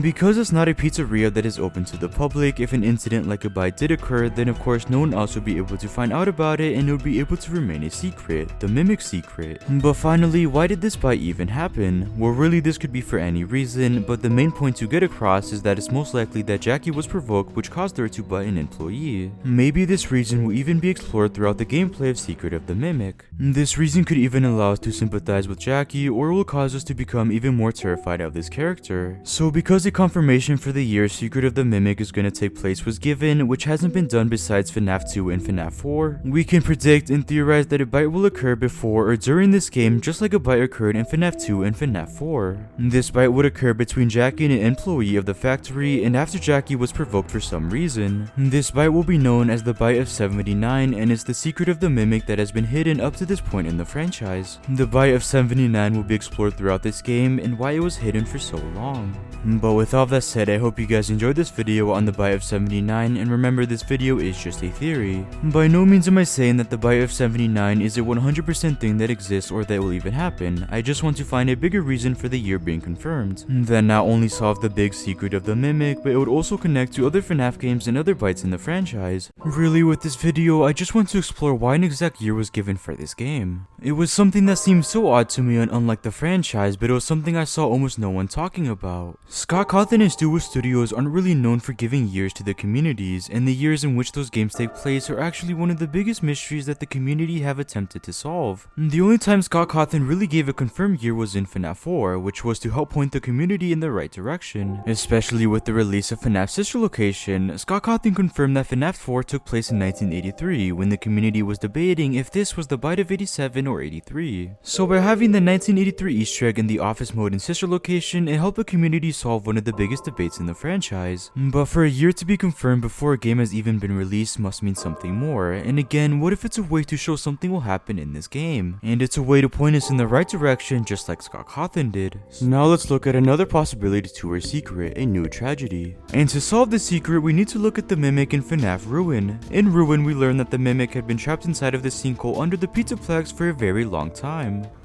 I really don't know what it is, but it's been trapped down here a really long time.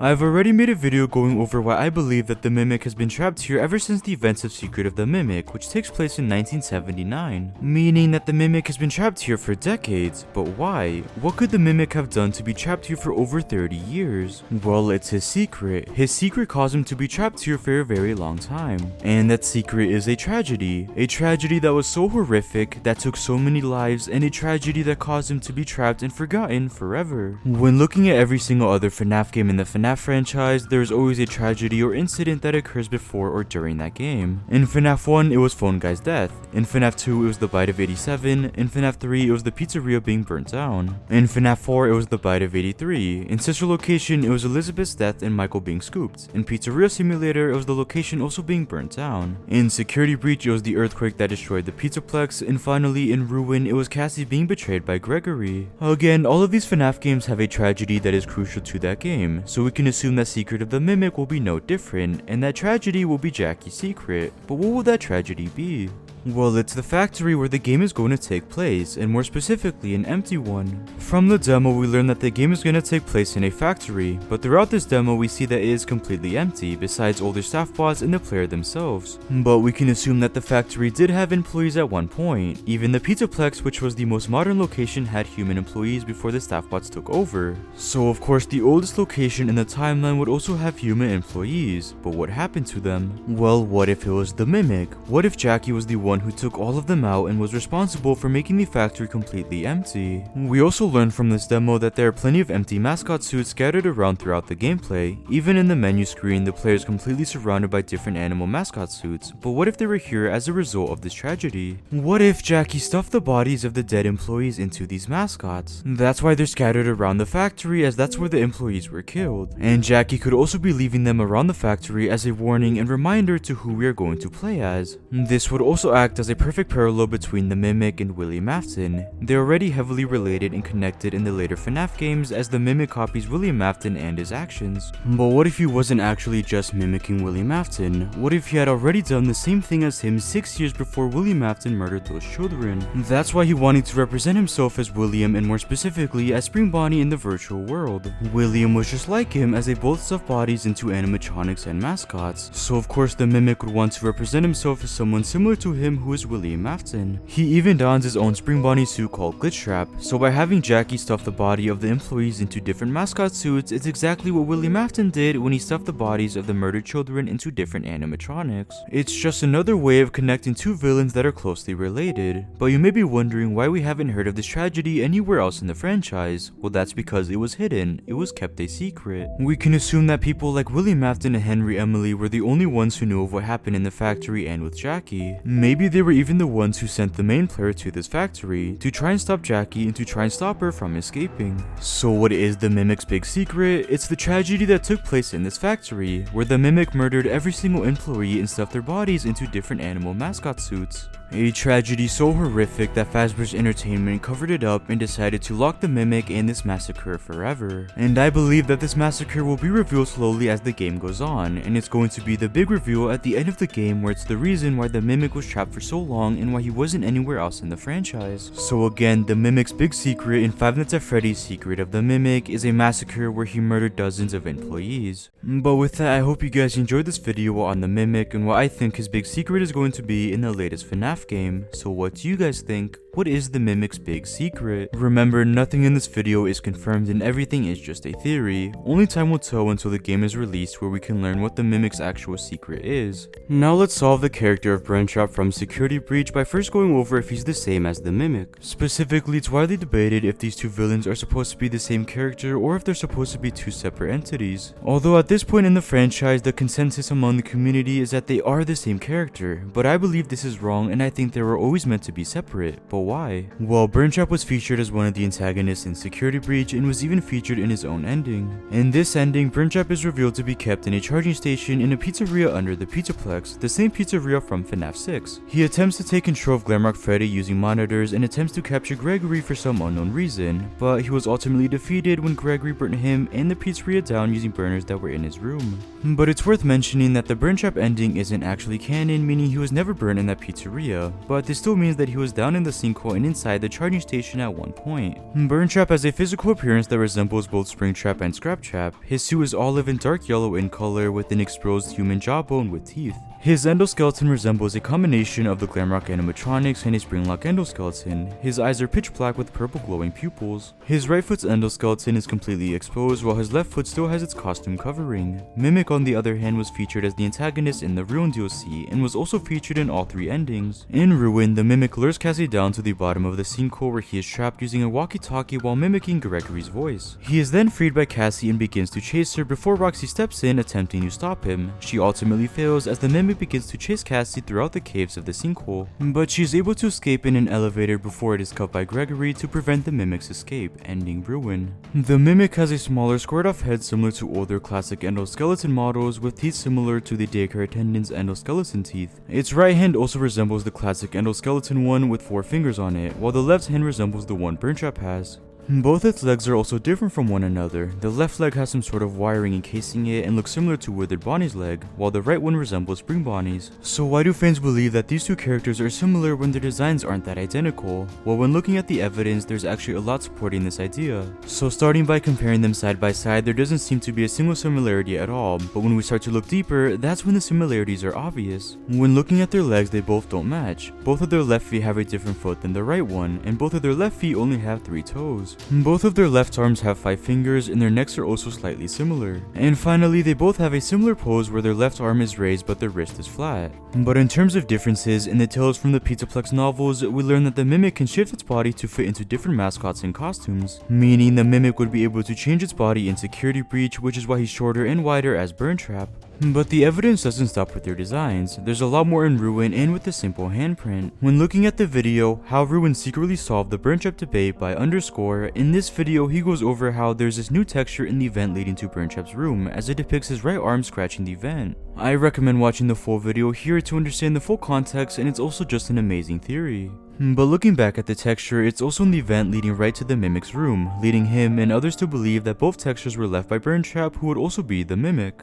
The reason the second texture is even there is because Burntrap or the Mimic left it there when he was trapped by Vanessa and Gregory. Alongside the claw mark in the vent leading to Burntrap's office, we also see this purple glow effect in the vent, and I think this is Burntrap leaving behind a trail. And we also find the same purple glow effect in the Mimic's room. When brightening the cutscene where the Mimic is revealed, we actually find a very similar purple glow to the glow in the vent. And if this was Burntrap leaving behind a trail, then he also left it in this room, which also most likely means that Burntrap is actually the Mimic. The reason we find this purple glow here as well is because it came from the Mimic, who is also Burntrap. So far it looks like Burntrap is the exact same character as the Mimic, and there's even more evidence that comes from the Tales from the Pizzaplex novels that supports this idea. In Tiger Rock, we learn that the Mimic climbed into a costume that was already being worn by a girl named Kelly. As a result, this killed her, and the Mimic's endoskeleton fused with the girl's flesh, which most likely left parts of her body on the endoskeleton. These events and description perfectly match Burntrap. The olive animatronic parts like the head and chest came from a costume, and the flesh on Burntrap comes from a girl that was fused to the Mimic's endoskeleton. This would perfectly explain how the Mimic became Burntrap and their drastically different designs. And finally, in the books, we also learn that the Mimic was originally burned and had bent metal rabbit ears, which also perfectly matches the description of Burntrap and further proves the idea that they're the same character. So when looking at the evidence from their designs, the environment storytelling from Ruin, and from the epilogues in the books, it's almost safe to say that Burntrap and the Mimic are the same. Or is it? I still believe that Burntrap is not the Mimic and that it's always been planned that way, and to prove this, let's debunk every single piece of evidence I've discussed, or at least let's try to. Starting with the epilogues, like I mentioned, the Mimic climbs into a costume being worn by a person, but we learned that the mascot too was actually a dog, which clearly doesn't match the description of Burntrap since he's based off a rabbit. And although the person's flesh did fuse with the Mimic, this still wouldn't create the design of Burntrap.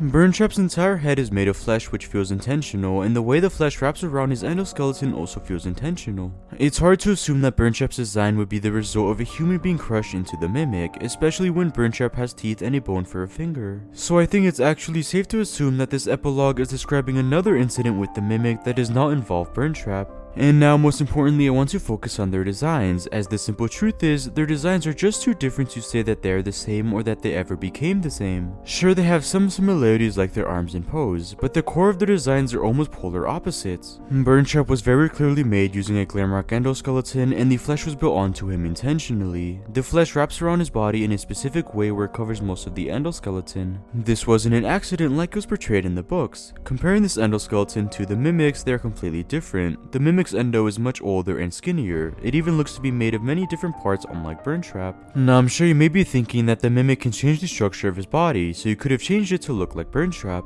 But this really only applies to his size, as in the books he shrinks down to fit into a vent or expands himself to fit into a costume. But this doesn't mean he can magically change the core structure of his endo to become more modern, and he can't just add parts to himself as he wishes like the many extra parts Burntrap has. Although he can change his size, he can't change the fundamentals of his endo, like his face shape, that are drastically different. And to further prove the idea that they're different, I want to expand on the point that Burntrap's design was intentional to keep William alive. When looking at Burntrap's model, and at something I haven't seen anyone else discuss before, Burntrap is being held together by metal screws and plates. His chest and back are being held together by two plates. He has two plates in his head connecting his mask to his skull, and he even has metal plates connecting his flesh to his leg. His costume was intentionally placed and made to fit around the endoskeleton and flesh, presumably to protect him and to make him stronger. Which is not what happens in the epilogue when the mimic wears that costume. Not to mention, we also learn Burntrap is being kept alive by this charging station, as we learn an immense amount of power was being sent to the sinkhole to again keep him alive. Also, when looking at the way they move and their behaviors, they are completely different. When Burntrap is free, he looks weak and fragile, almost as if Burntrap wasn't done being created. Even the way he walks is also very limp and weak, so again, I think without this charging station, he wouldn't be able to stay alive. But the mimic, on the other hand, clearly doesn't need a charging station to stay alive. We can assume he was behind that concrete wall for some time now without a charging station, and again he appears fine. Even the way the mimic walks is much different than Burntrap, as he's able to run while chasing Cassie throughout the caves. He also appears to be much stronger than Burntrap, and there's a clear difference between the two physically.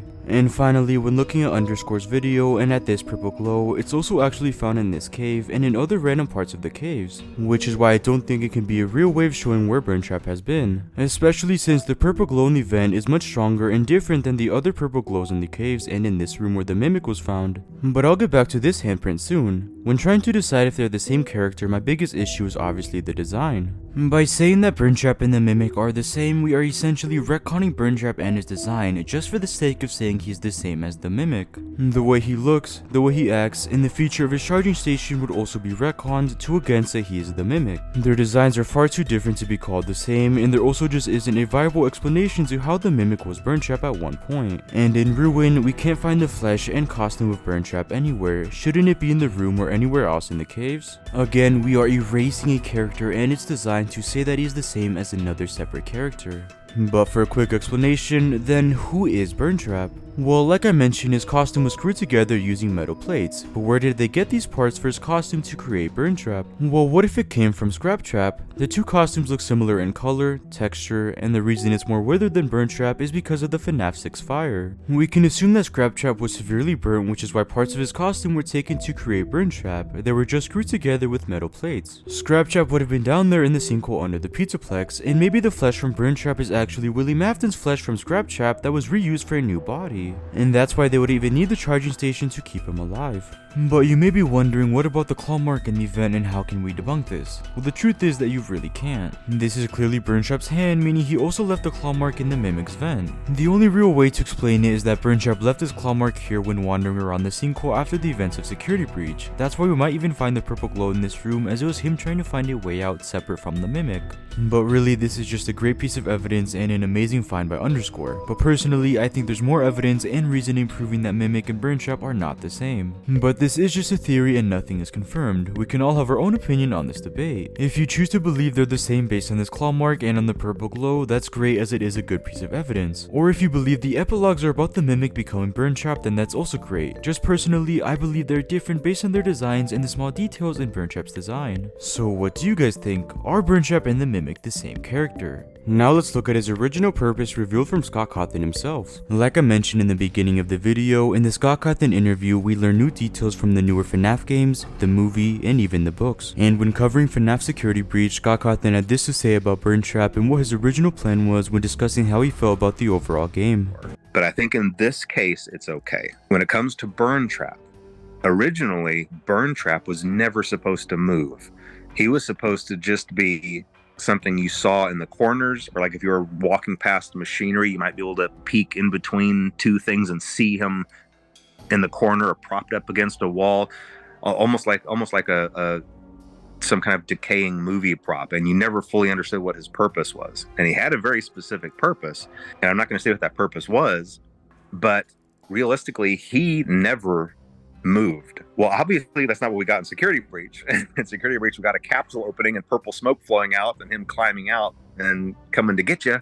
And so it's just not quite the same thing. So like he says in the small clip, it's obvious how different burn trap was in Security Breach compared to his original idea, especially when considering that burn trap was never supposed to move, which is almost hard to imagine. But what I think is the most important thing to take away from this clip is the fact that burn trap wasn't supposed to move for a very specific purpose, but Scott Cawthon hides this purpose from us. So I want to solve what this original purpose was and if we're going to see burn trap in a future FNAF project. In order to solve what his original purpose was, I think a perfect place to start is with the very first teaser trailer that gave us unused voice lines of burn trap and a new scene that wasn't used in the final version of the game. So let's look at these cutscenes and see if they help us with answering what his purpose was. When I first found you, you were nothing. You were small, pathetic. But now, you are more. Are you ready? You will do as I say. You will bring me what I want. And if you fail me, then you will, both of you, burn! Realize. In the first voice line, we can assume it's burn trap or glitch trap speaking to Vanessa before she would become Vanny as he's preparing her for what's to come. In the second voice line, we can assume this is actually burn trap because of the slightly different voice, and again, I think he's still talking to Vanessa. When he refers to both of you, I think he's referring to Vanessa and Vanny as two separate entities, or he could simply be talking to Gregory and Vanny, but either way, I don't think any of these voice lines reveal to us what his purpose was, and neither does the last scene. Scott Cawthon made it clear that burn trap was not supposed to move at all, and in this clip we clearly see him moving. And although we never saw the scene in the final game, I still think this was created after burn trap's purpose was changed, and this could just be an alternate scene to when he was revealed. That's why we even see the purple smoke behind his arm, and again, all of this was most likely planned after the change. So this just brings us right to the beginning. What was his original purpose? Well, I think it could be one of two ideas, with the first simply being that the reason burn trap never moved was because he was actually a hallucination. Now this was actually a popular theory when Security Breach was first released, and now it makes a lot more sense with Scott Cawthon's statement. The reason burn trap would randomly appear throughout the Pizzaplex and wouldn't move is because he was simply a hallucination. And in the very first teaser trailer for Security Breach, in one of the shots we might have actually seen this hallucination. In the very corner of this shot we see what appears to be the outline of someone, and when brightening this image we can see that this someone resembles burn trap. We can see the outline of his face, and what if this was the very first tease of a hallucination of burn trap before plans were changed? But if this was the case, what would be the purpose of burn trap being a hallucination? Well, I think it could really only be for one reason, which is to show that William Afton's presence is in the Pizzaplex. We know the last time we saw William Afton was in Five Nights at Freddy's 6 when he was burned inside the pizzeria, and it's this pizzeria that is right under the Pizzaplex. So it could be possible that his soul is still inside the pizzeria, which would allow him to access the Pizzaplex, which would then cause the hallucination of burn trap. But of course this can be debated, as it was assumed the last time we saw William Afton's soul was in a purgatory in Five Nights at Freddy's Ultimate Custom Night. But maybe this would have been a way to set up William Afton's return in another way before their plans changed with burn trap. Or it could have been to prove another popular theory, being that Gregory was under glitch trap's control the entire time. Now, although this topic can be a video on its own, burn trap would serve the purpose to prove this, as the only reason Gregory would be able to see burn trap was to show he was under the virus's control. And this idea is more related to the novels and the GGY story, but I could still see this being one of the original plans. So what if Burntrap's original purpose as a hallucination was to show that Willie Mafton was still present in the Pizzaplex? But moving on to the next idea, what if his purpose is related to another character? Well, I think that his original purpose was the equivalent to what Vanny's purpose is in the final version. In Security Breach, Vanny would randomly appear throughout the game and she would make your screen glitch while trying to capture you, or she would just walk by you like we saw in this scene when we're in the charging station with Freddy. And I think Vanny's purpose is to tease a greater threat in the Pizzaplex and to tell the player that she's not alone. And this greater threat is of course Burntrap in the very end of the game. So although this can be debated, I think Vanny's purpose was to set up Burntrap. So I think Burntrap's original purpose was to set up a greater threat in the Pizzaplex, and based on what we know, he would actually act very similar to Vanny. Instead of chasing the player like Vanny would, Burntrap would just instead stand still and would creepily be standing in different areas of the Pizzaplex. This would honestly be much scarier than seeing Vanny chasing you around, as it would be chilling to just see him standing there. Maybe he would have also made your screen glitch or fill it with a purple light like the purple smoke from his charging station, but either way he would have served the purpose of setting up the main villain and its ending. If Burntrap was only supposed to stand still in certain areas, then we can assume he wouldn't have gotten his own ending and he wouldn't have been the main villain of the game. The same way Vanny wasn't really the main villain of Security Breach. But if Burntrap was setting up a greater threat, now the question is, who would that greater threat be? Well, I think the answer is obvious, as it would be the Mimic.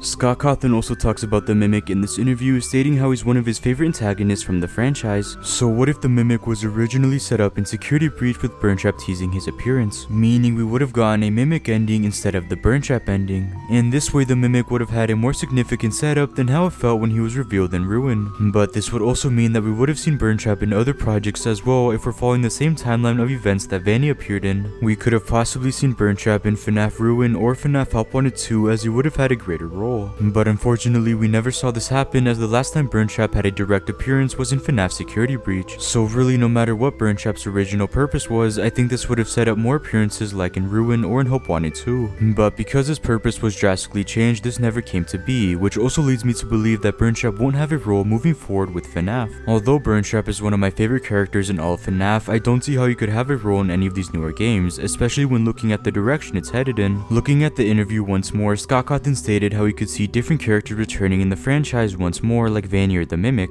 but he never brought up Burntrap possibly returning, and he only mentioned Burntrap when discussing his name and original purpose. So this also leads me to believe that he will no longer be in the franchise, especially when considering that he didn't appear in Ruin or in Hope Wanted 2, and it's almost impossible to expect him to appear in the next project. So with that said, Burntrap's original purpose was to set up Willie Mafton or the Mimic's return in some way, but his purpose was changed to be the main villain of Security Breach, which ultimately ended the possibility of him returning in new projects. And with all of that, this is everything we know about Burntrap's original purpose. Now let's look at where Burntrap was in FNAF Ruin. First, let's go over what we saw in the Burntrap ending of Five Nights at Freddy's Security Breach. At the end of the game, Glamrock Freddy and Gregory venture down to the abandoned pizzeria from the end of Five Nights at Freddy 6. And there we see the Blob and Burntrap, who is kept alive using a charging station. Burntrap takes control of Freddy using these monitors before Gregory burns down him and the pizzeria. And then in the ending, we see Burntrap try and escape before the Blob grabs him, and it's assumed they both burned in that fire. We then see Gregory and Freddy escape successfully, and in the final moment we see them on top of a hillside. Now up until Ruin's release, this was considered as the canon ending, as it's one of the only endings we got a cinematic scene for, and it made the most sense timeline wise. But then Ruin was released, and with this DLC we learned that the Princess Quest ending was actually canon and not the Burntrap ending. We know this because of various things, like the fact that Cassie's using the same Vanny mask Vanessa leaves behind, Freddy's missing his head and has a hole in his chest like we saw in the ending, and one of the arcade machines has a golden sword through it, meaning the virus was defeated like we saw in the Princess Quest minigames.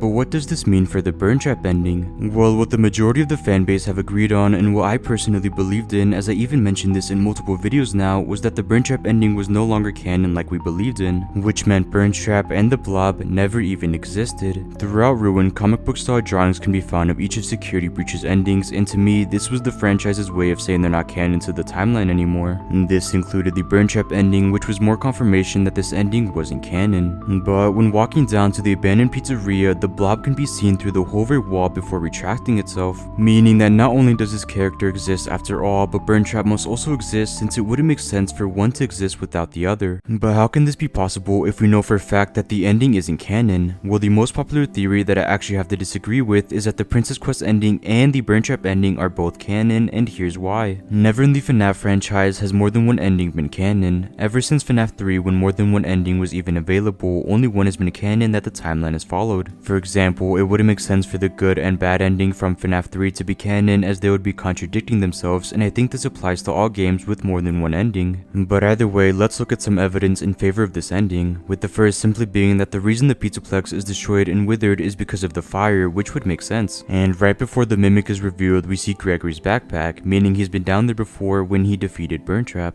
Now again, all of this would make sense, but there's more evidence disproving this ending ever happened, starting with the simple fact none of these endings would be possible if one of them already happened. If the Princess Quest ending took place first, then there's no way they could have gone down to the FNAF 6 pizzeria, since Freddy loses his body and then we see him leave with Vanessa. If the Burntrap ending took place first, then they wouldn't have been able to go back up to the Pizzaplex, since it was made very clear that the elevator would only work for one trip. And by that time, the pizzeria has already begun to collapse, so I find it hard to believe that they would be able to go all the way back up and stop Vanny. Again, no matter what order these endings would take place, it just wouldn't be possible. Some other small details I wanted to mention are in FNAF Ruin, the FNAF 6 pizzeria doesn't look to have been affected by a fire, especially in the room Burntrap was in. It looks completely fine, and again, it has no effects of a fire. And finally, the only time we see Glamrock Freddy is in Phaser Blast, which is where we last saw him in the Princess Quest ending. But now that I think it's pretty clear the Princess Quest ending is canon, the Burntrap ending isn't, and that Burntrap still exists as a character, the question still stands: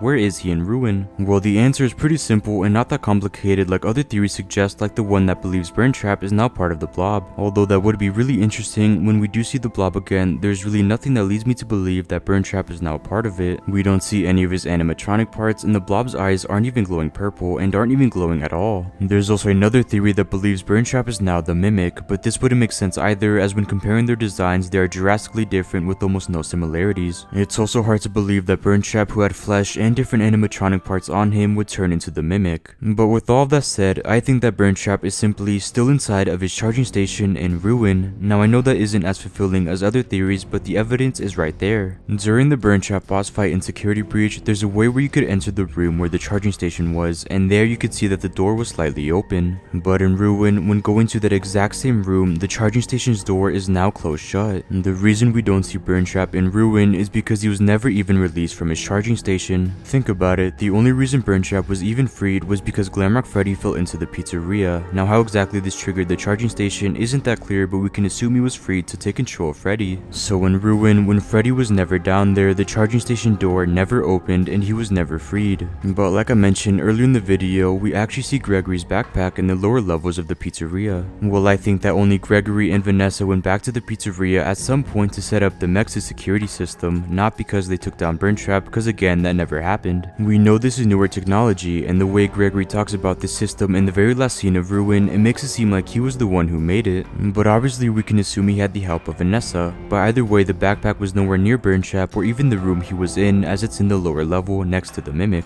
So really, I don't think Gregory even knows about Burntrap, as again, Freddy was never there to free him. And in terms of the Pizzaplex being destroyed and withered, I still think this was because of a fire, but using evidence from a newspaper at the entrance of the Pizzaplex, we learned that all of this was caused by an earthquake. Now this also isn't the most fulfilling answer, but it makes the most sense logically, and it fits in with everything else I've discussed so far in this video. But because there's no more power in the Pizzaplex, we can assume the charging station stopped working, which would ultimately kill Burntrap, as this was the only thing keeping him alive. But finally, what does this mean for the future of Burntrap? Well, unfortunately to me, this is telling us that he won't have a future in the franchise anymore. Now at one point, I do think William Afton was trying to come back in the form of Burntrap, and originally he was going to have a much larger role. We know this because in the very first trailer we heard voice lines from William, and we even saw Burntrap at the end of it. When I first found you, you were nothing. You were small, pathetic. But now, you are more. Are you ready? You will do as I say. You will bring me what I want. And if you fail me, then you will. Both of you burn!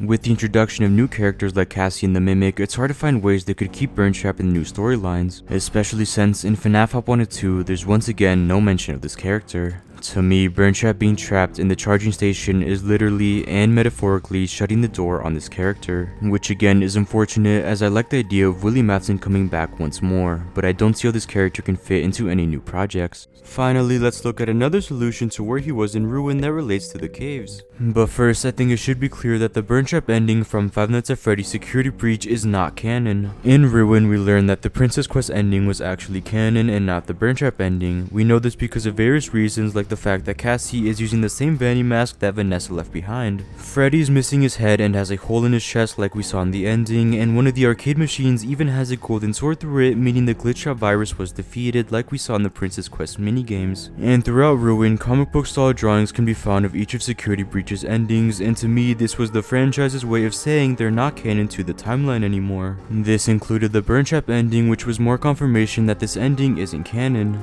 But when walking down to the abandoned pizzeria, the blob can be seen through the hole of a wall before retracting itself. Meaning that not only does this character exist after all, even though their ending wasn't canon, but Burntrap must also exist since it wouldn't make sense for one to exist without the other. So this also means that Burntrap must be somewhere in the Pizzaplex when Ruin takes place, but where? Well, let's start to go over the crucial piece of evidence that I haven't seen anyone else in the community talk about, which are the caves. Once you make it to the sinkhole, you go through different caves until you find the Mimic, and you have to escape him by once more going through a cave. But one section of these caves is the key to solving Burntrap and other mysteries from the Pizzaplex, and of course I'm talking about the cave with the waterfall, the blue water, the blue mushrooms, and the blue rocks. Now at the surface it may just seem like a normal cave, but it's so much more than that. I think this cave is what powers the Pizzaplex and everything inside of it. Let me explain. I believe that the blue water we see in this cave is the same water or liquid that we see in the charging stations. They're both light blue, and when going near the water and the liquid from the charging station we hear static, meaning they're electrically charged.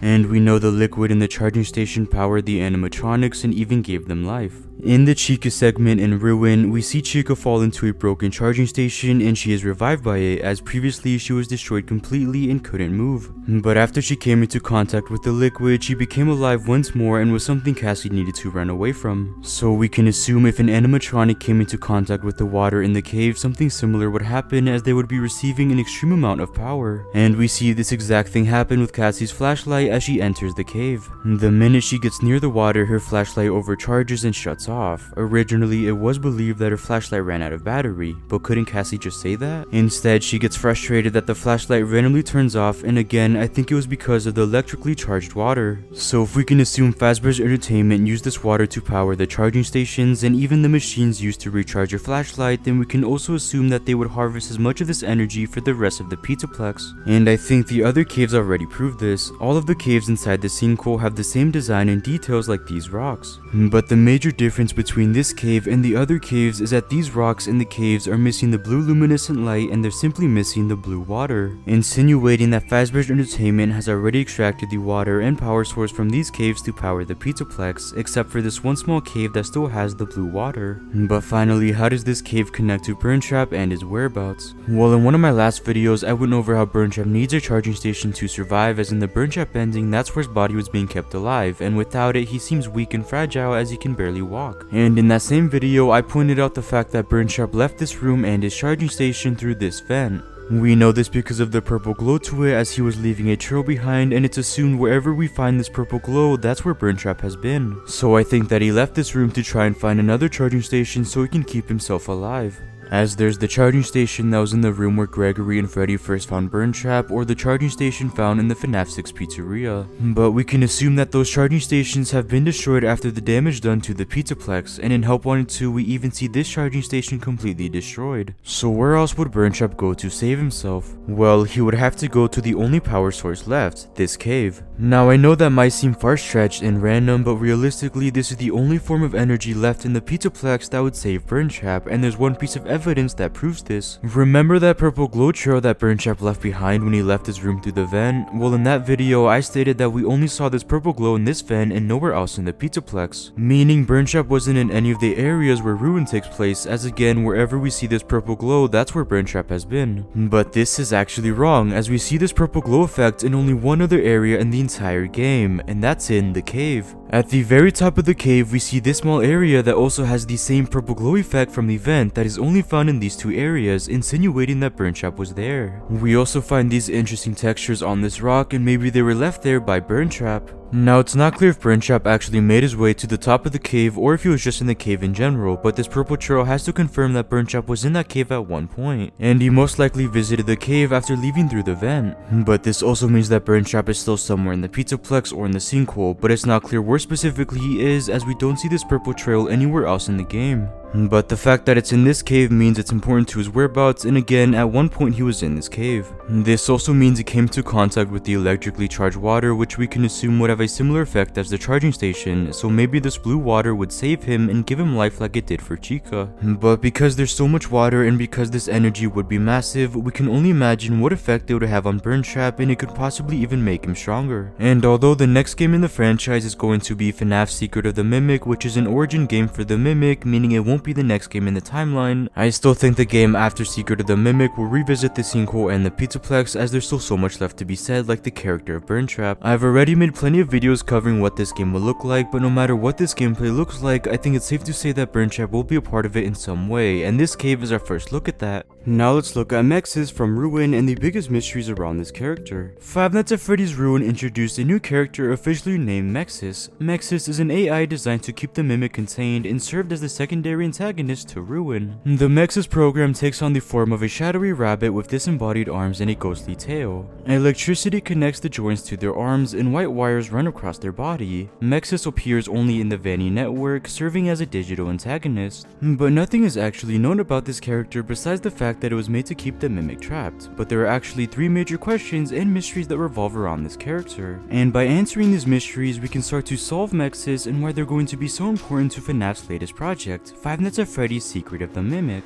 So who is Mexis in Ruin? Well, like I mentioned, Mexis serves as the antagonist in the Vanny network, so after having the mask for too long, Mexis will appear doing poses reminiscent of Glitchtrap. However, this cannot occur at certain points in the game as Hopi attempts to deactivate them. Mexis does have a major role throughout the game, and the most important thing to note about this character is what we see occur in the final segment of the gameplay. When Cassie reaches the bottom of the sinkhole where the Mimic is being held, she disables the Mexis system as she deactivates the machine using this old computer. We see Mexis come out of the machine to confront Cassie before he's sucked back into it and shut down. Then after the Mimic reveals himself to Cassie, it's revealed by Gregory that the Mexis system was actually the only thing keeping the Mimic contained or trapped. And now that Cassie disabled him, the Mimic was able to walk free and to escape. So what are the three big mysteries around Mexis? Well, the first big mystery is how old is the Mexis machine? When taking a closer look at this machine, it's clear how old it really is and how long it's been down there. And even in the interview with FNAF and Steelwood Studios, it was revealed that it was designed purposely to look old, insinuating that the machine itself is again old.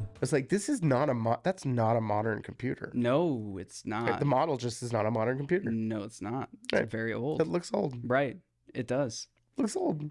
It does. Well, because there's so many references to FNAF 4 in that time period, like these Fredbear Family Downer posters found in Security Breach, or the Fredbear cardboard cutout found in the cage that unlocks the secret ending, it's widely believed that this machine was created around that same time period, which would have been the early 1980s. I also believe this is true, and I think it's actually already been revealed what year Mexis was exactly made, but I'll get back to this very soon. But I think the next two big mysteries around Mexis can be answered together, and the way we can answer them is by looking at FNAF's Secret of the Mimic, with those two big mysteries being the design of Mexis and if they're really just an AI. Let me explain. When looking at the design for Mexis, it doesn't match or look similar to anything else we've seen in the franchise before. With each new character and design in this new era of the FNAF franchise, they can easily be compared to other characters, like Glitchtrap is based off of Spring Bonnie, Vanny was then based on Glitchtrap, Burntrap was based off of Springtrap or Scraptrap, and the Glamrock animatronics were based off of many iterations of animatronics before them. But again, it's impossible to compare Mexis to any other animatronic animatronic in the franchise besides saying it's a blue rabbit like Bonnie, and the only other animatronic to have a similar effect in Ruin is the Mimic.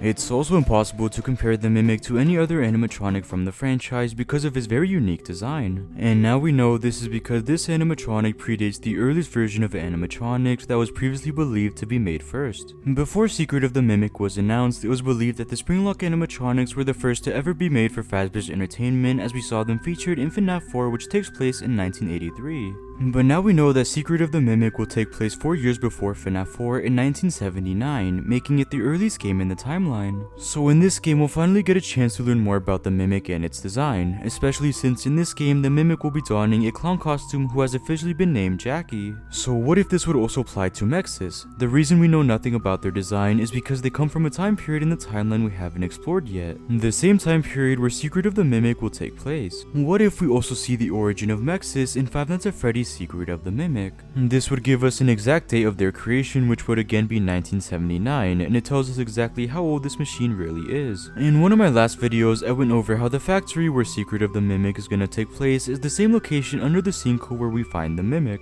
I came to this conclusion using evidence from Ruin and what we know from the demo of Secret of the Mimic. When looking at the second location under the Pizzaplex, it doesn't match the style of the Pizzaplex or the FNAF 6 pizzeria. It appears to be much older and withered. It's made up of wooden planks and metal, and this location is almost built into the caves, showing how old it really is. But the style of this location is exactly the same as the factory from Secret of the Mimic.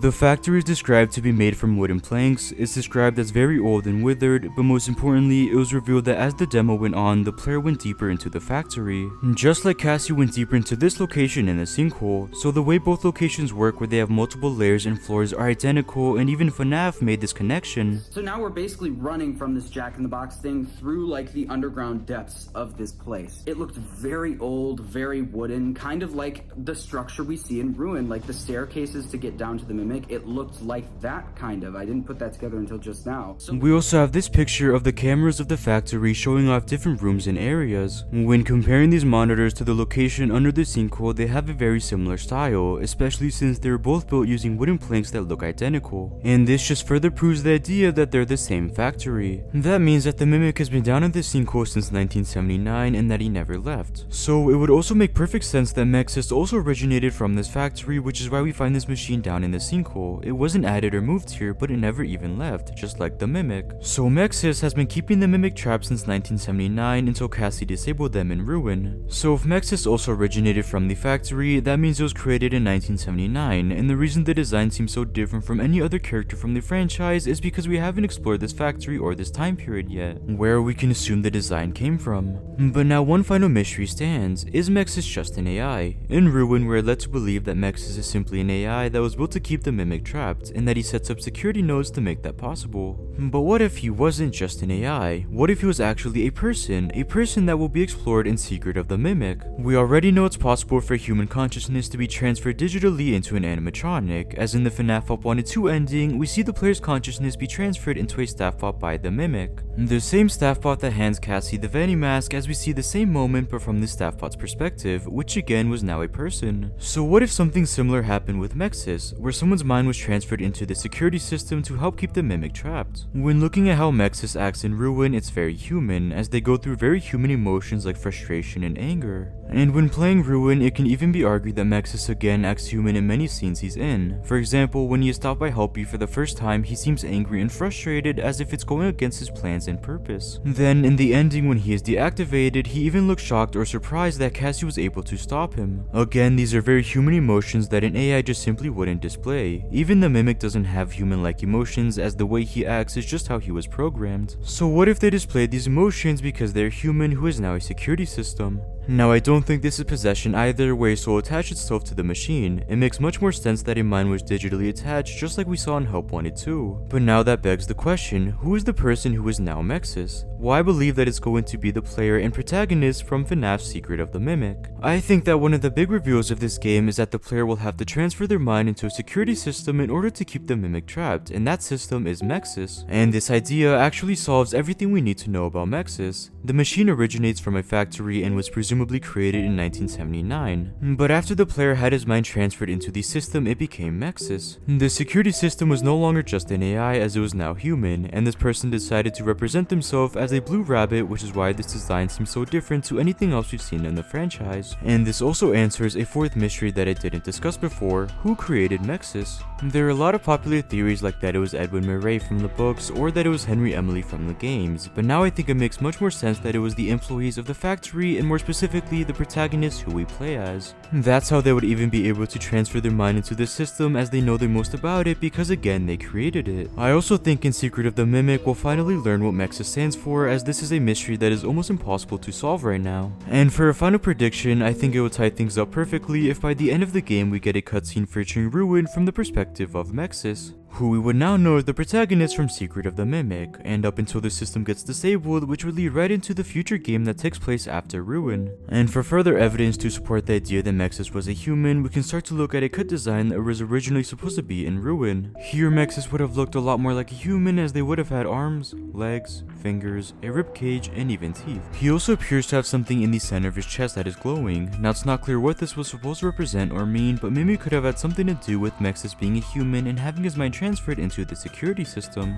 It's also not clear why this design choice was cut from Ruin. It could have been because it's a lot more terrifying compared to the original design, because it's even more different than the other designs in the franchise, or maybe because it would have made it too obvious that Mexis is actually a person. But what do you guys think of this design for Mexis, and should they have kept it? And most importantly, does this cut Mexis design support the idea that Mexis is actually a person? So again, Mexis was created in 1979 by an employee of a factory, who would then have their mind transferred to this machine and would don the design of Mexis, which is a blue rabbit. But remember, this is just a theory. Moving on, let's look at the franchise's newest spin-off game, FNAF Into the Pit, by first looking at the endings. Fazbear's Fright Into the Pit was released on December 26, 2019, and was the first installment to this new series of FNAF books. So for a quick summary of the game, our main character Oswald visits a remodeled version of Freddy Fazbear's Pizza, renamed Jeff's Pizza, and jumps into an old ball pit. He's transported to the time period of 1985, where he sees Spring Bonnie murdering 6 children. Oswald's father pulls him out, but he gets trapped by Spring Bonnie. In the present day, his father is replaced by Spring Bonnie, but no one except Oswald realizes it. But Oswald returns to the pizzeria where he attempts to rescue his dad. This game follows the same formula for most FNAF games, where you have to survive 5 different nights. And in each of these nights, Oswald attempts to free his dad from the pizzeria, but ultimately fails, until the last night where we are introduced to our first ending. In the bad ending, after you free your dad for the first time, Spring Bonnie captures him one more time and you follow them back into the ball pit. And this is also where all the other endings take place. But in the bad ending, you free your dad and yourself from Spring Bonnie and jump back into the ball pit to go back to the present time. There you make sure your dad is okay before Spring Bonnie jumps out of the ball pit as well and captures you to take you back with him. We then get a small cutscene of Oswald in the party room tied up, before we see the shadow of Spring Bonnie enter the room, and then the bad ending fades to the credits. Now the most important thing to take away from this ending is that you are successful in rescuing your dad, but you fail in escaping yourself. You are essentially sacrificing yourself for your dad, and you are left in the time period of 1985. And when Spring Bonnie walks in the party room, it's presumed that Spring Bonnie murders you like the other children in the missing children incident. And this ending is pretty straightforward, and I think there's a lot more to say with the next 3 endings, starting with the happy ending. In order to get this ending, you need to unlock 5 different collectibles that were left by Oswald's dad after he was captured. You must find 2 photos, his wedding ring, his wallet, and his name tag. Then after going back to the party room after Oswald's dad was taken once more, you'll find this picture. It's a picture of 2 people with the caption, "An odd photo of 2 men inside of a strange office. Is this somewhere inside Freddy's?" And when going through the ending, everything plays out the same, except that this picture falls out of Oswald's pockets after escaping Spring Bonnie. Then after Spring Bonnie looks at the picture, he has a negative reaction to it where he starts twitching and almost seems different. Then after jumping back into the ball pit to grab Oswald, he instead has the option to punch Spring Bonnie into the net of the ball pit. Spring Bonnie struggles to set himself free from the net, which has the opposite effect as Spring Bonnie hangs himself in the net. This then kills Spring Bonnie, as Oswald and his dad are able to escape the pizzeria. Oswald then tells his dad that he slipped on a ball, which is why he can't remember anything. His dad then tells Oswald he's sorry and that they are going to move for a better life, and the happy ending fades to the credits. Now this is the exact same ending we we see in the book, Oswald is able to free himself and Spring Bonnie is hung by the net in the ball pit. But the one major difference and the one thing to point out is the picture. What two people were in this photo to cause Spring Bonnie to have that reaction and fail to capture Oswald? Well, originally I saw many fans speculate that it was a photo of his dad with William Afton, but I don't think this is the case, as he would have immediately been able to recognize that one of the people in the photo was his dad. But in the caption he makes it clear it's an odd photo of just two men, meaning he doesn't know any of the two men in the photo. So instead I think it makes a lot more sense that this is a photo of Henry Emily and William Afton. If Spring Bonnie were to be reminded of his past from this photo, it makes sense he would have the reaction, which would have also led to his death. And in the caption we also learn that they are in a mysterious office that could be somewhere in the pizzeria. We know hidden offices exist in the pizzeria, like the room we find Oswald's dad in, so there could easily be another office where Henry and William worked in where this picture was taken at. And again, it's this photo that reminded William of his past, and it's this photo that was key to escaping. So now moving on to the sad ending, in order to get this ending, one crucial mistake must be made. When Spring Bonnie grabs you in the ball pit, instead of punching him, you have to let the timer run out, which will cause him to jump scare you.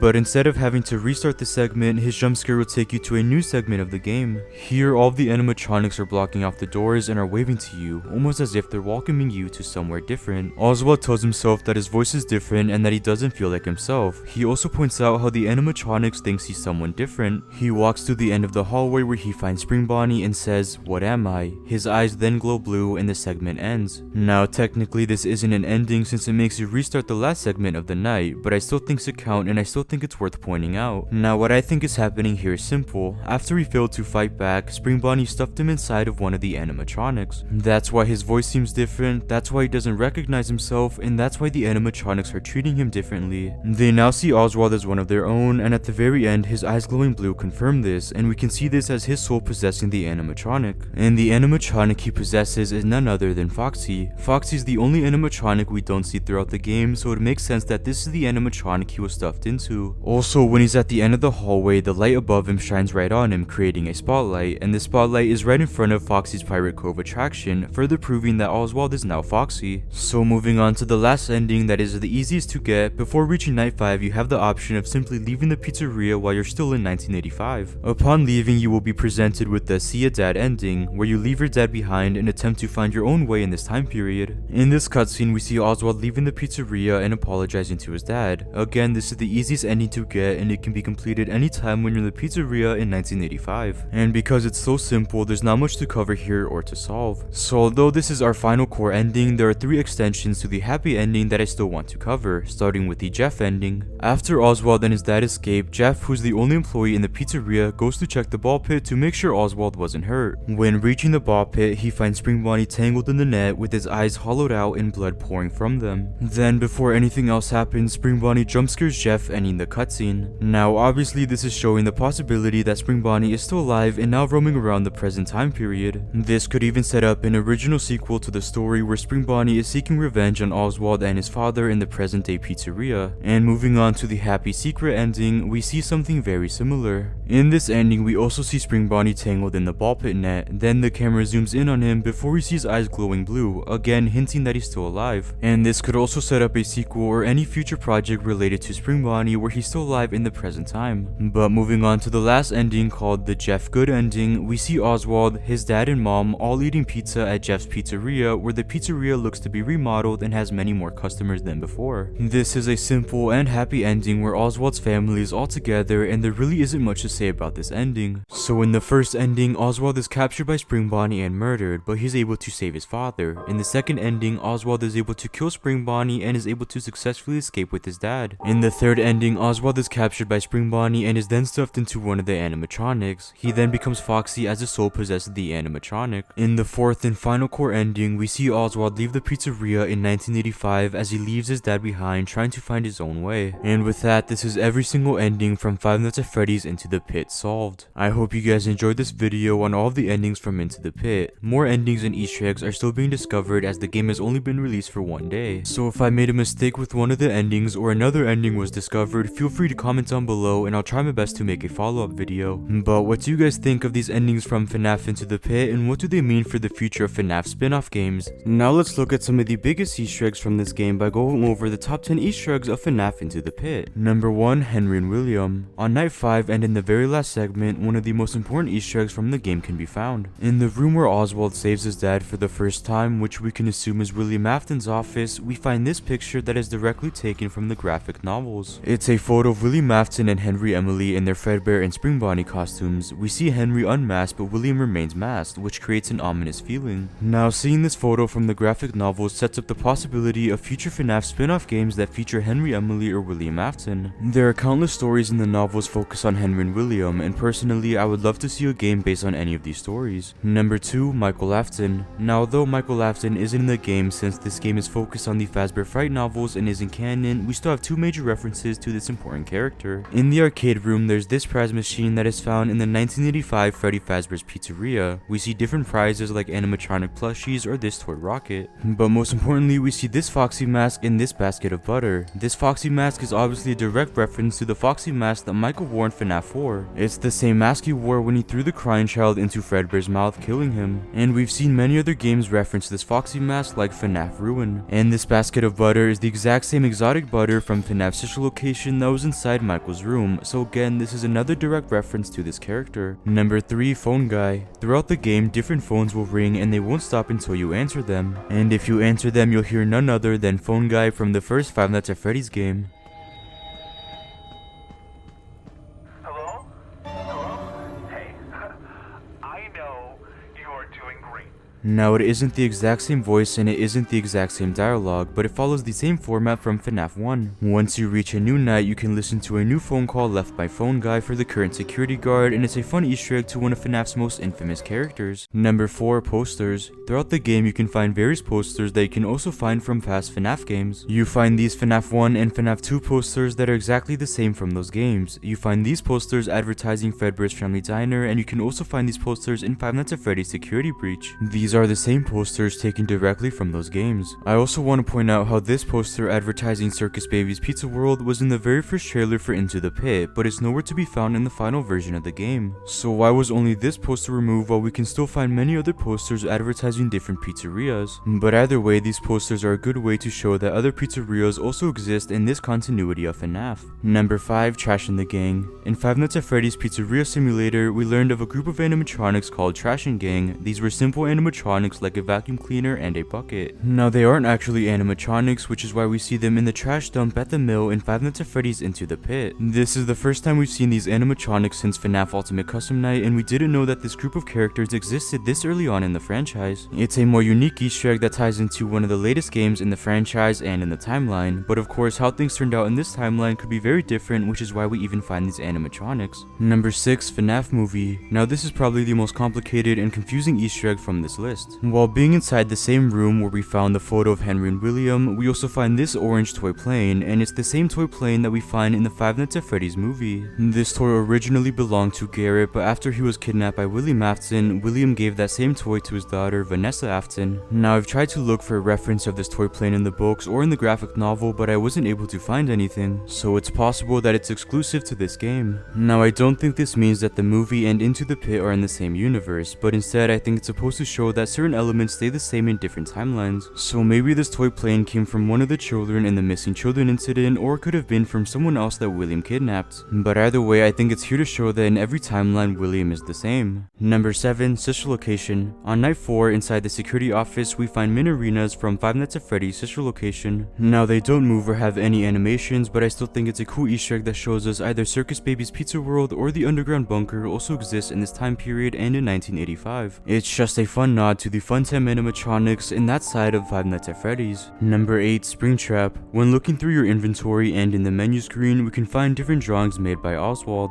We see things like endoskeletons and different animatronics, but there's a rare chance that you can find these drawings of Springtrap. Obviously, we see Spring Bonnie as the main antagonist in this game, but these are very clearly drawings of Springtrap, which is Spring Bonnie after the Spring Lock incident. So what inspired or caused Oswald to make these drawings of Springtrap is unknown, as the Spring Lock incident hasn't happened yet, but either way, it's a cool Easter egg of FNAF's most popular villain. Number 9, minigames. In the arcade room, you have the option to play different arcade games like this Balloon Boy or Helpy minigame. And in most of these arcade games, there's a way to get an Easter egg like the Easter eggs we used to get with the older FNAF games. We see this Easter egg of Balloon Boy going through the missing children incident and popping 5 different balloons, signifying the 5 different victims. And at the end, we also see Willie Mafton himself as Purple Guy. We also see many minigames referencing other stories from the books like an Eleanor minigame, a Fetch minigame, and a Count the Ways minigames. All of these minigames could possibly set up a future FNAF spin-off games focusing on these stories, and in the Dako and Scott Cawthon interview, he already expressed interest in making a Fetch game. These minigames are also reminiscent to the minigames we would see in the older FNAF games, and it was great seeing them finally return. Number 10, Balloon Boy.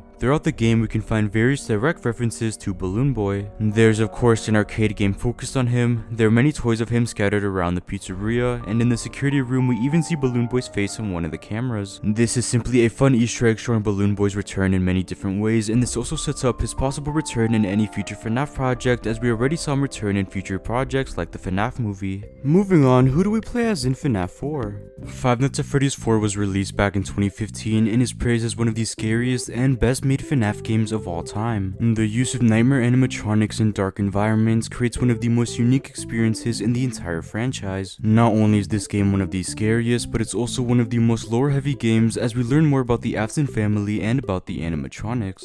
But for years now, the community had agreed that most of this game's content has been solved or discovered, and that included who we played as. But recently, fans have challenged this by saying we play as someone else from the franchise. So in this video, I'm going to go over why we don't play as the Crying Child in FNAF 4 and why we instead play as Michael Afton. Let's get started. Like I mentioned, for years now, the consensus among the community was that we played as the Crying Child, and that's what the game made obvious. In every cutscene, we play as the Crying Child, trying to run away from the animatronics until we see him be thrown into the mouth of Fredbear by his older brother Michael, which killed him. We then saw him in the ending where he passed away and where Willie Mafton gave his final words to him. And up to a certain point, no one had really challenged the idea that we played as the Crying Child in FNAF 4. It wasn't until the survival logbook and when people started to look closer into this game's details that people realized it doesn't make sense for us to play as the Crying Child. If anything, it made a lot more sense that we actually instead play as the Crying Child's older brother, Michael Afton. We know the survival logbook belongs to Michael as he signed his name, but what in this book tells us he's the main character in FNAF 4? Well, we know whoever we play as is the only person who would see the nightmare animatronics as they aren't real, but in the logbook we see a drawing of one of the nightmare animatronics, meaning at some point Michael must have seen a nightmare animatronic in order to include it in his book. But there's more proof. When looking at all of the rooms in the minigames, the Crying Child's room doesn't match up with what we see in the actual gameplay. He only has one door instead of two, and the layout of his room doesn't match either. But we don't actually see Michael's room in any of the minigames, meaning there's a big chance his room would match with what we see in the gameplay. Speaking of the gameplay, the way this game works is a direct parallel to the gameplay in FNAF 1. In both these games, Bonnie attacks from the left door while Chica attacks from the right door. Freddy and Foxy have their own way of getting in this room, and this parallel feels intentional. While playing, there's also a rare chance that you will hear a distorted version of the FNAF 1 Night 1 phone call.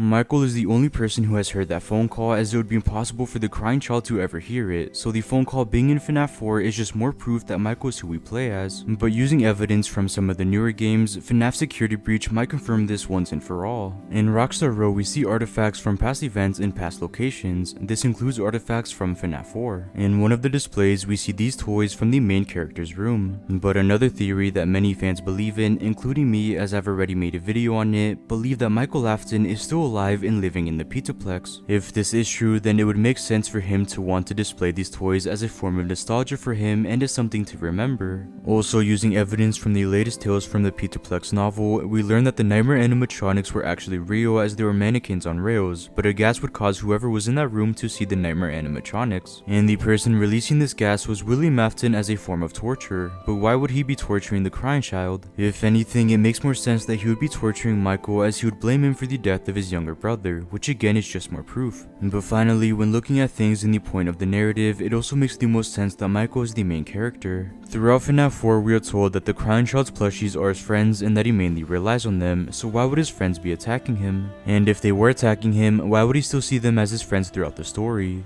Besides FNAF 4, we know for certain that Michael is the main character in all the main games up until FNAF 6. He's always been the security guard, and we know this because of names on paychecks and because of pages in the survival logbook. So if he was also the main character in FNAF 4, it would follow the trend of him being the main character and it wouldn't break it for only one game. So with all that said, we know we have to play as Michael Lafton in FNAF 4 as we have plenty of evidence from the survival logbook, the latest pieces of media from the franchise, and because it makes the most sense narratively. Now, nothing is really confirmed about who we play as, but I think it makes the most sense that we play as Michael, even if it may seem like the game is making it obvious that we play as the Crying Child, or it could even be possible that we actually play as both of these characters throughout the game, but I think it would be hard to tell when we play as what character. Or it could even be possible that we play as an entirely different character, as the Tales from the Pizzaplex novel mentions many victims of this torture experience. But because new information is still being released on this game, it might be possible that one day we'll get an answer to this mystery, but for now this is all just a theory. But I hope you guys enjoyed this video on Five Nights at Freddy's 4 and on Michael Lafton. But what do you guys think? Who do we play as in FNAF 4?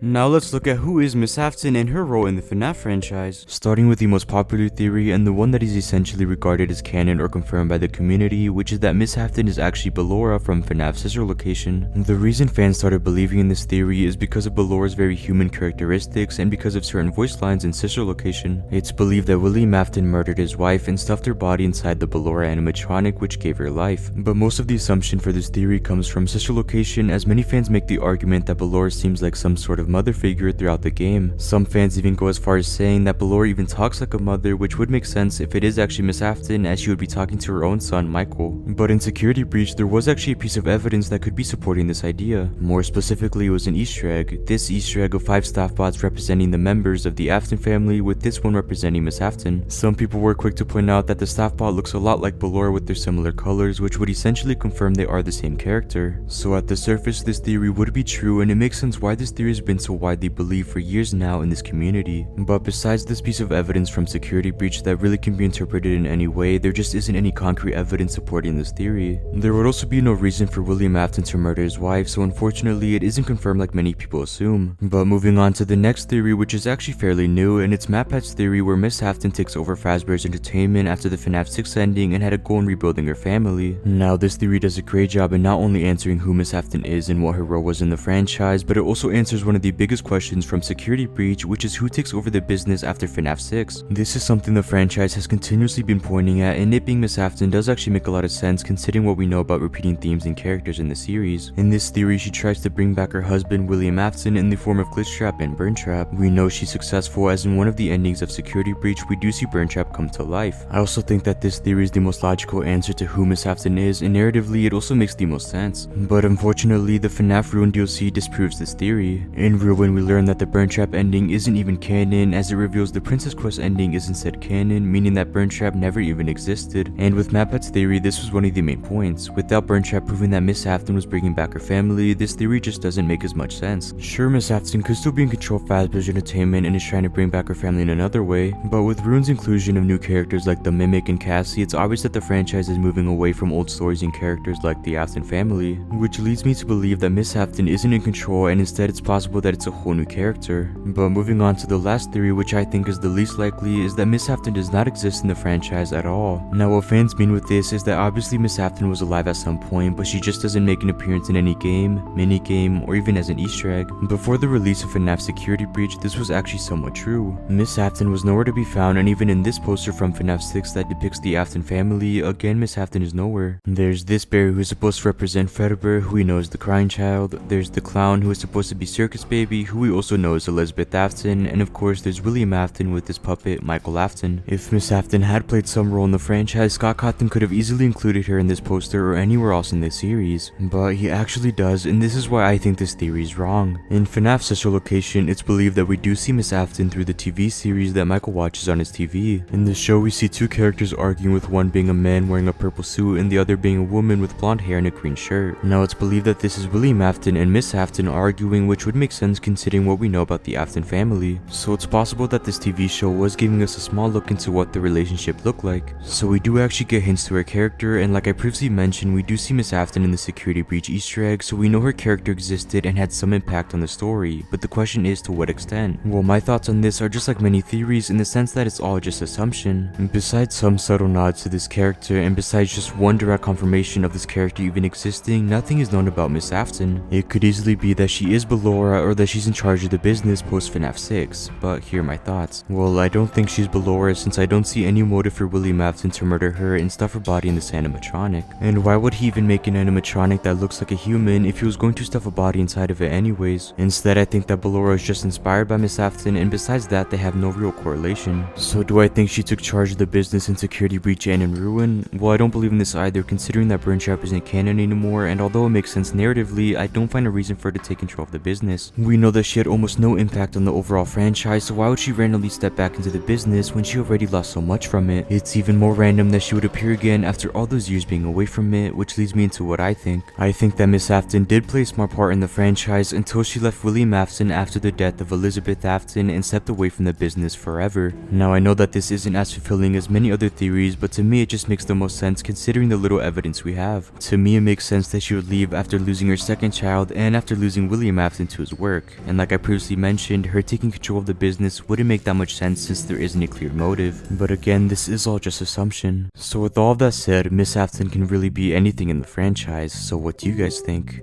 Now let's look at Monty from Security Breach and who he is. Like I mentioned in the beginning of the video, the Glamrock animatronics have been the main point of discussion ever since Security Breach was released back in December of 2021. Unlike the past animatronics in the franchise that have all been possessed by souls or illusions that target the player, these were normal animatronics that suddenly turned evil and violent when trying to capture Gregory. They all have their own unique and powerful personalities that each player rolled throughout the game, and I believe that we need to take a closer look into one of these animatronics that are drastically different from the others to solve the lore, and again, I'm not talking about Glamrock Freddy. I believe that Monty is instead the key to solving the lore of this new era of the FNAF franchise, but first, let's quickly recap the Glamrock animatronics and what makes them so unique. In the very opening of Security Breach, we see the Glamrock animatronics performing on stage as the game introduces each one of them. Then, after Glamrock Freddy spots someone in the crowd, his system shut down, causing him to collapse and end the show. It was then revealed that he spotted the protagonist in the crowd, Gregory, who snuck into a stomach hatch when he was shut off. This was the introduction to our two protagonists and the two characters we would be following throughout Security Breach. But what about the other three Glamrock animatronics? Well, as the opening segment of this game progressed, we learned that the other animatronics suddenly became aggressive and violent as they were trying to hunt down Gregory to capture him. Freddy immediately points out this odd behavior from them, as it's extremely unlike them to be even remotely aggressive. So what made them like this, and more specifically, who changed them? Well, it's heavily theorized that it was the Glitchtrap virus. In Help Wanted and in FNAF AR, we learned that a virus is spreading across systems and is causing them to shut down. This virus even took over the mind of Vanessa, who influenced her to become Vanny and would even force her to copy William Afton and his actions, like kidnapping children, causing them to go missing. It's also assumed that this virus would be able to take control of any animatronic or system in the Pizzaplex, including the Glamrocks, and this is exactly what we see happening in the opening. This Glitchtrap virus was attempting to take control of Glamrock Freddy, but it ultimately failed, causing Freddy to reboot in safe mode. Now, why it failed to take control over Freddy is a mystery that deserves its own video, but what's important to know is that the virus was successful in taking control of the other three animatronics. That's why they're now suddenly aggressive and violent. That's why they have a need and desire to capture Gregory. They're now under the control of Vanny and Glitchtrap as they're ordered to find Gregory. And we clearly see the efforts they go through to try this throughout Security Breach. It's also very important to note that the Glitchtrap virus is actually the Mimic. We know this from the tales from the Pizzaplex novels, as we learn that the original Mimic 1 program that was developed to create the Mimic was brought back when a video game studio under Fazbear's Entertainment scanned an old circuit board while making a VR game. This then caused the Mimic to presumably return as Glitchtrap. Because this program was fed so much data from the pizzerias and company to create this VR game, the Mimic adapted to mimic William Afton and his actions. But what makes Monty so different from the other animatronics to where he might solve the lore of Security Breach? Well, I believe that Monty was actually supposed to be a direct parallel to the Mimic and was also a direct tease to the Mimic being the main antagonist in Ruin. Let me explain. We know that the Mimic was was controlling the Glamrock animatronics in Security Breach, but what if there were levels to how strong the Mimic's control was over these characters? For example, we know is the weakest with Freddy as he wasn't able to take control, and we know is the strongest with Vanessa as she was completely under the control of Glitchtrap and the Mimic to the point where she became Vanny. But what about the other three main Glamrocks? Well, we can assume it's the weakest with Roxy, as in Ruin she shows love and empathy towards Cassie when she realizes who she is, and she even reminds her of her birthday party. Although she was violent towards Gregory, she did act normal and like herself with Cassie. With Chica, we can assume the Mimic had a medium or neutral control over her. Chica acts violent towards Gregory and Cassie, and we don't really see any strong moments of sympathy with this character.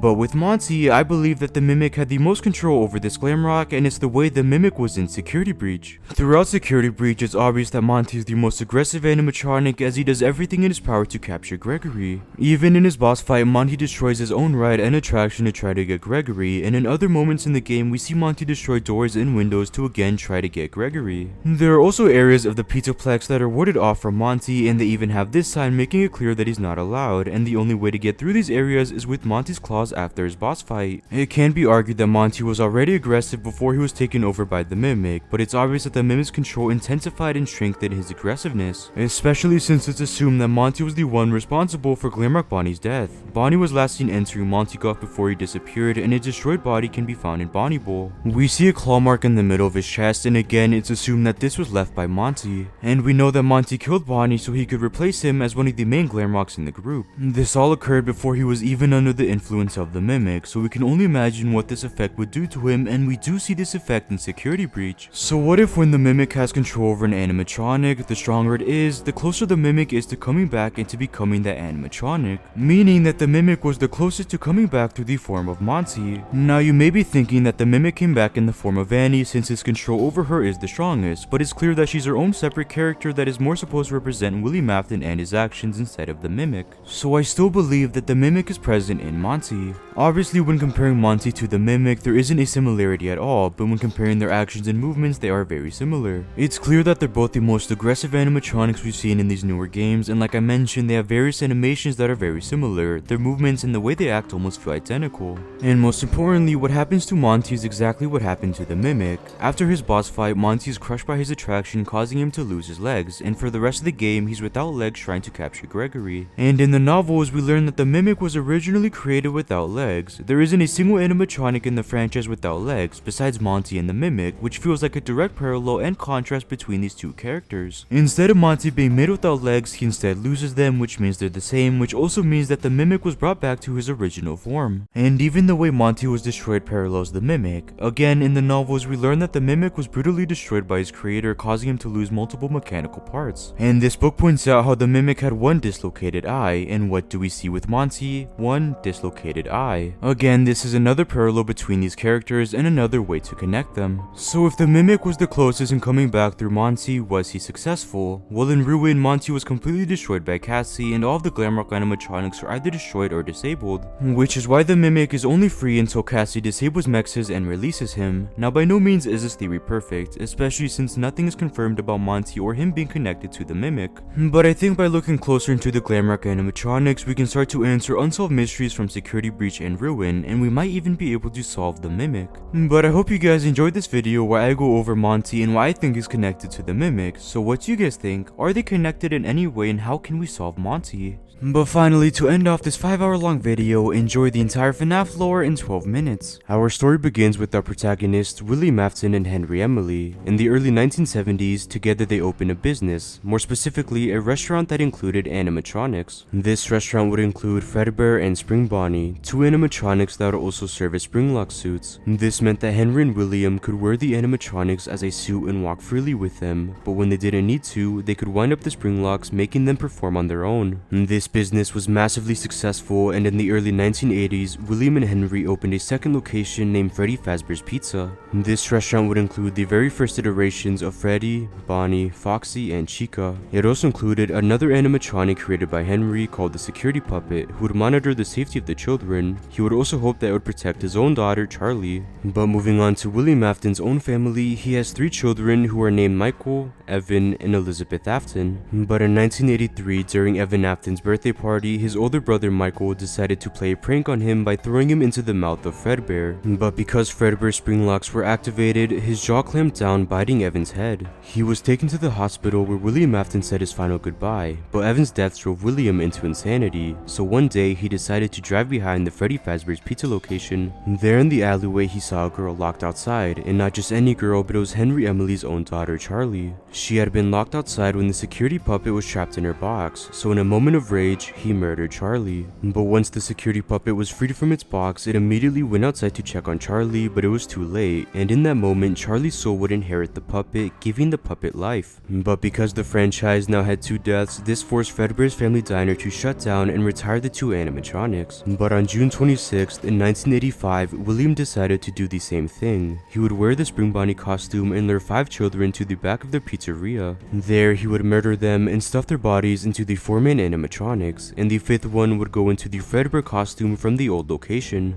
This would be known as the Missing Children incident, and Freddy Fazbear's Pizza would close down. Although Henry would open a new location, phrasing it as the grand reopening of Freddy Fazbear's Pizza, this location included the new toy animatronics, although the old ones would stay in the storage room. Henry would also fire William from the business since he was the main suspect of the Missing Children incident. This enraged William, so he created a new business called Afton Robotics and opened a new location, Circus Baby's Pizza World. This location included new animatronics using new technology. It would include Circus Baby, Ballora, Funtime Freddy, and Funtime Foxy. But a week before the restaurant opened, William's own daughter, Elizabeth, got too close to Circus Baby and she opened her stomach, grabbing her, which killed her. As a result, the location closed down and William lost another child. So in another moment of even more rage, William decided to go on another killing spree. So in 1987, William snuck into the new Freddy Fazbear's Pizza location using that same Spring Bonnie costume. Again, he lured 5 children around the pizzeria and murdered them. And the following week, after a security guard was bitten by Mangle, losing his frontal lobe, the new Freddy Fazbear's Pizza was finally closed. But Henry had actually opened a new location using the repaired Withered animatronics, but this location also ultimately failed as it never raised enough money to keep itself afloat, so the repaired animatronics resided in that abandoned location. And William Afton, knowing this, knew he could sneak in and dismantle these animatronics to use them for experiments. He even opened another smaller location named Circus Baby's Entertainment and Rental that would serve as a front. This location was in an underground bunker that he built years ago where he would work on the animatronics. So each night, William would go to the abandoned pizzeria and lure the animatronics. There, he would dismantle them and bring the scrap parts to his underground bunker. Each night, William would sneak in and he dismantled the 4-man animatronics, unknowingly releasing the souls from the physical animatronics. But on the last night, he found the 5 souls of the 5 children he murdered all those years ago. Afraid and confused, William runs to the Spring Bonnie suit and wears it one more time in an attempt to try and scare them. But because of his sweat and condensation from the room, the spring locks activated, crushing William's body inside. His flesh and the metal of the spring locks meshed together, and all he could do was lay there, helpless. But while all of this was happening, William's oldest son, Michael, was on his own journey trying to find him. Michael visited the grand reopening of Freddy Fazbear's Pizza and the smaller location that opened as well, while posing as a security guard with a fake name. He would fight off the possessed animatronics for a total of 8 nights while trying to learn about them and still trying to find his dad. He also visited William's bunker where he was reunited with his sister Elizabeth, who was now Circus Baby. But on the last night of the job, he was tricked by the animatronics and was lured to a scooping room. There, he had his insides scooped out by this machine and the animatronics combined into one entity called Ennard. Ennard then climbed inside Michael's body, using him as a suit, and escaped the bunker. But after some time had passed and after Michael's body has rotted, Michael had thrown up Ennard out of his body and somehow he was able to survive.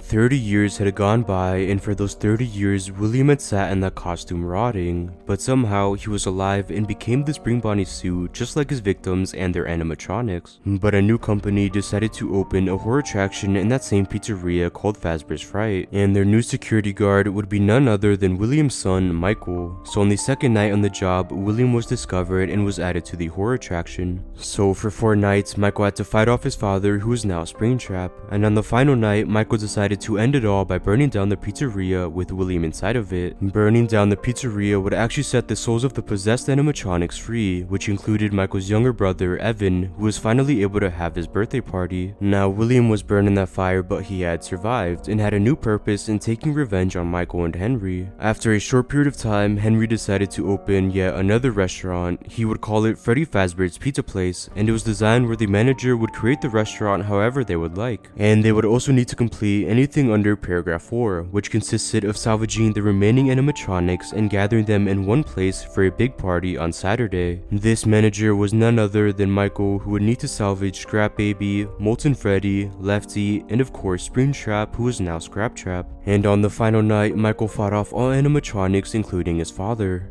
But Henry and Michael were able to successfully gather all animatronics for a big party on Saturday, which was to burn them all, finally putting a rest to Fazbear's Entertainment and all of its victims. All except for William Afton. This time he would not survive the fire, and instead of William being sent to hell, Cassidy's spirit holds him back in a sort of purgatory and tortures him with his own creations. Cassidy's spirit was inside the Golden Freddy animatronic, and her only purpose was to get revenge on William. He would have to fight off 50 of his creations in one of his offices, and if he was killed, it would start all over again. Even if he survived until 6 AM, Cassidy would still kill him and force him to restart. He meets a cruel but fitting end by being tortured by all of his creations for eternity. After some time had passed, what was left of the company decided to restart by creating a virtual reality game that would dismiss all rumors around the company. They hired a game developer to create this game, and to speed up the process, they decided to scan old motherboards from the restaurants. But these motherboards contained code of the Mimic.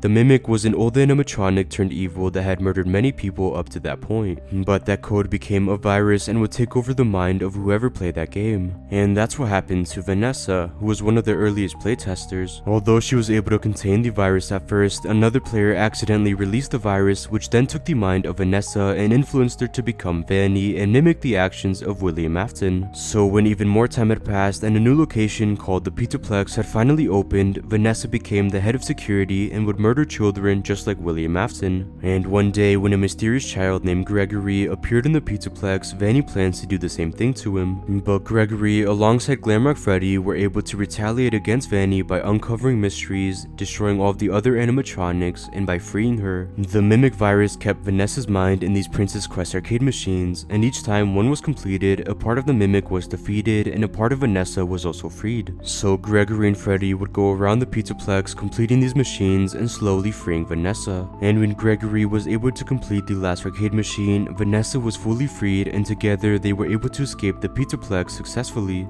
But the machine Gregory completed wasn't actually the last machine. As it turned out, there was one last machine in the very depths of the Pizzaplex, and the pizzeria itself was destroyed by an earthquake shortly after Gregory's escape, so reaching that machine was nearly impossible. But an employee for the company ventured down to the abandoned pizzeria to complete the last machine, and that employee was actually one of Michael Afton's childhood friends. He was this boy wearing the Bonnie mask, and he was also responsible for the crying child's death. While down in the pizzeria, he would complete certain tasks in the virtual world and in the real world using one of the Vanny masks that all employees were given. But while completing these tasks, he was unknowingly releasing parts of the Mimic that was already defeated by Gregory. And eventually, after collecting all of the Fast Force toys, which were actually parts of his code, the Mimic was fully freed once more, meaning he now had partial control over the Pizzaplex and its animatronics. And because he no longer needed the employee who set him free, the Mimic used nightmare bots to trap his consciousness permanently into a staff bot, and this was the end for that employee. After a short period of time, the employee's own daughter, Cassie, decided to also venture down to the pizzeria to rescue Gregory, who she thought was still stuck there. She could communicate with Gregory using a walkie-talkie, and he convinced her that he was in the sinkhole at the very bottom of the Pizzaplex. On her way down there, she would come into contact with a Vanny mask that Vanessa had left behind, and the one handing it to her was none other than her own father, who was trapped inside that staff bot. And just like Gregory, while venturing down, Cassie would uncover mysteries, come face to face with the ruined animatronics, and would have to escape an advanced security system called Mexis. Mexis was responsible for keeping the physical version of the Mimic contained, and when Cassie did eventually make it down to the sinkhole, she disabled that security system and was able to destroy the concrete wall that was supposedly keeping Gregory trapped inside. But inside that room, she didn't find Gregory Gregory, and instead she found the physical version of the Mimic, who tricked her by using Gregory's voice and a walkie-talkie to convince her to release him from his containment. But with the help of Roxy, she was able to run away from the Mimic before it began to chase her. And with the help of the real Gregory, who was still at the surface with Vanessa, he was able to guide Cassie to an elevator that would bring her back to the surface. There, she was able to escape the Mimic, but Gregory didn't want to risk the escape of the Mimic, and to prevent its escape, Gregory decided to cut the elevator with Cassie inside, which led to the elevator falling with her still inside, and that would presumably kill her.